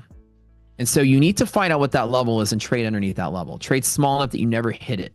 That way you come back fine. Like today, I was up 5, down 5. Now I'm up 30, whatever it is, 26. That's way within my threshold of comfort. In this challenge, my threshold of comfort is about 50 to 100K, somewhere in there. If I'm losing 50K, I'm probably going to be like, I'm ready to sit out for the day. If I lose 100K, I'm visibly nervous, for sure. Even though I could just put 100K in tomorrow, I've got many 100K attempts liquid to my name that I can just keep going. It's still a lot of money. Still enough that, I think like 100K's down payment on a couple of houses, So the idea is you need to trade where you're comfortable and not go beyond that so that you can take a week of beating, the worst beating of your life, and you're still good. You know what I mean? You're still good to go forward for the rest of the week, the rest of the day with not being shaken up. Today, what I showed you on my stream earlier was what years of trading inside of your threshold of comfort does, even to the point that I can take a $250,000 loss way beyond that and be visibly shaken up in that moment, close it down, and come back the next day and take another big loss on top of that. Close it down, come back the next day, attack the market like it didn't happen. Practicing is like that. Now, some of you guys might have not handled 2 big losses, and then the third day, you're not traumatized to keep going. I've made and lost money beyond that in my life, trading levels of millions of dollars. And so it doesn't like traumatize me because I've stepped into it. And you talked to me 15 years ago and I lost 250K to the stock market. I might need therapy, right?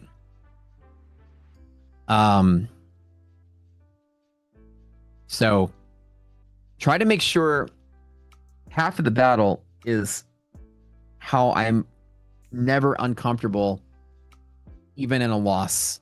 I'm not in a hurry to make it back. I'm not in a hurry to flip my bias, nothing. I trust that I'm good enough to do this over time. And I know that given another opportunity, wait another day to get it. If I need to, I'll be fine over time. Hopefully that's very helpful to y'all. Most people are like thinking, what's the right charting strategy to use, or where's the breakout point, where's the levels? And you don't really realize that that executing trades, any monkey with a keyboard can smash their palms on it and, you know, like push buttons and make money. You can literally, an animal could put a keyboard down and smash their palms on it and buy and sell stock. They had a thing where they got chicken one time, pecking it long and short, randomly trading the market. Any animal can do it. But the part that sets you apart from the animals is your emotional state, your ability to rationalize the world around you, to dream big, to feel things, to understand your feelings, to rationalize them, to work around them. And that's really the big battle, is how you handle a loss. Do you lose the right way? And in my case, I'm on a winning streak for like months. You guys are seeing it right now. Even that, like, that's not getting in my head. You know, I've been green every day for a while in this environment. It's been crazy. But a lot of that comes from the fact that the market's been choppy. And I've been lucky because there's been a bull move almost every day after a bear move. There's been a lot of these like V-shaped up and down days.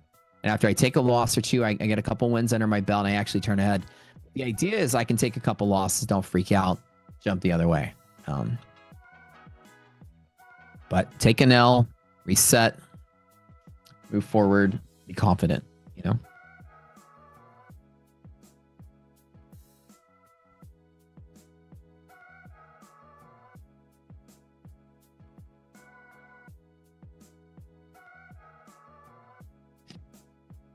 Ooh, baby. Last hour has been some crazy swings. Yeah, last hour has been crazy. Definitely been crazy.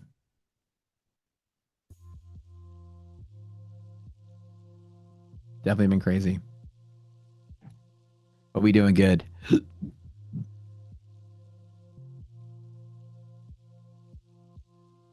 My only thought right now is, do I want to trade this further to the long side? I think this amount of profit taking is expected going to pre-FOMC. There has been a lot of short covering pressure. I think the dealers are seeing that. The algos seem to be pricing a lot of things higher rather than continuing to take the market lower. But I'm choosing today to not take the long any further. I don't trust with what we've seen over the last couple of weeks that this becomes a big reversal, but it can. It'll just be at the end of the day. So maybe closer to MOC, right down in here, I might possibly engage in a small gamble to the long side in case we dip. It's a bet that we close right in here. So I think that what I'm going to do is play it safe. I think that this is a great place to be with resilience greater than 0. The market can attempt to fill the gap, which is just to there. If this turns out to be the big runaway that goes even higher, then so be it. Being in the middle of gap fill and support, I definitely don't want to be longing in consolidation, not in the market we've had. If we dip to there, I'll make the same judgment call to bet that we close here. So I think today might be one of those days that it does walk its way higher a little bit. But I wouldn't take that as a sign that it's a bigger reversal. This is just a response day to those tech lows. And right now, the bigger stocks are still kind of selling, right? I'm looking at sort of like longer term downward pressure from stocks. This is Micron on the left, AMD on the right. Still down 8%. You're not going to recover all of that today. Still pushing lower. The hourly chart's still pushing lower, despite the volatility, still pushing lower. And we could still be going lower. So I'm not going to go much heavier than that today, and I'm kind of cool just chilling. Just chilling.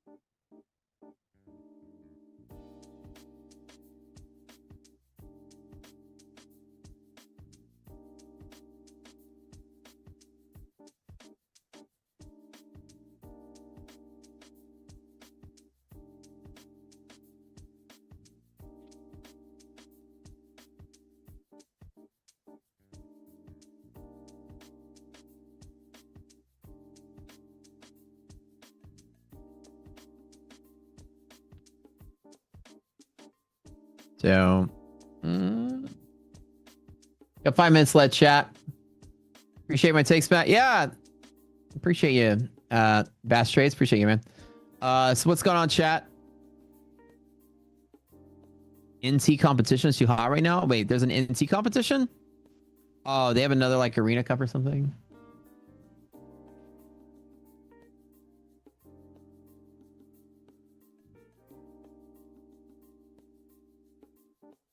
There's also a trading view competition going on right now, I think.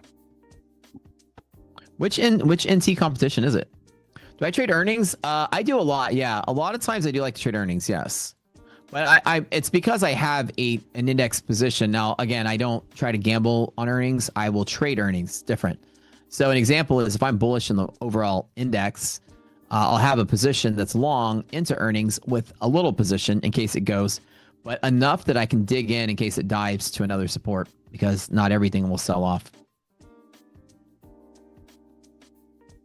Yeah. But I would recommend not doing that unless you really know how to manage a position. It's pretty much a straight gamble earnings. But the idea is I'm taking the bet that, here's an example. Pretend that this is a strong long pivot and so is this, and we're closing here into earnings, and my normal position is 10. And I say, you know what? I want something because I believe the earnings are good and I believe the market's bullish.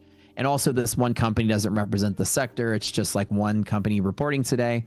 So let me long with like 2 of those 10 contracts.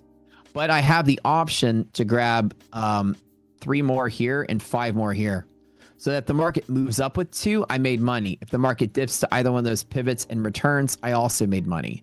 If it breaks through all of it, I lose, but my normal position is not all thrown in at the start. It's a fraction of it. So that way I can absorb a lot of drawdown to actually make the decision. Should I pull the trigger on some more or not?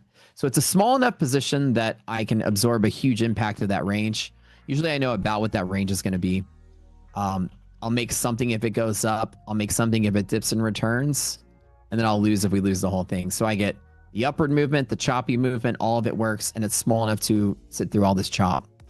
Now that's trading through earnings. I don't recommend you do that unless you understand you have rock solid levels like I do to trade from, and you're confident you're going to manage it well, and you know that that too could go all the way to here and where you're going to stop and accept that loss ahead of time, which is fine.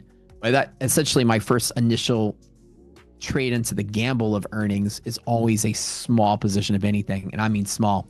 I'm not trying to make hundreds of thousands of dollars guessing on earnings. Like on the magnitude of this account, I might play to a degree that earnings might make me or lose me $5,000, and only when I have strong conviction that the market's going to be bullish in response to the earnings. Like right now, all of the earnings are good. Pretty much 95% of all earnings have come through beating expectations. However, 90% of the responses to the market that were green or that were a beat on earnings were not, or like more like 80%, I think, of earnings beats resulted in market trading down. It's crazy. But even though we're beating earnings, almost every single earnings beat has led to market trading lower, even with the beat on earnings. So now I'm confident that beating earnings does not mean a ticket to the upside. So in this environment, I'm not trading earnings. because it's the habit of Wall Street in this quarter is not to buy good news. It's to liquidate so far. Every high is being sold off. So in this environment, I'm not playing earnings that much. Yeah. That's all I got. Anyways, guys, whoa, I'm out of time. Thanks for tuning in the lesson. I appreciate y'all. I love giving awesome thoughts from my own brain here. Hopefully it's helpful to some people. The mental game is something that you don't get a lot of because there's not a lot of real traders out there teaching trading. You got a lot of failed traders and chartists teaching charting. And the real win as a trader is managing positions, sizes, and managing emotions as you're trading and how to take a loss the right way. And it's like I said, it's the deep end of the swimming pool. You work your way into it. It takes time and practice. You have to get used to taking a little bit more risk every time. All right, I'm out. Ash is up. Thank you for tuning in, guys. My favorite. I love you guys. Y'all are the best, and we'll see y'all tomorrow. Have a good day, or I'll see y'all Thursday because we don't do Wednesdays here. All right, adios.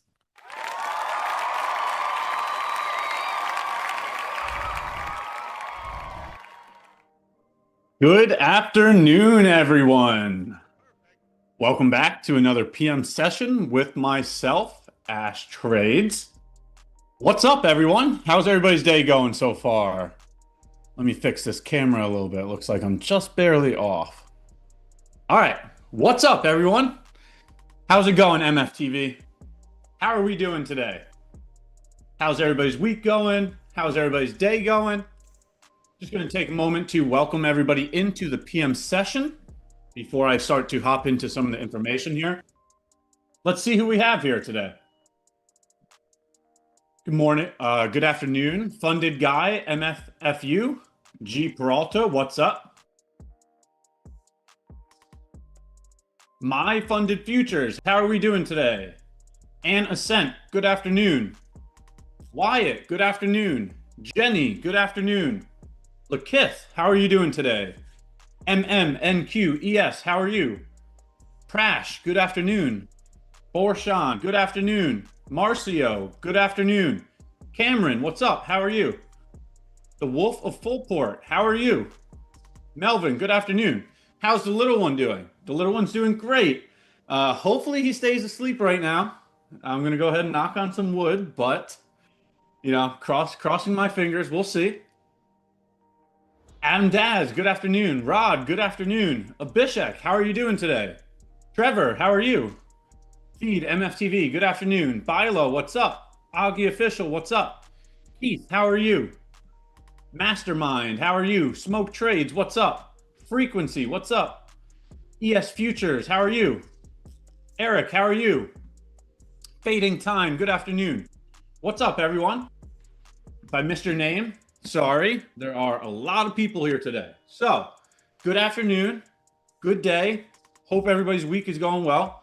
Let's start off with this. I want to see how everybody's doing so far this week. Throw a 1 in chat if you're green on the week. Throw a 2 in chat if you're red on the week. And throw a 3 in chat if you've yet to trade this week. Where is the community standing? How are you all doing today? How are you all doing this week?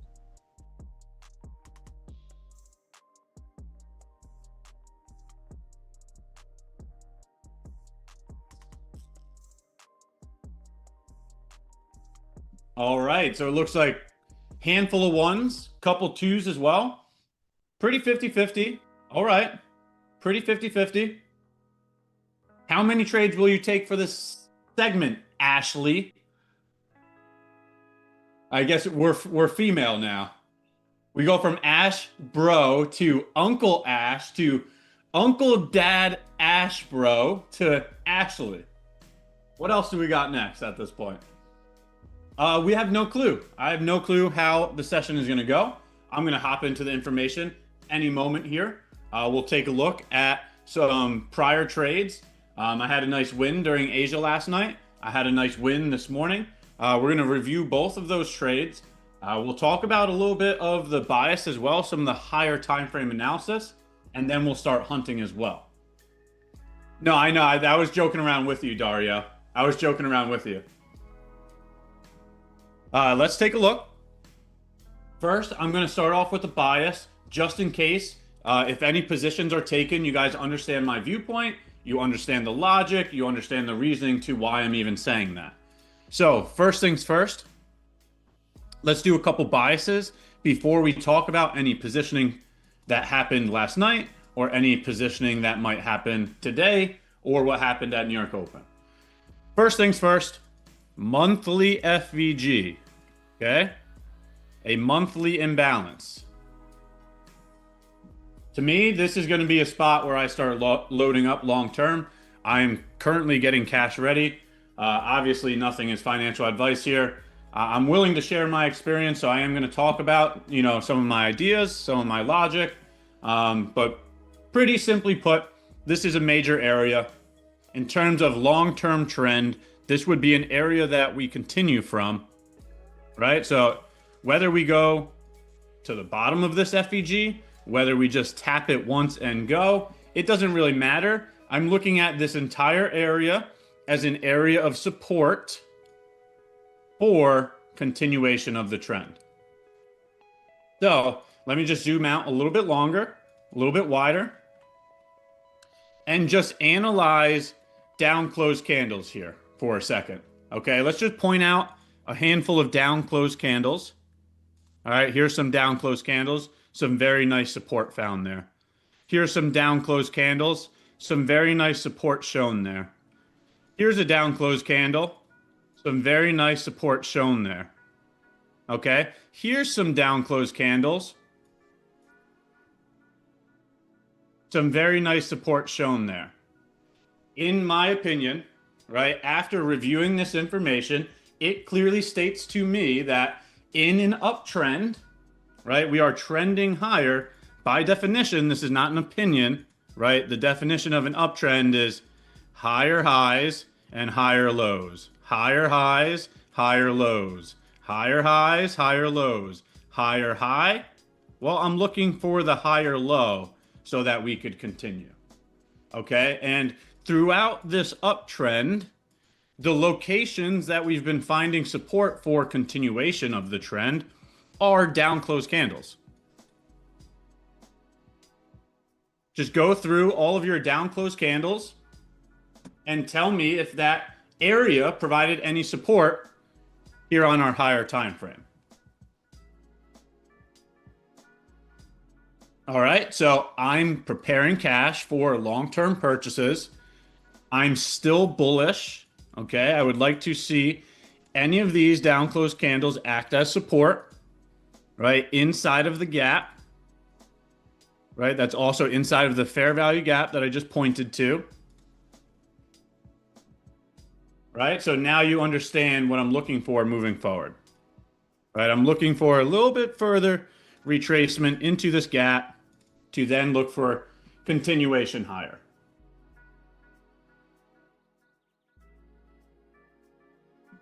All right, so that way everybody has my viewpoint. That way everybody understands the logic that I'm providing to my decision making. That is a long-term perspective. Notice how we're on the monthly chart here. So in terms of a monthly analysis, okay, this is probably for a long-term purchase. 6 months, 12 months, something where you're placing your cash for an extended period of time. Okay? Now change that perspective from long-term to short-term. Okay? What's happening today? What's going to happen tomorrow? What's going to happen this next hour? Okay? Let's change the perspective to short-term by getting down to the daily time frame. And now take a look at the daily time frame, and this is going to explain to you my long position at New York Open.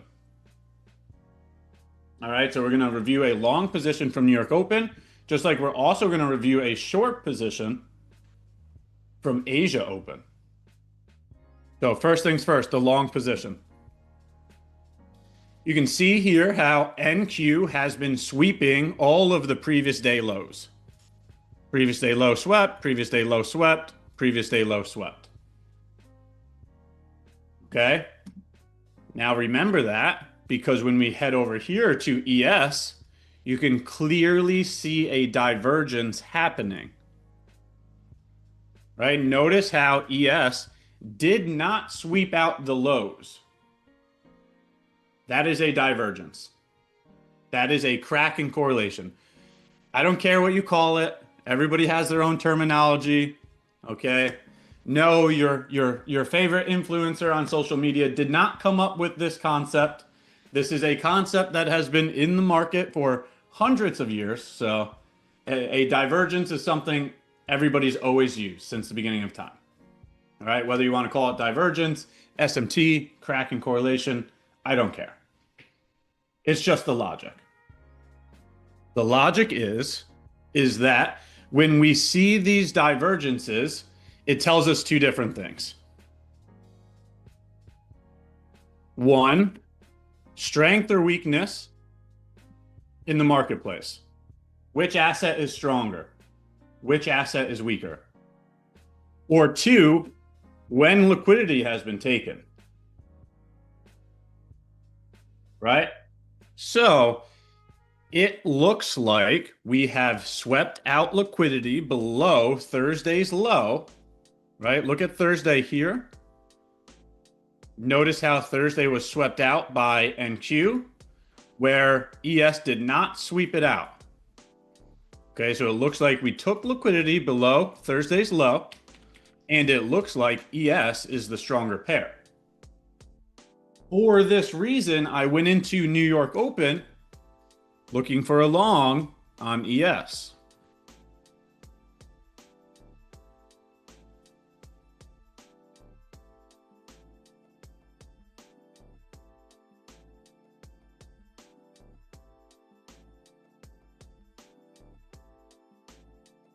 All right, and here's that long. Here's that long. At New York Open, 9:30. At New York Open, we are looking for, right? So once again, the checklist is always going to be right here. I even made it bolder today so that everybody is clearly capable of comprehending it every time we get on the live stream. Going to remain the same. This is how I engage with the marketplace. So time, New York Open. At New York Open, I just explained to you why I was looking for longs. Where would we look for longs? At a key level that has SMT. Well, if we look at this key level, hold on. What key level is this, right? It's very clear that this is previous day low, right? So ES did not sweep previous day low when NQ did sweep previous day low. So once again, New York Open, bullish bias, key level being previous day low. At previous day low, we had a divergence. Since those things happened, I went down to a lower time frame to look for a change in trend, a market structure shift, a change in the state of delivery, a downtrend breakout. Again, I'm just having a little bit of fun. Okay, I'm not trying to pull anybody's strings, but everybody loves to talk about the different terminologies, and I find it quite fascinating because, in my opinion, we're all staring at the same thing, price action. So let's find that downtrend breakout. Let's find that change in the state of delivery. Let's find that whatever you want to call it, right? So at New York Open, here we go. This is replay mode.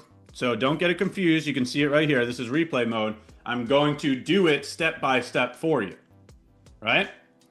Here we go. At New York Open, we start heading lower. We finally make some swing points, right? Swing low, swing high.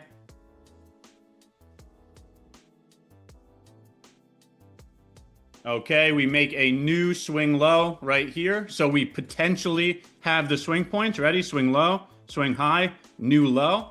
We would need to break through here for this to be the change in trend. Well, let's see what happens.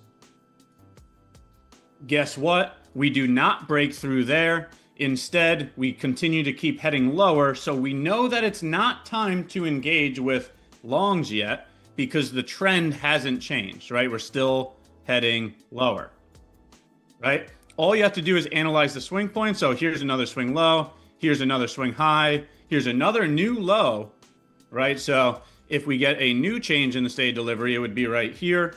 Let's see if price ever displaces through there or makes new swing points.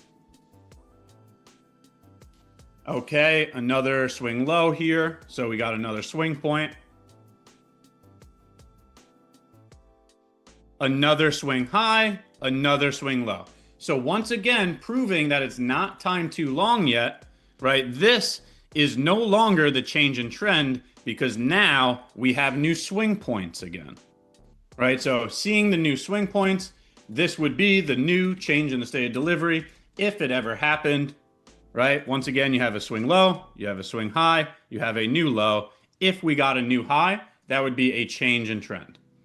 So let's take a look.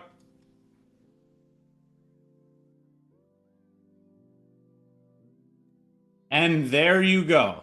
In my opinion, this is what a long looks like. This is your first chance at entering a long. We've now changed the trend, right? Swing low, and now we're making a new high. This is the change in the state of delivery. This is when this becomes a long position, right? And we set the stop at the low and we aim for 2R. Now, before I continue to keep moving forward in the analysis, why is the stop loss right there? Why is this the stop loss? Specifically, this exact price level. It's an exact number right here. The low of this candle is 74.17. Why is 74.17 the stop loss? It is an exact number. Why would this be the stop loss? Throw it in chat if you know the answer.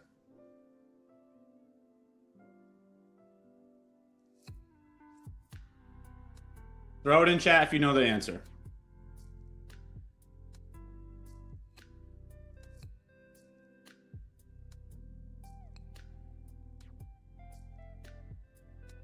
This is the swing low because this is the low that created the SMT. Okay? At this moment in time, NQ ran below previous day low.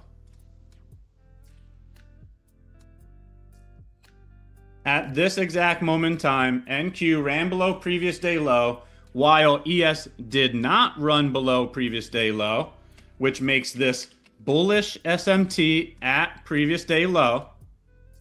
That is the reason why that is the stop loss.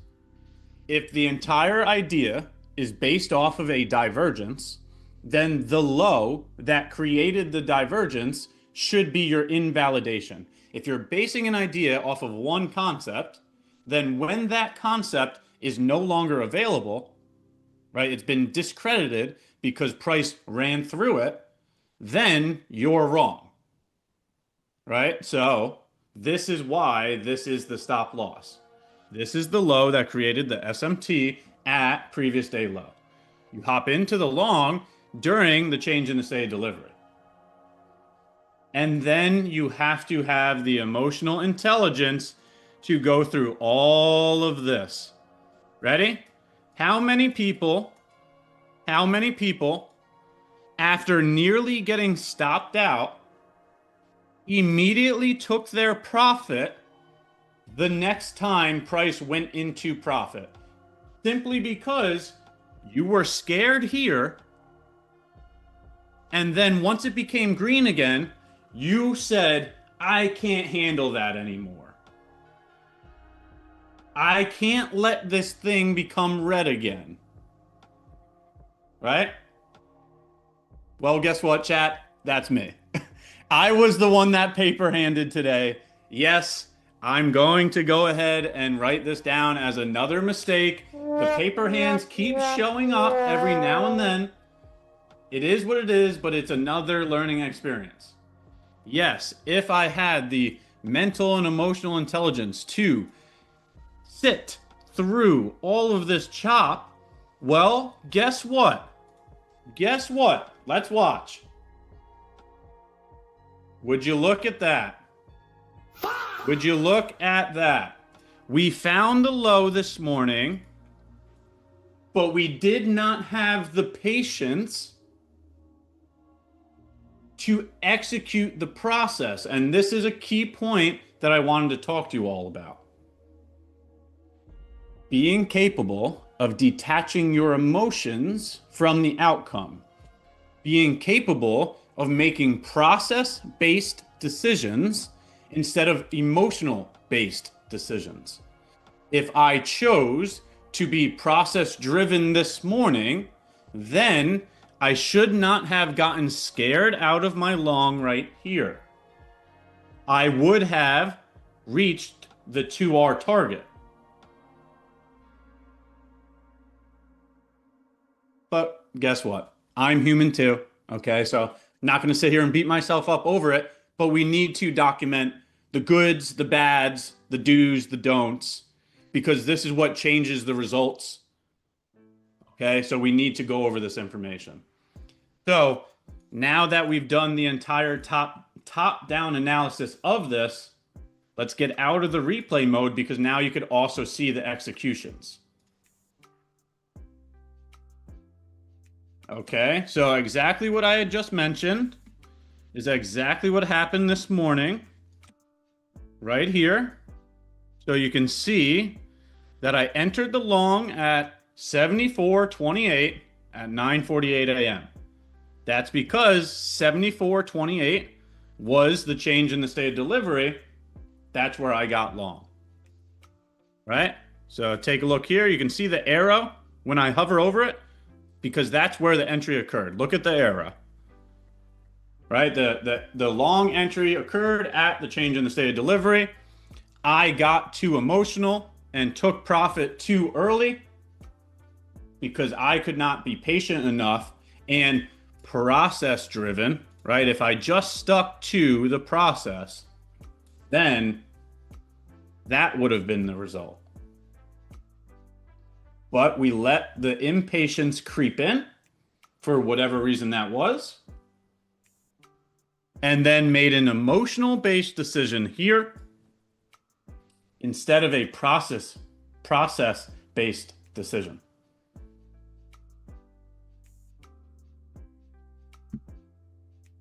All right, so let that digest for a bit, because look at how stark of a difference this is, right? We're talking about, so 74.35, 74.28. What is that? 8 points? I'm horrible at math. What is that? Oh, wow. I'm good at math? Hold on, I'm good at math? Let's go. 8 points? Maybe I do know math. Let's go. You get my point, though. You get my point. Okay? The process is only ever going to be as good as the operator. That's the point to take home here. Okay, so take this entire conversation and bring this to the Asia trade. I'm going to show you how large of a difference it is now. Ready? So what is this? 8 points on ES, $400, right? So $400 for about $550 of risk, right? That's 0.7 risk to reward.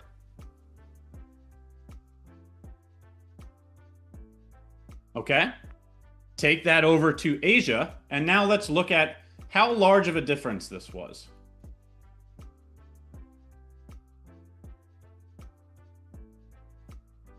Okay, here's the Asia trade. Let's go into Asia and review this. Hold on, take a look at the executions first. Take a look at the executions first. We'll come back to the executions. What just happened? Here we go. First, take a look at the executions. Then I'm going to do the top-down analysis. right? So short here at 28.62, take profit here at 27.969. You're talking about, how many points is that? I mean, you're talking about 91 points. Holy cow. 91 points on one contract of NQ is just under $2,000. That's like 1,800 something. Look at the difference. Look at the difference. Okay. No, for the gentleman in chat, I'm not ignoring anybody. I'm getting my top-down analysis completed, and then I'm going to hop back over to chat and we can go back and forth.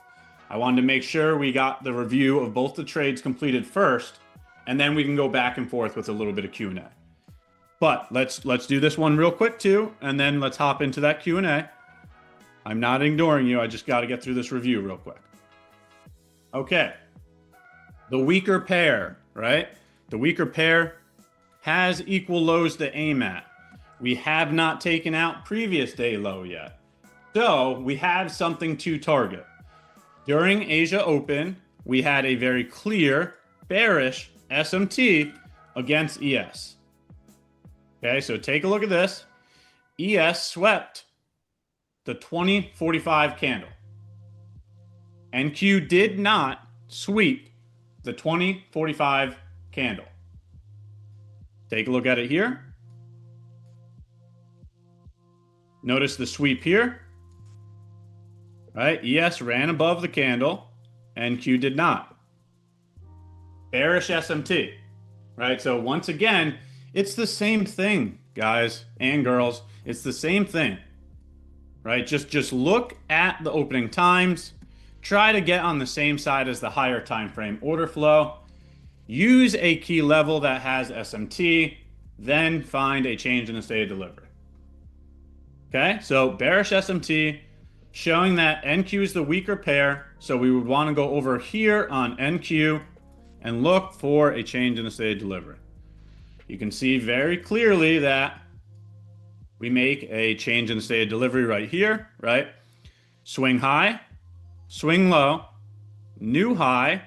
That means if price goes below this candle right here, this is a change in the state of delivery. Okay, so this is the entry here for a short. Okay, bearish change in the state of delivery. Where would we aim a short at? Previous day low. Where do we put the stop loss at? Same answer once again. We put the stop loss at the SMT. This is the high that created the SMT on the 15-minute chart. Therefore, that is where the stop loss goes. We get a change in the state of delivery, so now it's time to short. Okay. There we go. We're in short. Would you look at that? As if that wasn't an important level or something, right? Somehow we come within 2 points. 2 points of the stop loss. But it did not go and get the stop loss. Instead, true invalidation acted as true invalidation. That is where the weakness came into the marketplace. And see you later. See you later.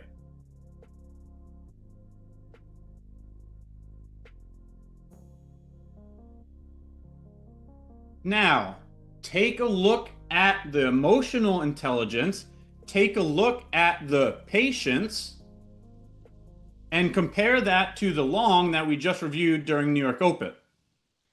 And look at the reward that comes with that, right? So instead of getting scared because you almost get stopped out, so scared that the moment you go into profit, you instantly take profit, right? Imagine if we change that mindset a little bit and have some patience.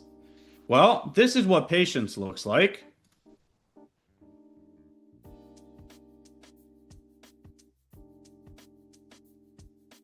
Okay, because here are the real executions. Here. Short.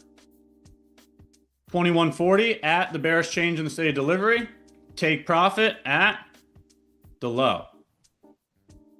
You're talking about a difference of about $1,400 because you were capable of completing the process without allowing emotions to change those decisions.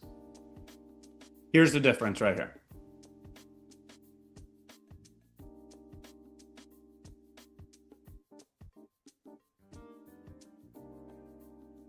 This is a massive difference. You're literally talking about $1,400, right? So a little bit of patience truly goes a long way. Patience is truly a virtue. Okay? Make process-based decisions instead of emotion-based decisions.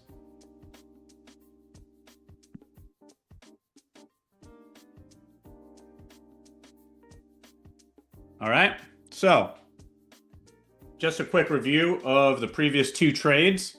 Another conversation that I'd like to have is you guys saw me go on a bit of a losing streak there at the end of last week. Do you think that that losing streak made me change anything, right? Made me change this right here? Nope. That's the natural experience of being a trader. You're going to have winning streaks. You're going to have losing streaks. But in my opinion, your work ethic should not change.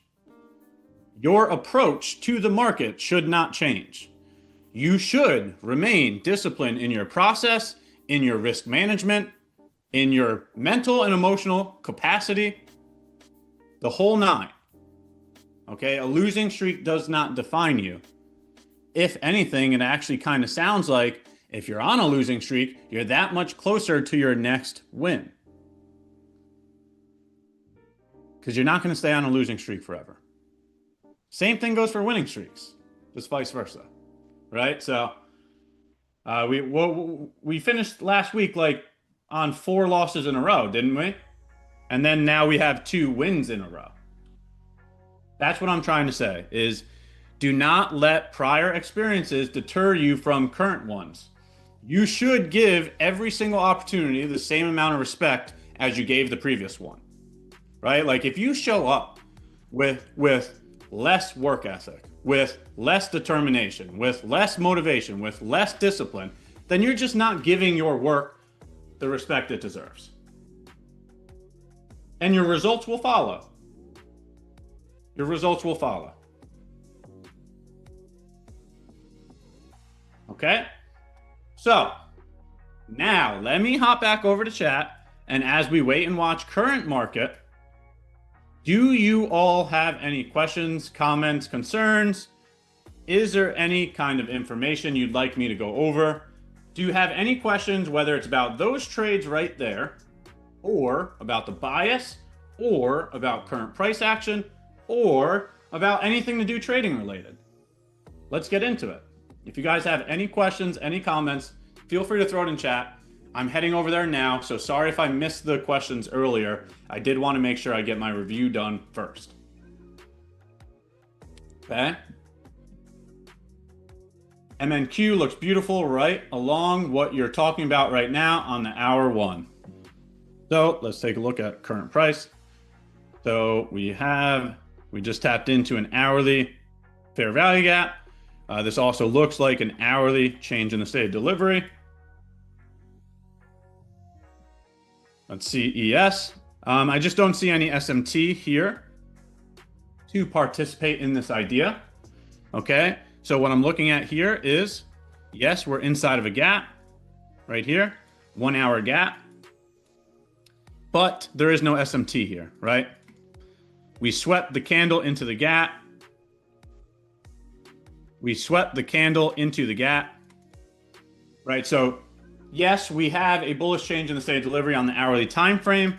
Yes, we tapped into an hourly fair value gap. No, we do not have SMT, so I will not move forward in looking for an entry function, right? All of these things need to be complete for me to take an entry. So what I'm trying to say here is, since there is no divergence inside of this gap, I'm not interested right now. I need that divergence. Okay?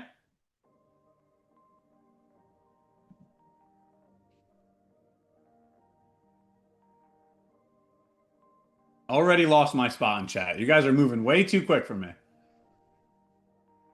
Uncle Ash, what is the one thing you look for before you even think about taking a trade? Risk management. Risk management is your number one priority at all times. So the thing that I look for is, am I willing to lose money right now? Yes or no? If you're too busy cooking dinner and you don't feel like losing money right now, you shouldn't even open up the chart. Okay? If you are willing to take a risk, right? You can focus on the chart. You don't have any distractions. You're ready to participate in Asia Open, London Open, New York Open, whatever session you want to trade. You just have to be internally, right? Emotionally, mentally ready to lose the money. If you are not willing to lose the money, do not take the risk. That is the first thing that I look for every single time. Very good question.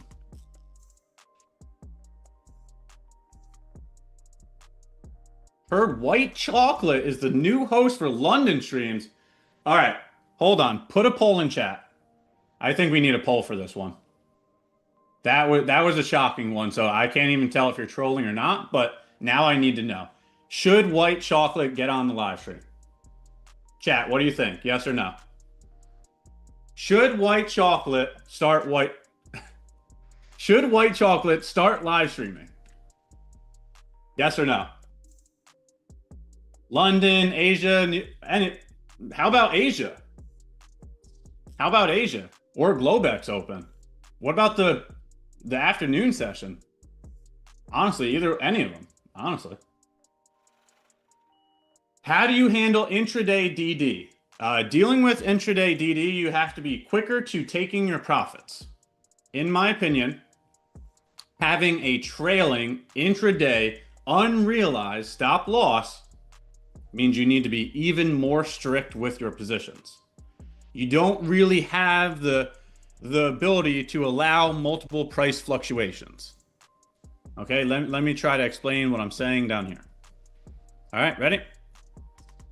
Let's use better lines so it's easier to understand. All right, equal highs. That sounds like a target for longs. Okay, New York Open. Here we are.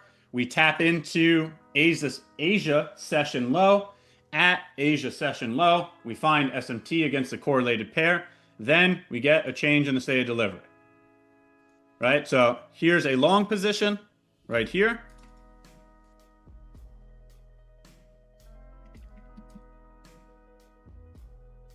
Gonna type it out so everybody sees the logic.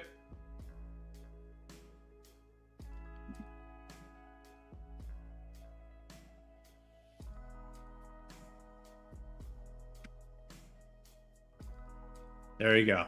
This is what I look at. This is what I look for during New York Open for longs. Equal highs to target. Then during New York Open, we tap into Asia lows. We create bullish SMT at Asia lows. Once we get all of these concepts, then I'll take a long when we create a bullish change in the state of delivery. Okay, so we're in a long right now. Okay, so we're in a long right now, and the long initially goes into profit. Well, with a intraday unrealized trailing DD, your original stop was here. But since it's intraday unrealized trailing DD, now since price went up, that means you only have this much room now. Right? So if price came back down to here, you'd be stopped out of your position, even though we never made it to true invalidation. So that's why I'm saying you have to be quicker to taking profits. It will be harder to hold on to positions longer with intraday trailing DD, right? instead of looking for this entire move, because price does not move in one straight line. Okay, if you think you're going to get a home run like this every single time, I'm here to tell you that is an unrealistic expectation. Okay, stop trying to hit home runs, because the reality of the situation is price is going to go like this. Right? It's going to go up, down, left, right, up, down, left, right, up, down, left, right. And then it's going to go to your target. You're not going to be able to withstand all of these price fluctuations with intraday unrealized. So once again, last portion of the statement, and we'll move on to the next comment. Just take this 1-to-1 right here. That's it. Base hits, base hits, base hits, base hits. Right? Just instead of looking for the full 2R, just be quick to your 1R. Smaller targets, quicker executions. Whoops. Didn't mean to press that. Okay? That's how I would deal with intraday. Very good question.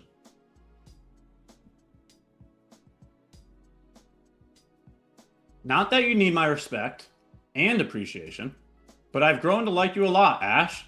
You're a true professional. Wow. I wasn't expecting that, so shake my hand, Borshan. Please. That was very kind of you. That was very generous. I really appreciate the comment. I'm trying to provide as much value as possible by showing up every single time that I'm allowed to be on this stream and sharing my experience. I'm not here to say that I'm saying what's right or wrong. All I'm doing here is sharing my experience. I've had many wins. I've had many losses. I've had many blown accounts. I've also had many payouts. So I've gotten to experience both sides of the scenario. Okay. We've been trading with MyFundedFutures for what, 3 years now? I need to go back and check the date when I started, but I think it was 4 years at this point. I think it was 2023, maybe 2022. I think it's 2023, so it might be 3 years. But throughout that entire time, right, you have to fail forward, okay? You cannot let one loss deter you from continuing to learn this business. You cannot let one win make you overconfident to the point where you blow up. Throughout those 3 years with MyFundedFutures, I've had many failed evals. I've had many failed funded accounts. I've also had many payouts. That's the natural experience of being a trader. And that's what I'm here to share with everybody else, is my experience. So do what you want with that, right? Take the little pieces that do work and scrap all the little pieces that don't work. Learn from my mistakes. Let me be the test dummy. And then you collect all the goods, the bads, the do's, and the don'ts so that you can skip that learning curve. That's the entire purpose here. The other purpose here is my ability to learn from you all. The amount of times that you've asked me a question, that repetition, that builds conviction. And if there's anything I could leave you all off with is work, work, work, work, and work some more. Just keep working. Just keep working, no matter the outcome. Because the character that you're going to build throughout that process, you get to keep that for a lifetime. So outside of this whole trading business, the character that you're going to build here, you get to keep that. And it's very valuable. So that's a good chance just for a second to say thank you as well. First of all, thank you to MyFundedFutures. What they've built here is astonishing. Absolutely astonishing. One, with their product, with how amazing their product is. Every single time I've ever requested a payout, it's been sent to me within minutes. That's just astonishing. What is even more astonishing is they put together a community to help the community. We've been doing this live stream for more than a year at this point, and we're going over these experiences on a day-to-day basis. We are learning and working and getting 1% better every single day. All of us, all the hosts, all of chat, everybody that keeps showing up. It is such a pleasure to be working with other like-minded professionals who continue to bring value to the community on such a consistent basis. So thank you to you all. Thank you to MyFundedFutures. Thank you to chat. Thank you to all the hosts. Thank you to everybody on the back end. There's so much value here because of it. So thank you, thank you, thank you. Ash, what risk will you take for a 50K evaluation and how long will it take you to pass it? I have two different answers for this, okay? So please hear me clearly. Option number one, if you are a beginner, okay, you have no proven track record, this is your first time trading, you're learning about this business, okay, you're developing your process and you're developing your business, that person is option number one, and they should take as long as they need in the eval, okay? That's your learning experience. That you build conviction through experience. So the more experience you get, the more comfortable you're gonna be with executing real risk. And that's why I said eval. Put money on the line, buy that eval, okay? But we have 50% off of the Rapid, the Builder, and the Pro right now, okay? Use code YouTube, get 50% off, and take real risk. And I'm simply saying that because real risk, right, the cost of the eval, that's what you're actually risking, not your drawdown. The cost of the eval is your real risk. Having real money on the line is going to change your executions. And go back and watch any of these live streams over the past years. I always mention live trading being a better experience than back testing because of the real risk. So, long-winded answer, but if you're still in the learning phase, take your time, use that to gain conviction and experience. Don't put a time limit on yourself. Okay, you're asking how long should it take? There is no time limit for the person that's learning. Okay, now flip that coin. Flip it over to the other side. Option number two, the individual that has a proven track record. I'm talking about an individual that has had 20 payouts, 40 payouts, 60 payouts, whatever the number is. A year's worth of proven data, multiple payouts, consistent payouts. That person, I would say, time equals money. You should get through the eval as quick as possible. Okay, so option number two, the as quick as possible option, that person might size up more than the person that's learning. If you're learning, size down so you can take more trades. Okay, the person that's learning, there is no time limit and you're on a smaller size so you can get more trades in. The person that's proven with a track record, do it as quick as possible and go larger size. Okay, that's how I feel about that. Ash, I did not understand the time of 9 p.m. consideration for the second trade. Chat, what time is Asia open? What time is Asia open or Asia session? So that explains it right there. It was Asia session. I look to participate during the opens. Ever since now, which this is not, I'm not pointing any fingers, but I'm a little bit on baby time now. Okay, so I'm awake a little bit later at night nowadays compared to the rest of my life. I always went to sleep around like 9 p.m. Eastern Standard Time. Yeah, there is no set time of going to sleep when you have a newborn. I don't even know what sleep is at this point. That explains the afternoon session trades. You could still trade Asia session the same exact way you would trade New York session. And now I'm saying since I'm awake during those hours, I'm looking at it, right? So Asia session, short, we targeted previous day low. Just take a look at the Asia session times. You could participate in Asia Open, London Open, New York Open. The model still remains the same. Just a quick update on price. I'm still not willing to take any type of execution, and this is a very simple reason why. We're inside of the gap, and while being inside of the gap, we have not gotten SMT.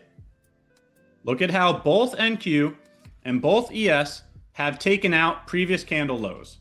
There is no divergence inside of the gap, and that's why I'm telling you I'm not taking any risk here. I haven't gotten this yet, so I'm unable to move on to this. So I'm just going to keep waiting. Just going to keep waiting. See what else we got here in chat. Chat, do me a favor while you're at it. If you're finding any value from these live streams, if you're finding any value from the community, if you're finding any value from any of the hosts, any of the special guests, if you're finding any value from any of the giveaways, like the video, sub to the channel, turn the notifications on. We're going to keep getting 1% better than our prior selves every single day. Okay, so like the video, sub to the channel, turn the notifications on. We're going to keep live streaming. What else do we got here? We got another 9 minutes on the live stream. We're going to close it up at 2:30 p.m. Eastern Standard Time. But make sure you get back here for Asia's session, right? SK is going to go live this evening, just like being here tomorrow morning at New York Open. All right, we're going to close it up in about 8 minutes, but we will be going live for Asia and New York Open as well. When a trade goes completely against you, what specific rule keeps you from making an emotional decision? Right? I know where entry is. I know where stop loss is. The only thing that I need to adhere to is my risk limits. So if you sit there and you say, I'm only taking one trade today, no matter what, it doesn't matter if the trade goes completely against you. You've already made a rule. You need to adhere to it. Doesn't matter if it wins or loses. If you have a rule, respect it. So it has nothing to do with emotions. It has everything to do with your ability to follow your process, to follow your rules, right? Your mental capacity has to be stronger than that emotional side effect that we get from these trades.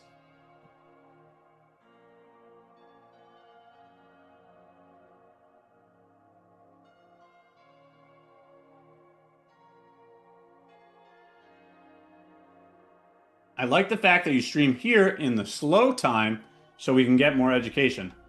Well, actually, good comment on that. I wasn't expecting that, but we were going to get some fast markets with you guys as well. Maybe I shouldn't have leaked.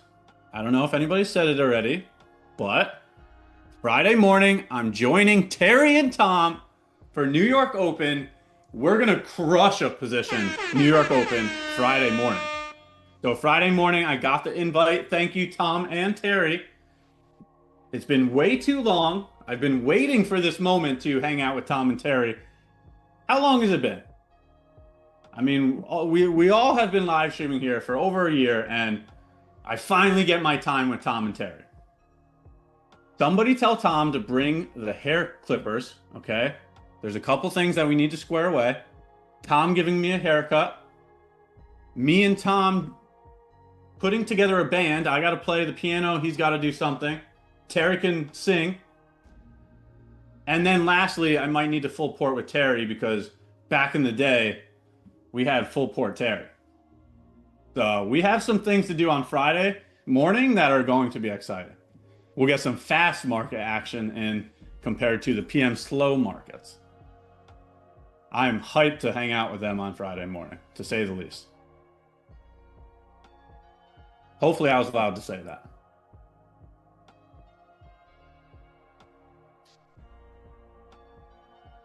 Full port Fridays.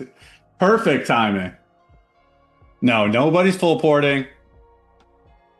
Maybe. Maybe not. Ash, you looking for SMT while Tom trying to chase candles. That would be pretty cool. Like a coaching session? I call out the concepts, somebody else executes. I'll be like, look, guys, SMT at the lows, prepare the longs, get ready. Tom has to hit the buttons. The coaching call.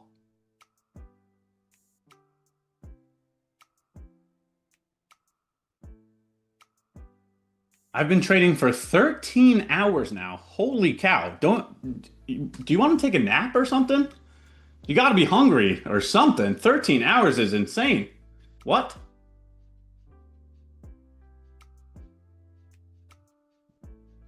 Crazy.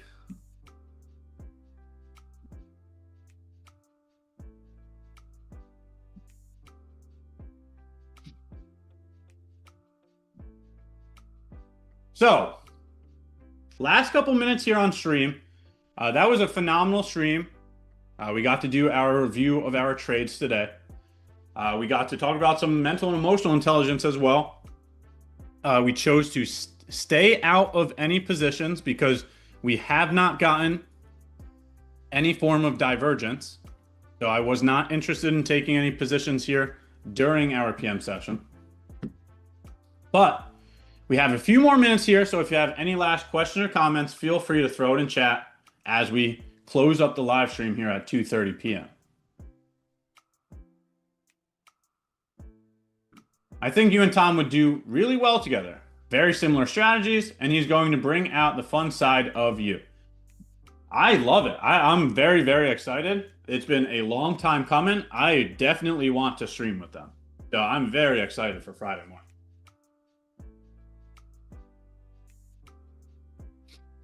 Thank you for the stream, guys. Have a great rest of your day. You too, Zeph Side. Thanks for being here again. Hopefully you have a great afternoon. Thank you, Ash and MFFTV team. Thank you as well, Tao. I hope you have a great evening. Sia Trades, I hope you have a great evening as well. Deck U MFTV, have a great afternoon.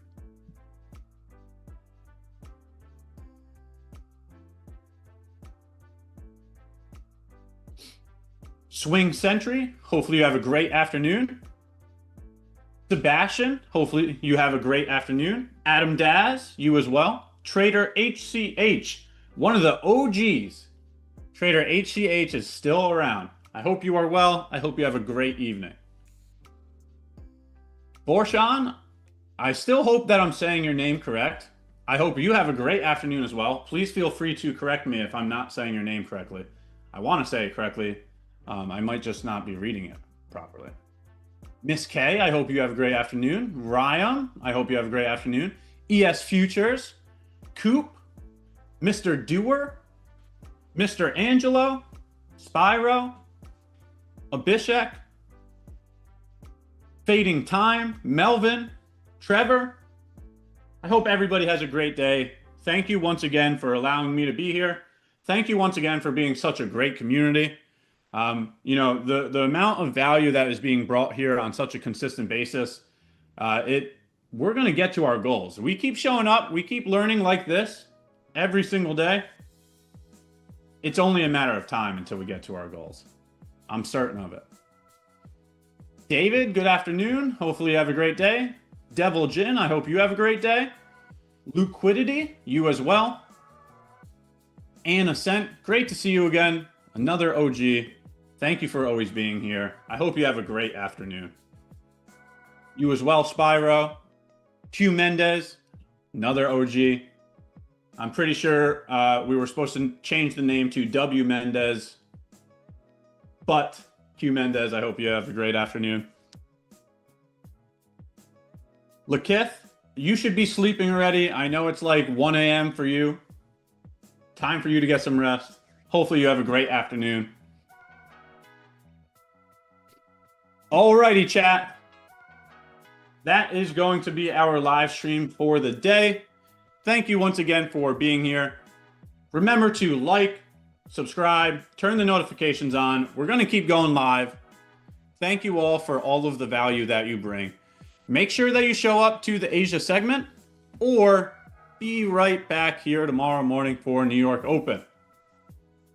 Thank you all for your time today. I greatly appreciate every single one of you. We will see you on the next live stream. Have a good day, chat.